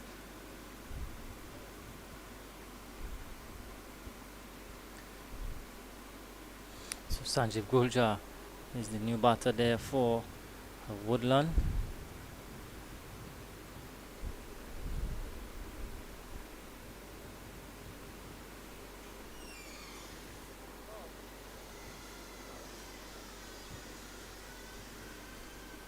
But when you look at the both teams, the makeup of the both teams, Woodland, their team is based on so many experienced players. When you have the likes of Dinesh Ramdin, Chandrika, Guljar, Babwa, and then conversely you look at the Yorkshire team, a lot of young players in there. Captain Akil Mohammed, Ricardo Chase, a couple of the other younger guys, looking to topple a experienced unit in Woodland. But credit to Woodland, they have really held their own, and they look to have this one sewn up. Yeah, I mentioned it a few overs ago that it just seemed to be Woodland's day because they did what Yorkshire has been able to not been able to do in the second innings, which was take early wickets. And when they lost those early wickets, they just seemed to be on the back foot. They had a glimmer of hope, of course, when Ali and Chase were at the wicket and put on that 50-run stand. But subsequent to that, the innings just never got any momentum after that. And even their big hitters, a chance of a run out here. A direct hit. What's the call? Not out from umpire Narayan. Always tight when you have a direct hit. It's halfway down the pitch. And they're very close. I'm going to allow Kadir to make that call. Of course, square leg umpire Avinash Narayan doesn't have the reference of a second look at it. It was so close, millimeters, really. You really had to give the credit to umpire Avinash Narayan. You don't want to make a wrong decision in a final. Just going the safe way. I think it was pretty close from where we stand, or where we sit rather. Thought delivery all the same.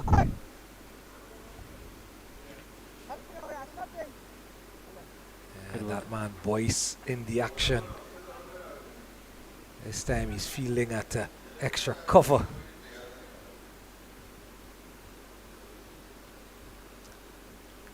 So it just seems that we were talking about the spirits dying away. It just seemed to be woken up a bit here by the fall of the wicket. A little bit of a misfield from Boyce. Yeah, that time one going through Boyce. Just seemed to have woken up a bit, Yorkshire, with the fall of the Dinesh Ramdin wicket in the previous over.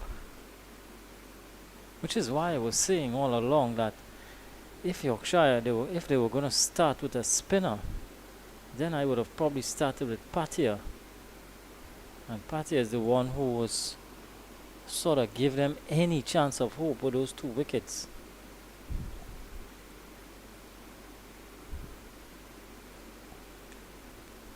He's now gone in to slip. Gulja to face his first delivery.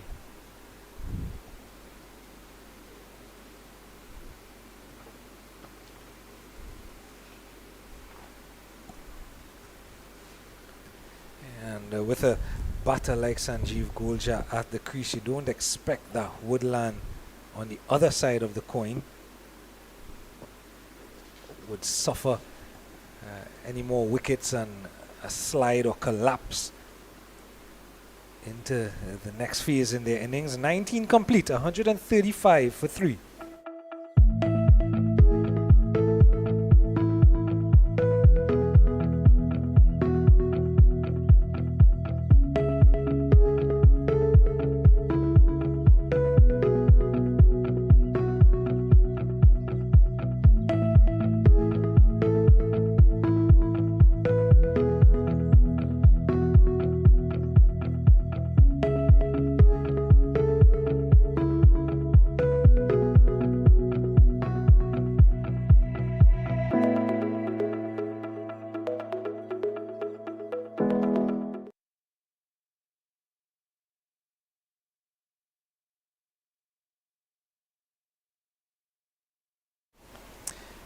Anywhere you go in the Caribbean, you always seem to find the fans that are always so engaged, whether it's a school cricket, club cricket, tape ball cricket as it's called internationally.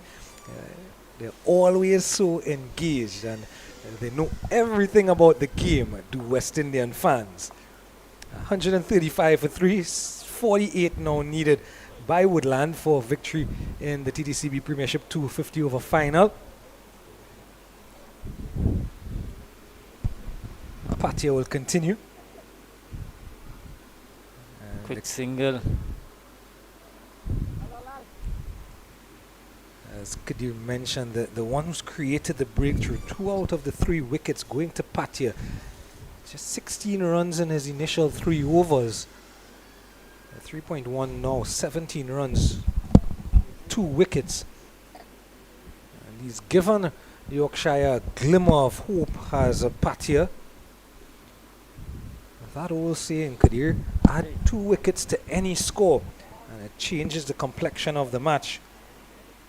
Can Patia prize out probably a wicket or 2 here again? 136 for 5 looks a lot different. Spin there right back on the crease. Working this one out to the leg side. Gulja finally off the mark.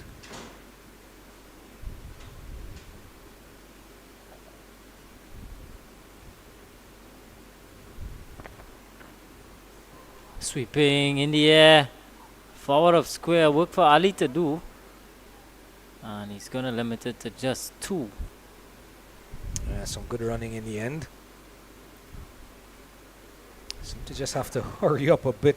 Chandrika on the back end of the second run. We could actually see batsmanship on show from Chandrika. He was sweeping that ball from outside the off stump. He's making a movement towards the offside, just compensating for the slight turn that Patia is getting. And able to hit it way in front. Good batsmanship from Chandrika.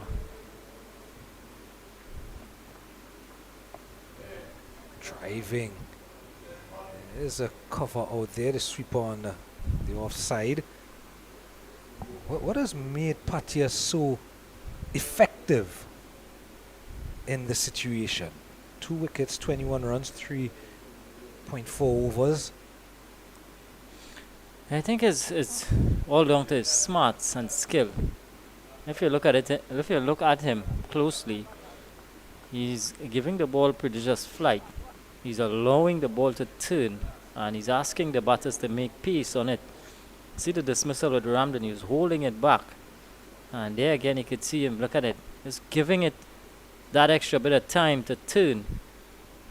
And I think that has really worked well for him so far today.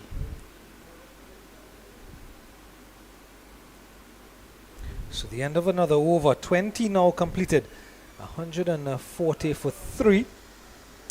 Woodland Sports Club are well on their way to to another title.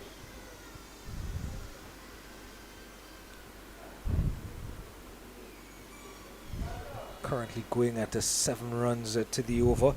The required rate is just over 1.5 runs to the over.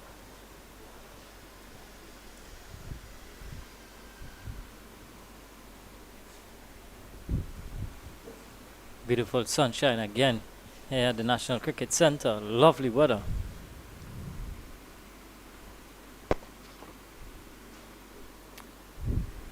Single on the leg side as Sharik continues from that northern end.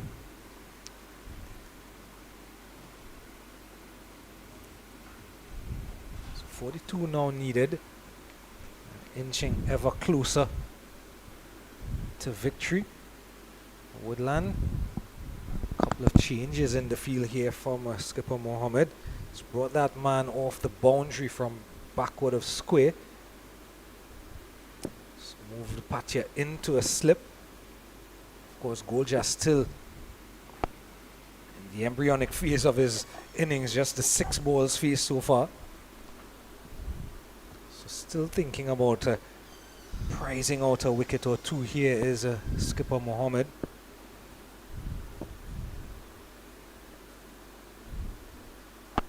Yeah, he's looking for wickets. Just 2 fielders outside the circle, long off and long on. He's allowed 4, but he just kept the extra 2 fielders inside the circle. Yeah, I think for the most part, you going through what's made Patia so effective. I think the other bowlers have been quite tidy, especially since the dismissal of Diaz. I think it's just that they met up with Cyril Diaz on his day, where he just seemed to middle everything.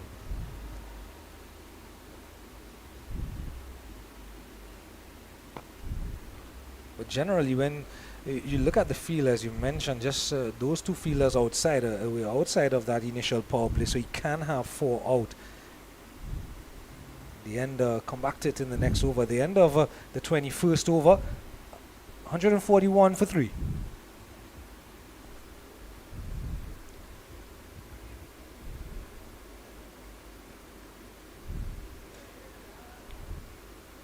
South Africa now 86 for 4 into the 13th over.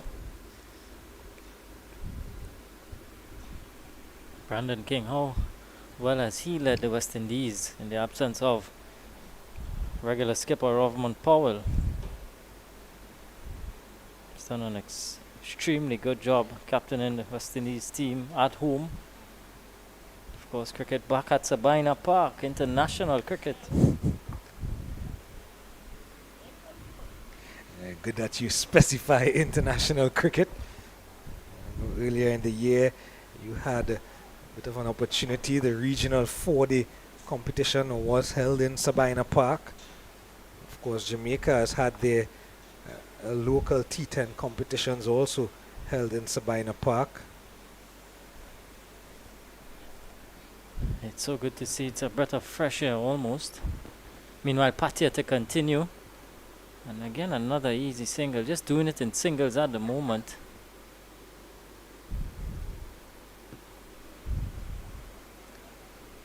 And it's so wonderful. It's one of those things that it just shows the uniqueness of the West Indies.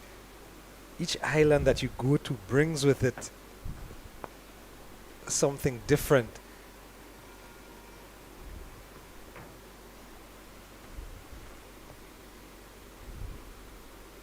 Of course, those are unmistakable sounds of those air horns in Jamaica.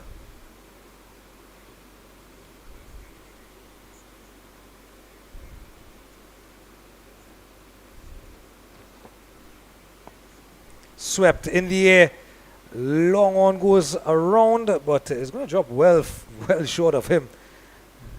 Just cleans up in the mid-wicket region, and there'll only be 2. So a bit of aggression again being shown here by Chandrika. who's moved into the 40s. 42 now from 56 deliveries.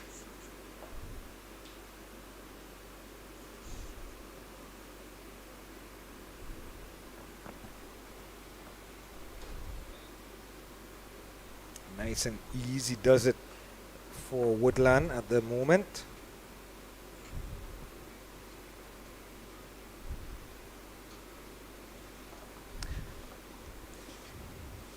So I had the opportunity to ask Visham earlier in the day. Now I have the opportunity to ask you. Who is your pick for the ICC T20 World Cup 2024? With one delivery to go, if you want, you can come back to it in the next over. Give you some time to think about it. Another single now to log off will end the over after 22. 147 for 3.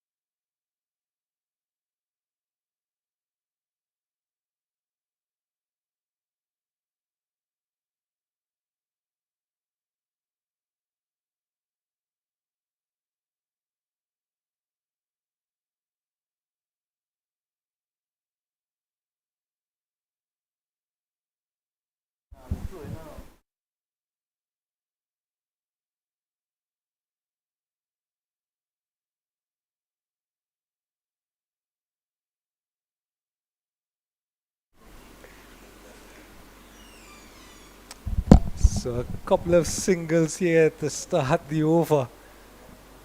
And just shy of 150. So that target inching down even further. 35 now needed. As Shattuck continues from the northern end or the velodrome end. Still looking to be a tad aggressive, Mohammed, at least when Guljar is on strike. Now that the well-set Chandrika is on strike, he's put 4 fielders outside and he's removed the slip.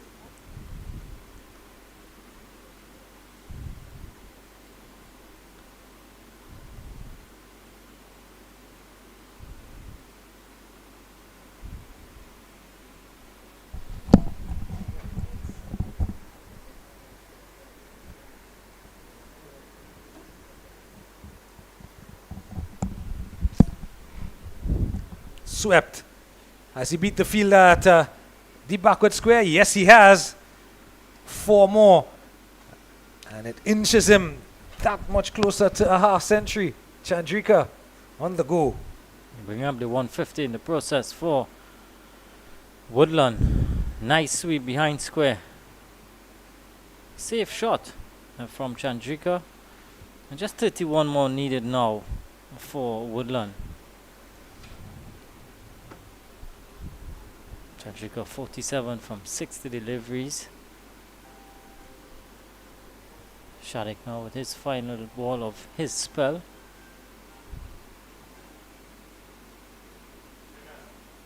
So one a little bit flatter this time. Looking to spear it in at the toes. That'll bring us to the end of the 23rd over. 152 now for 3. Woodland Sports Club. Remember their target 183 for victory. And the Premiership 250 over title.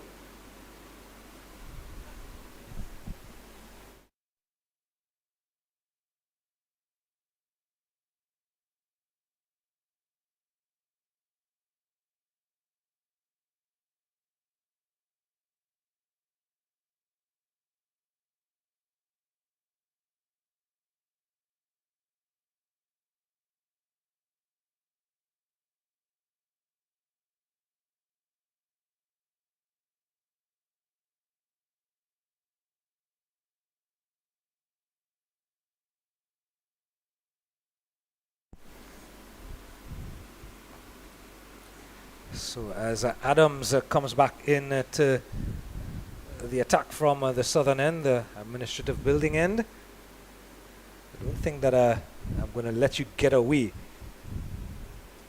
We've had some action from the batter of Chandrika. I asked you a couple overs ago who your pick is for the T20 World Cup. I wait with bated breath, I think, like many of our viewers. Yeah, I think from a West Indian standpoint, I would say West Indies. You know, the makeup of the team, home advantage, playing conditions, if all of that could be taken into consideration, I'd go with the West Indies. But in modern day T20 cricket, the other nations have shown that they can compete. They're matching the power hitting that the West Indies used to be so known for. They're matching it, and not just with power, but a lot of skill and a lot of innovative type shots. So I think it's going to be a real good contest. I must say I'm really backing the West Indies to go all the way, and for Darren Sammy to cup another title. He already has 2 to his name as a player, this time in the coach's seat. Speaking about T20s, Basso, there's a 2-time T20 World Cup winner in our presence. That's a captain of the Woodland team. That's Dinesh Ramdin. So he would know all about winning and how, you know, you go about winning a competition or such is the nature of it. Yeah, he's also, not to forget, he's also won a World Cup at youth level as well. And runners up at under 19 level. I think you've spoken what a lot of the Caribbean diaspora feels.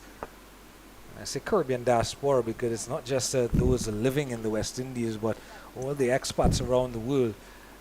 I think the feeling is that the West Indies are strong favourites.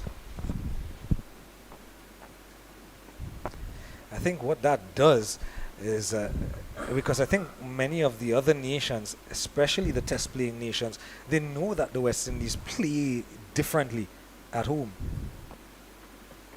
And they're a lot stronger and harder to beat. This one, driven, doesn't get it past the long off fielder. So just another single. And I think they know that the West Indies are hard to beat at home. Of course, our record in 2023 suggests that. 153 for 3 after 24. Winning series here at home versus India and England in 2023. I've seen some notorious Knight Riders fans from the Beach T20, which the Knight Riders would have won that, the Beach T20.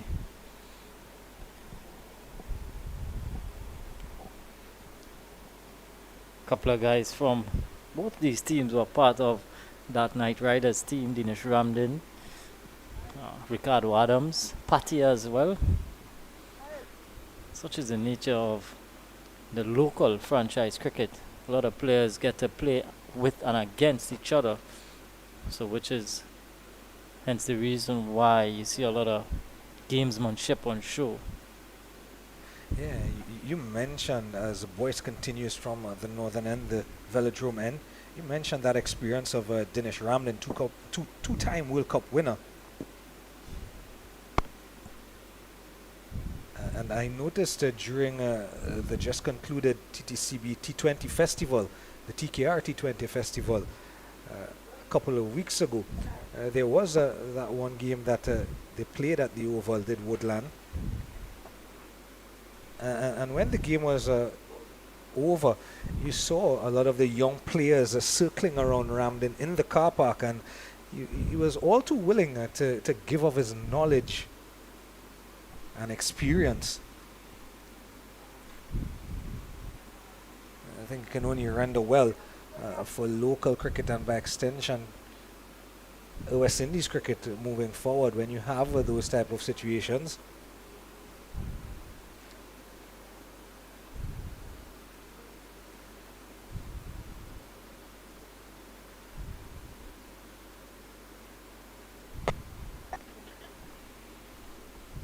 Couple of dot balls strung together here by Boyce.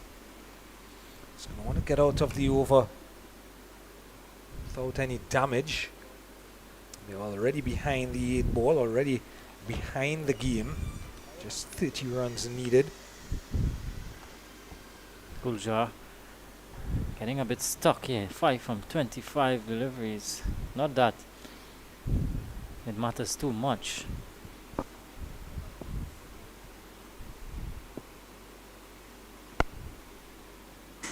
Driving this one again, and good fielding from Mohammed. Half stop.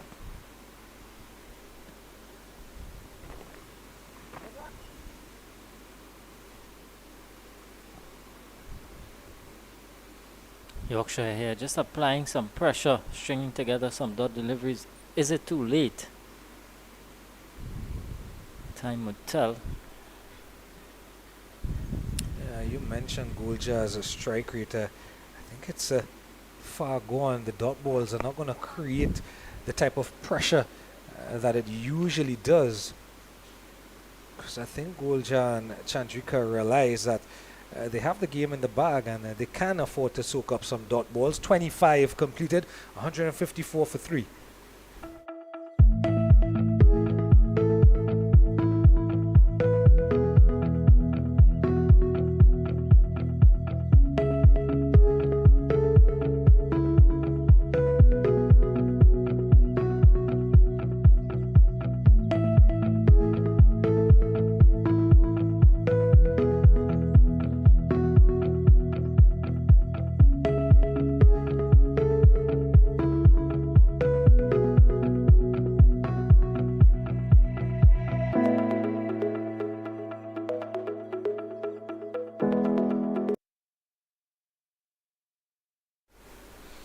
Adams to continue here for Yorkshire. 5 overs, 1 for 29. 29 more needed from 126 deliveries.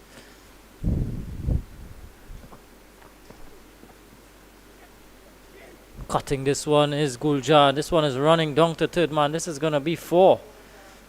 Yeah, there were cries of catch it, but well past the slip fielder first, and then wide of that man running back from point.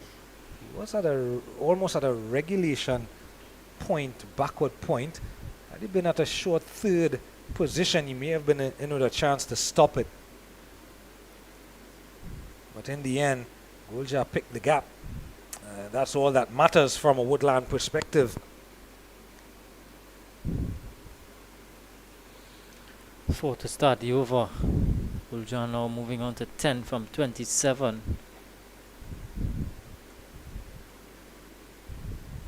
Adams will want to remember that the previous over there was a string of dot balls from Boyce. He want to do his best to follow suit. This one in the air, just over the head of Boyce. And down to long off, coming back for 2. A good running from Chandrika, pushing Guljar on that occasion. Yeah, nice lofted shot. And they're showing some intent to both with the batting of Guljar here to start the over, and then some aggressive running. So maybe the converse of a good over for Yorkshire is that Woodland are looking to put it to bed. There's Chandrika pushing for a single and hands out, asking Guljar, why are you standing up? Should have been 1. Fielders were on their heels. Chandrika eyeing up a half century here. 47 he is. Deep fielders just long off and long on. Oh, there's also a sweep on the offside.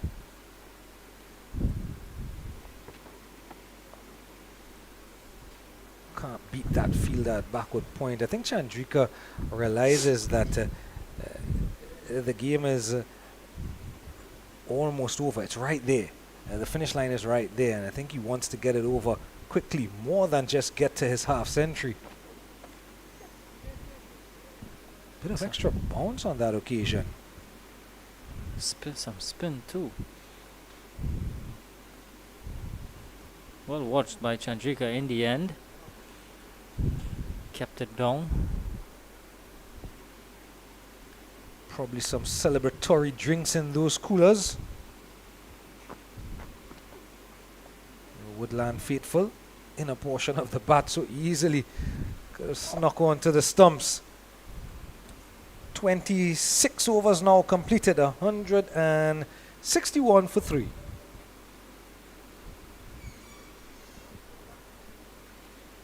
We miss Visham Lalman. Has he gone down to those guys with the coolers? Find out in a moment.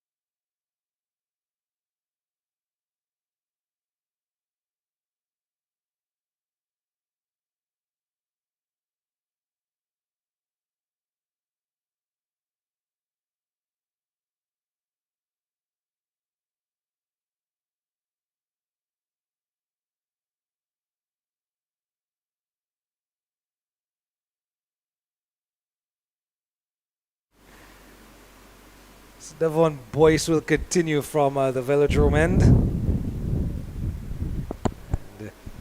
it's been quite steady, all things considering, has Devon Boyce. Just 24 from his 4 overs. It's been steady stuff from Boyce. Is it too late? You use the phrase looking for a single, bit of a hesitation, and a single actually ends up being 2 in the end, because it went, and then it's going to be 3 because it went into a gap, and the fielder had to run some 30-35 yards to get to the ball. That brings up the 30-run partnership. I was saying, you used the phrase earlier that the horse has already bolted. And I think with now less than 20 runs needed for victory, that's indeed the situation. We're looking at this Yorkshire team, though. They've done well through the season to be able to get to this point, obviously. Cut with conviction in the gap, this time behind point.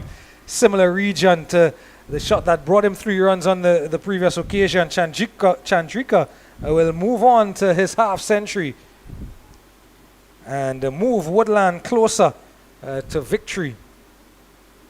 Yeah. Nice little back cut from Chandrika. Brings up a half century for the guy in his top order batter. A shot that was greeted with a huge applause from the Woodland faithfuls. What it's done, it's just bring runs down to just 15 more needed for victory. Yeah, a couple more of those shots that brought him his half century, and it'll be all done and dusted. On the time that we have remaining, because we don't know how quickly they'll get these 15. We're looking at this Yorkshire team. What do they have that they can look forward to next season? This one flicked away in the gap, and 4 more to Chandrika again. Precision and timing on that occasion. Picks up yet another boundary. Yeah, meeting this one on the full, and that's the right word, Kadir. Precision. He placed it between the fielders into the mid-wicket boundary. The end of 27, 172 for 3, 11 needed for victory. I think the Yorkshire team, they have a lot to look forward to. You know, they're champions of the league format in the South Division Premier 2. And they, of course, in the final of this 50 over contest. So that in itself is a huge thing for the club. Of course, it's a village club located in Barrackpore. so relatively community based. So they take a lot of heart from what they've done this season, and I'm sure they'll be looking to strengthen up coming in next season, which is a while away, but I'm sure that things would be put in place to ensure that they have another competitive season.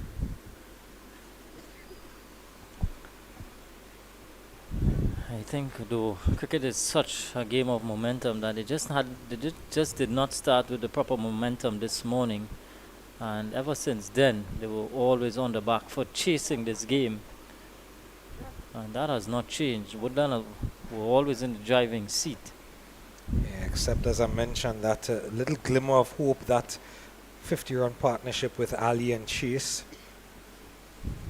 They were always on the back foot.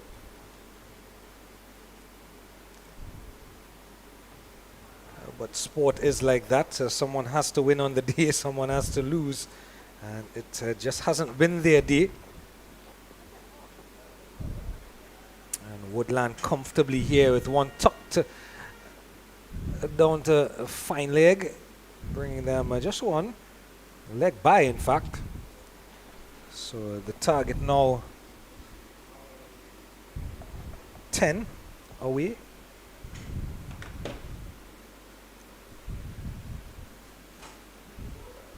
Chandrika on strike.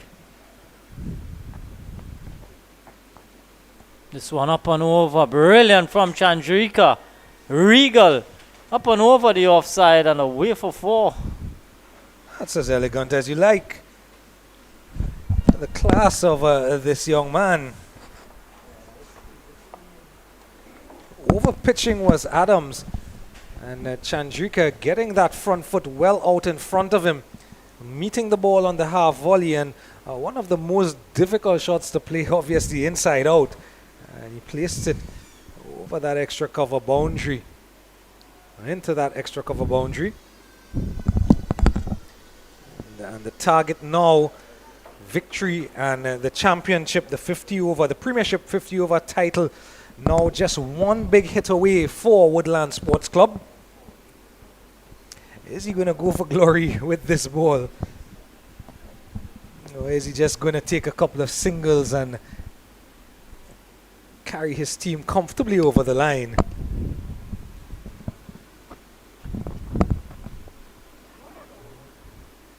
He's looking for that single. A nice delivery though from Adams. He's drawn his length back. So one hit away now.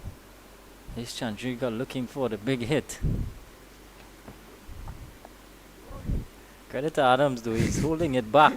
That's a game of cat and mouse at the moment. Now he must know. He must know that it's one hit away. Chandrika. Quicker delivery. A lot of effort in that one. Flatter, faster, and shorter. 28 now done. 177 for 3.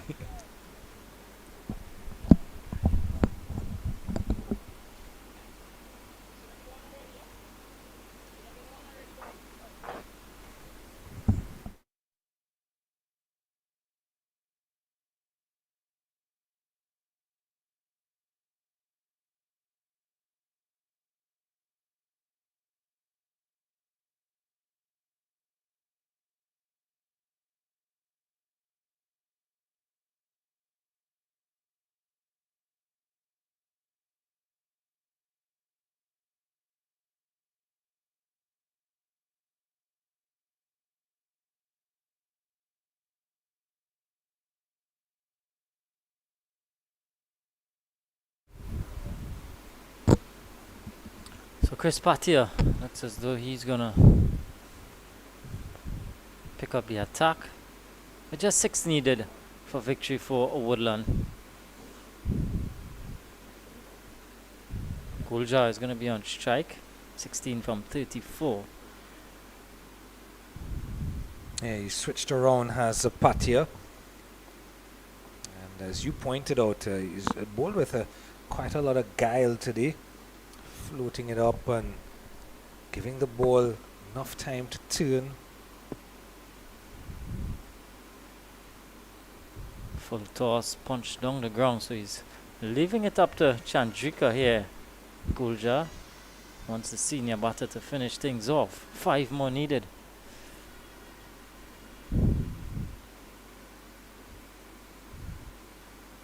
It'd be fitting that Chandrika though could finish things off for Woodland. You know, senior player, overseas pro, coming in at number 3 and steadying the ship all the way to shore. It's commendable, it's credible from top order batter. This one he's swinging away and 1 bounce and into the boundary for 4. I thought that was the match there. But again, a flight from Patia and swept comfortably behind square from Chandrika. And so easily that this Woodland team, at the fall of the Sidel Diaz wicket, so often you find that one batter is going so well, and as that batter is dismissed, there seems to be a collapse. So easily Woodland could have slipped into that and probably been a different score. In the end, they could have probably been 118 for 5, 118 for 6 and struggling to get to the 183 for victory. But as it is, that boundary has just evened up the score, so the scores are now level. Just the single needed for victory and the championship for Woodland Sports Club. Chandrika about to take strike, 63 not out, 1 needed. And this one he's working it away, and that is going to be victory for Woodland Sports Club. That means they're going to be champions of the 50 over South Premiership 2 division. Congratulations to Woodland, and commiserations all around to all from the Yorkshire sports team, but a thoroughly professional display from this Woodland team. Yeah, I think you mentioned it a few overs ago that Yorkshire have nothing to hang their heads about, basically, because they do have a lot of bright spots and positives in their lineup. The likes of young ones like a Ricardo Chase. Today just was not their day. They are the South Zone champions in the league, and they were always behind the 8 ball when they lost the toss this morning, and Woodland put them into bat, and they lost their initial 5 wickets with less than 50 on the board. They were always behind the 8 ball. But that partnership between Musa Ali and Ricardo Chase of over 50 runs allowed them to at least put a target on the board for Woodland, something that they could defend. But in the end, the experience and the big hitting of Sidel Diaz just meant that Woodland was all too powerful with their big hitters and their experience for the Yorkshire team. And they'll come runners-up, Yorkshire. Woodland will cup another title, but definitely a game played in wonderful spirits as we see the players leave and give the customary handshakes. And for each of these players, much more cricket to be played, you think. Some of them maybe, this may be their last hurrah, and they'll go on to other things like coaching and so on. But definitely, congratulations to Woodland Sports Club on winning the Premiership 2 50 overs title. Yeah, just to sum up things, earlier in the day, Woodland, they won the toss and they decided to bowl first, inserting the Yorkshire team, and they were all out for 182. Musa Ali were able to get to 50 odd. Ricardo Chase with 40 odd as well, and Rakesh Maraj, the pick of the bowlers for Woodland, with 4 wickets, well supported by Babwa, who had a couple as well. And in the end, Woodland were able to get to their victory target with the fall of just 3 wickets, meaning that they won this one by 7 wickets. Chandrika getting to 64 not out, Diaz with 52, and they take this one convincingly, meaning that they are South Zone Premiership 2 champions. And so there is going to be a presentation. Of course, the championship, you're going to be presenting the trophy to the champions, the runners-up as well. But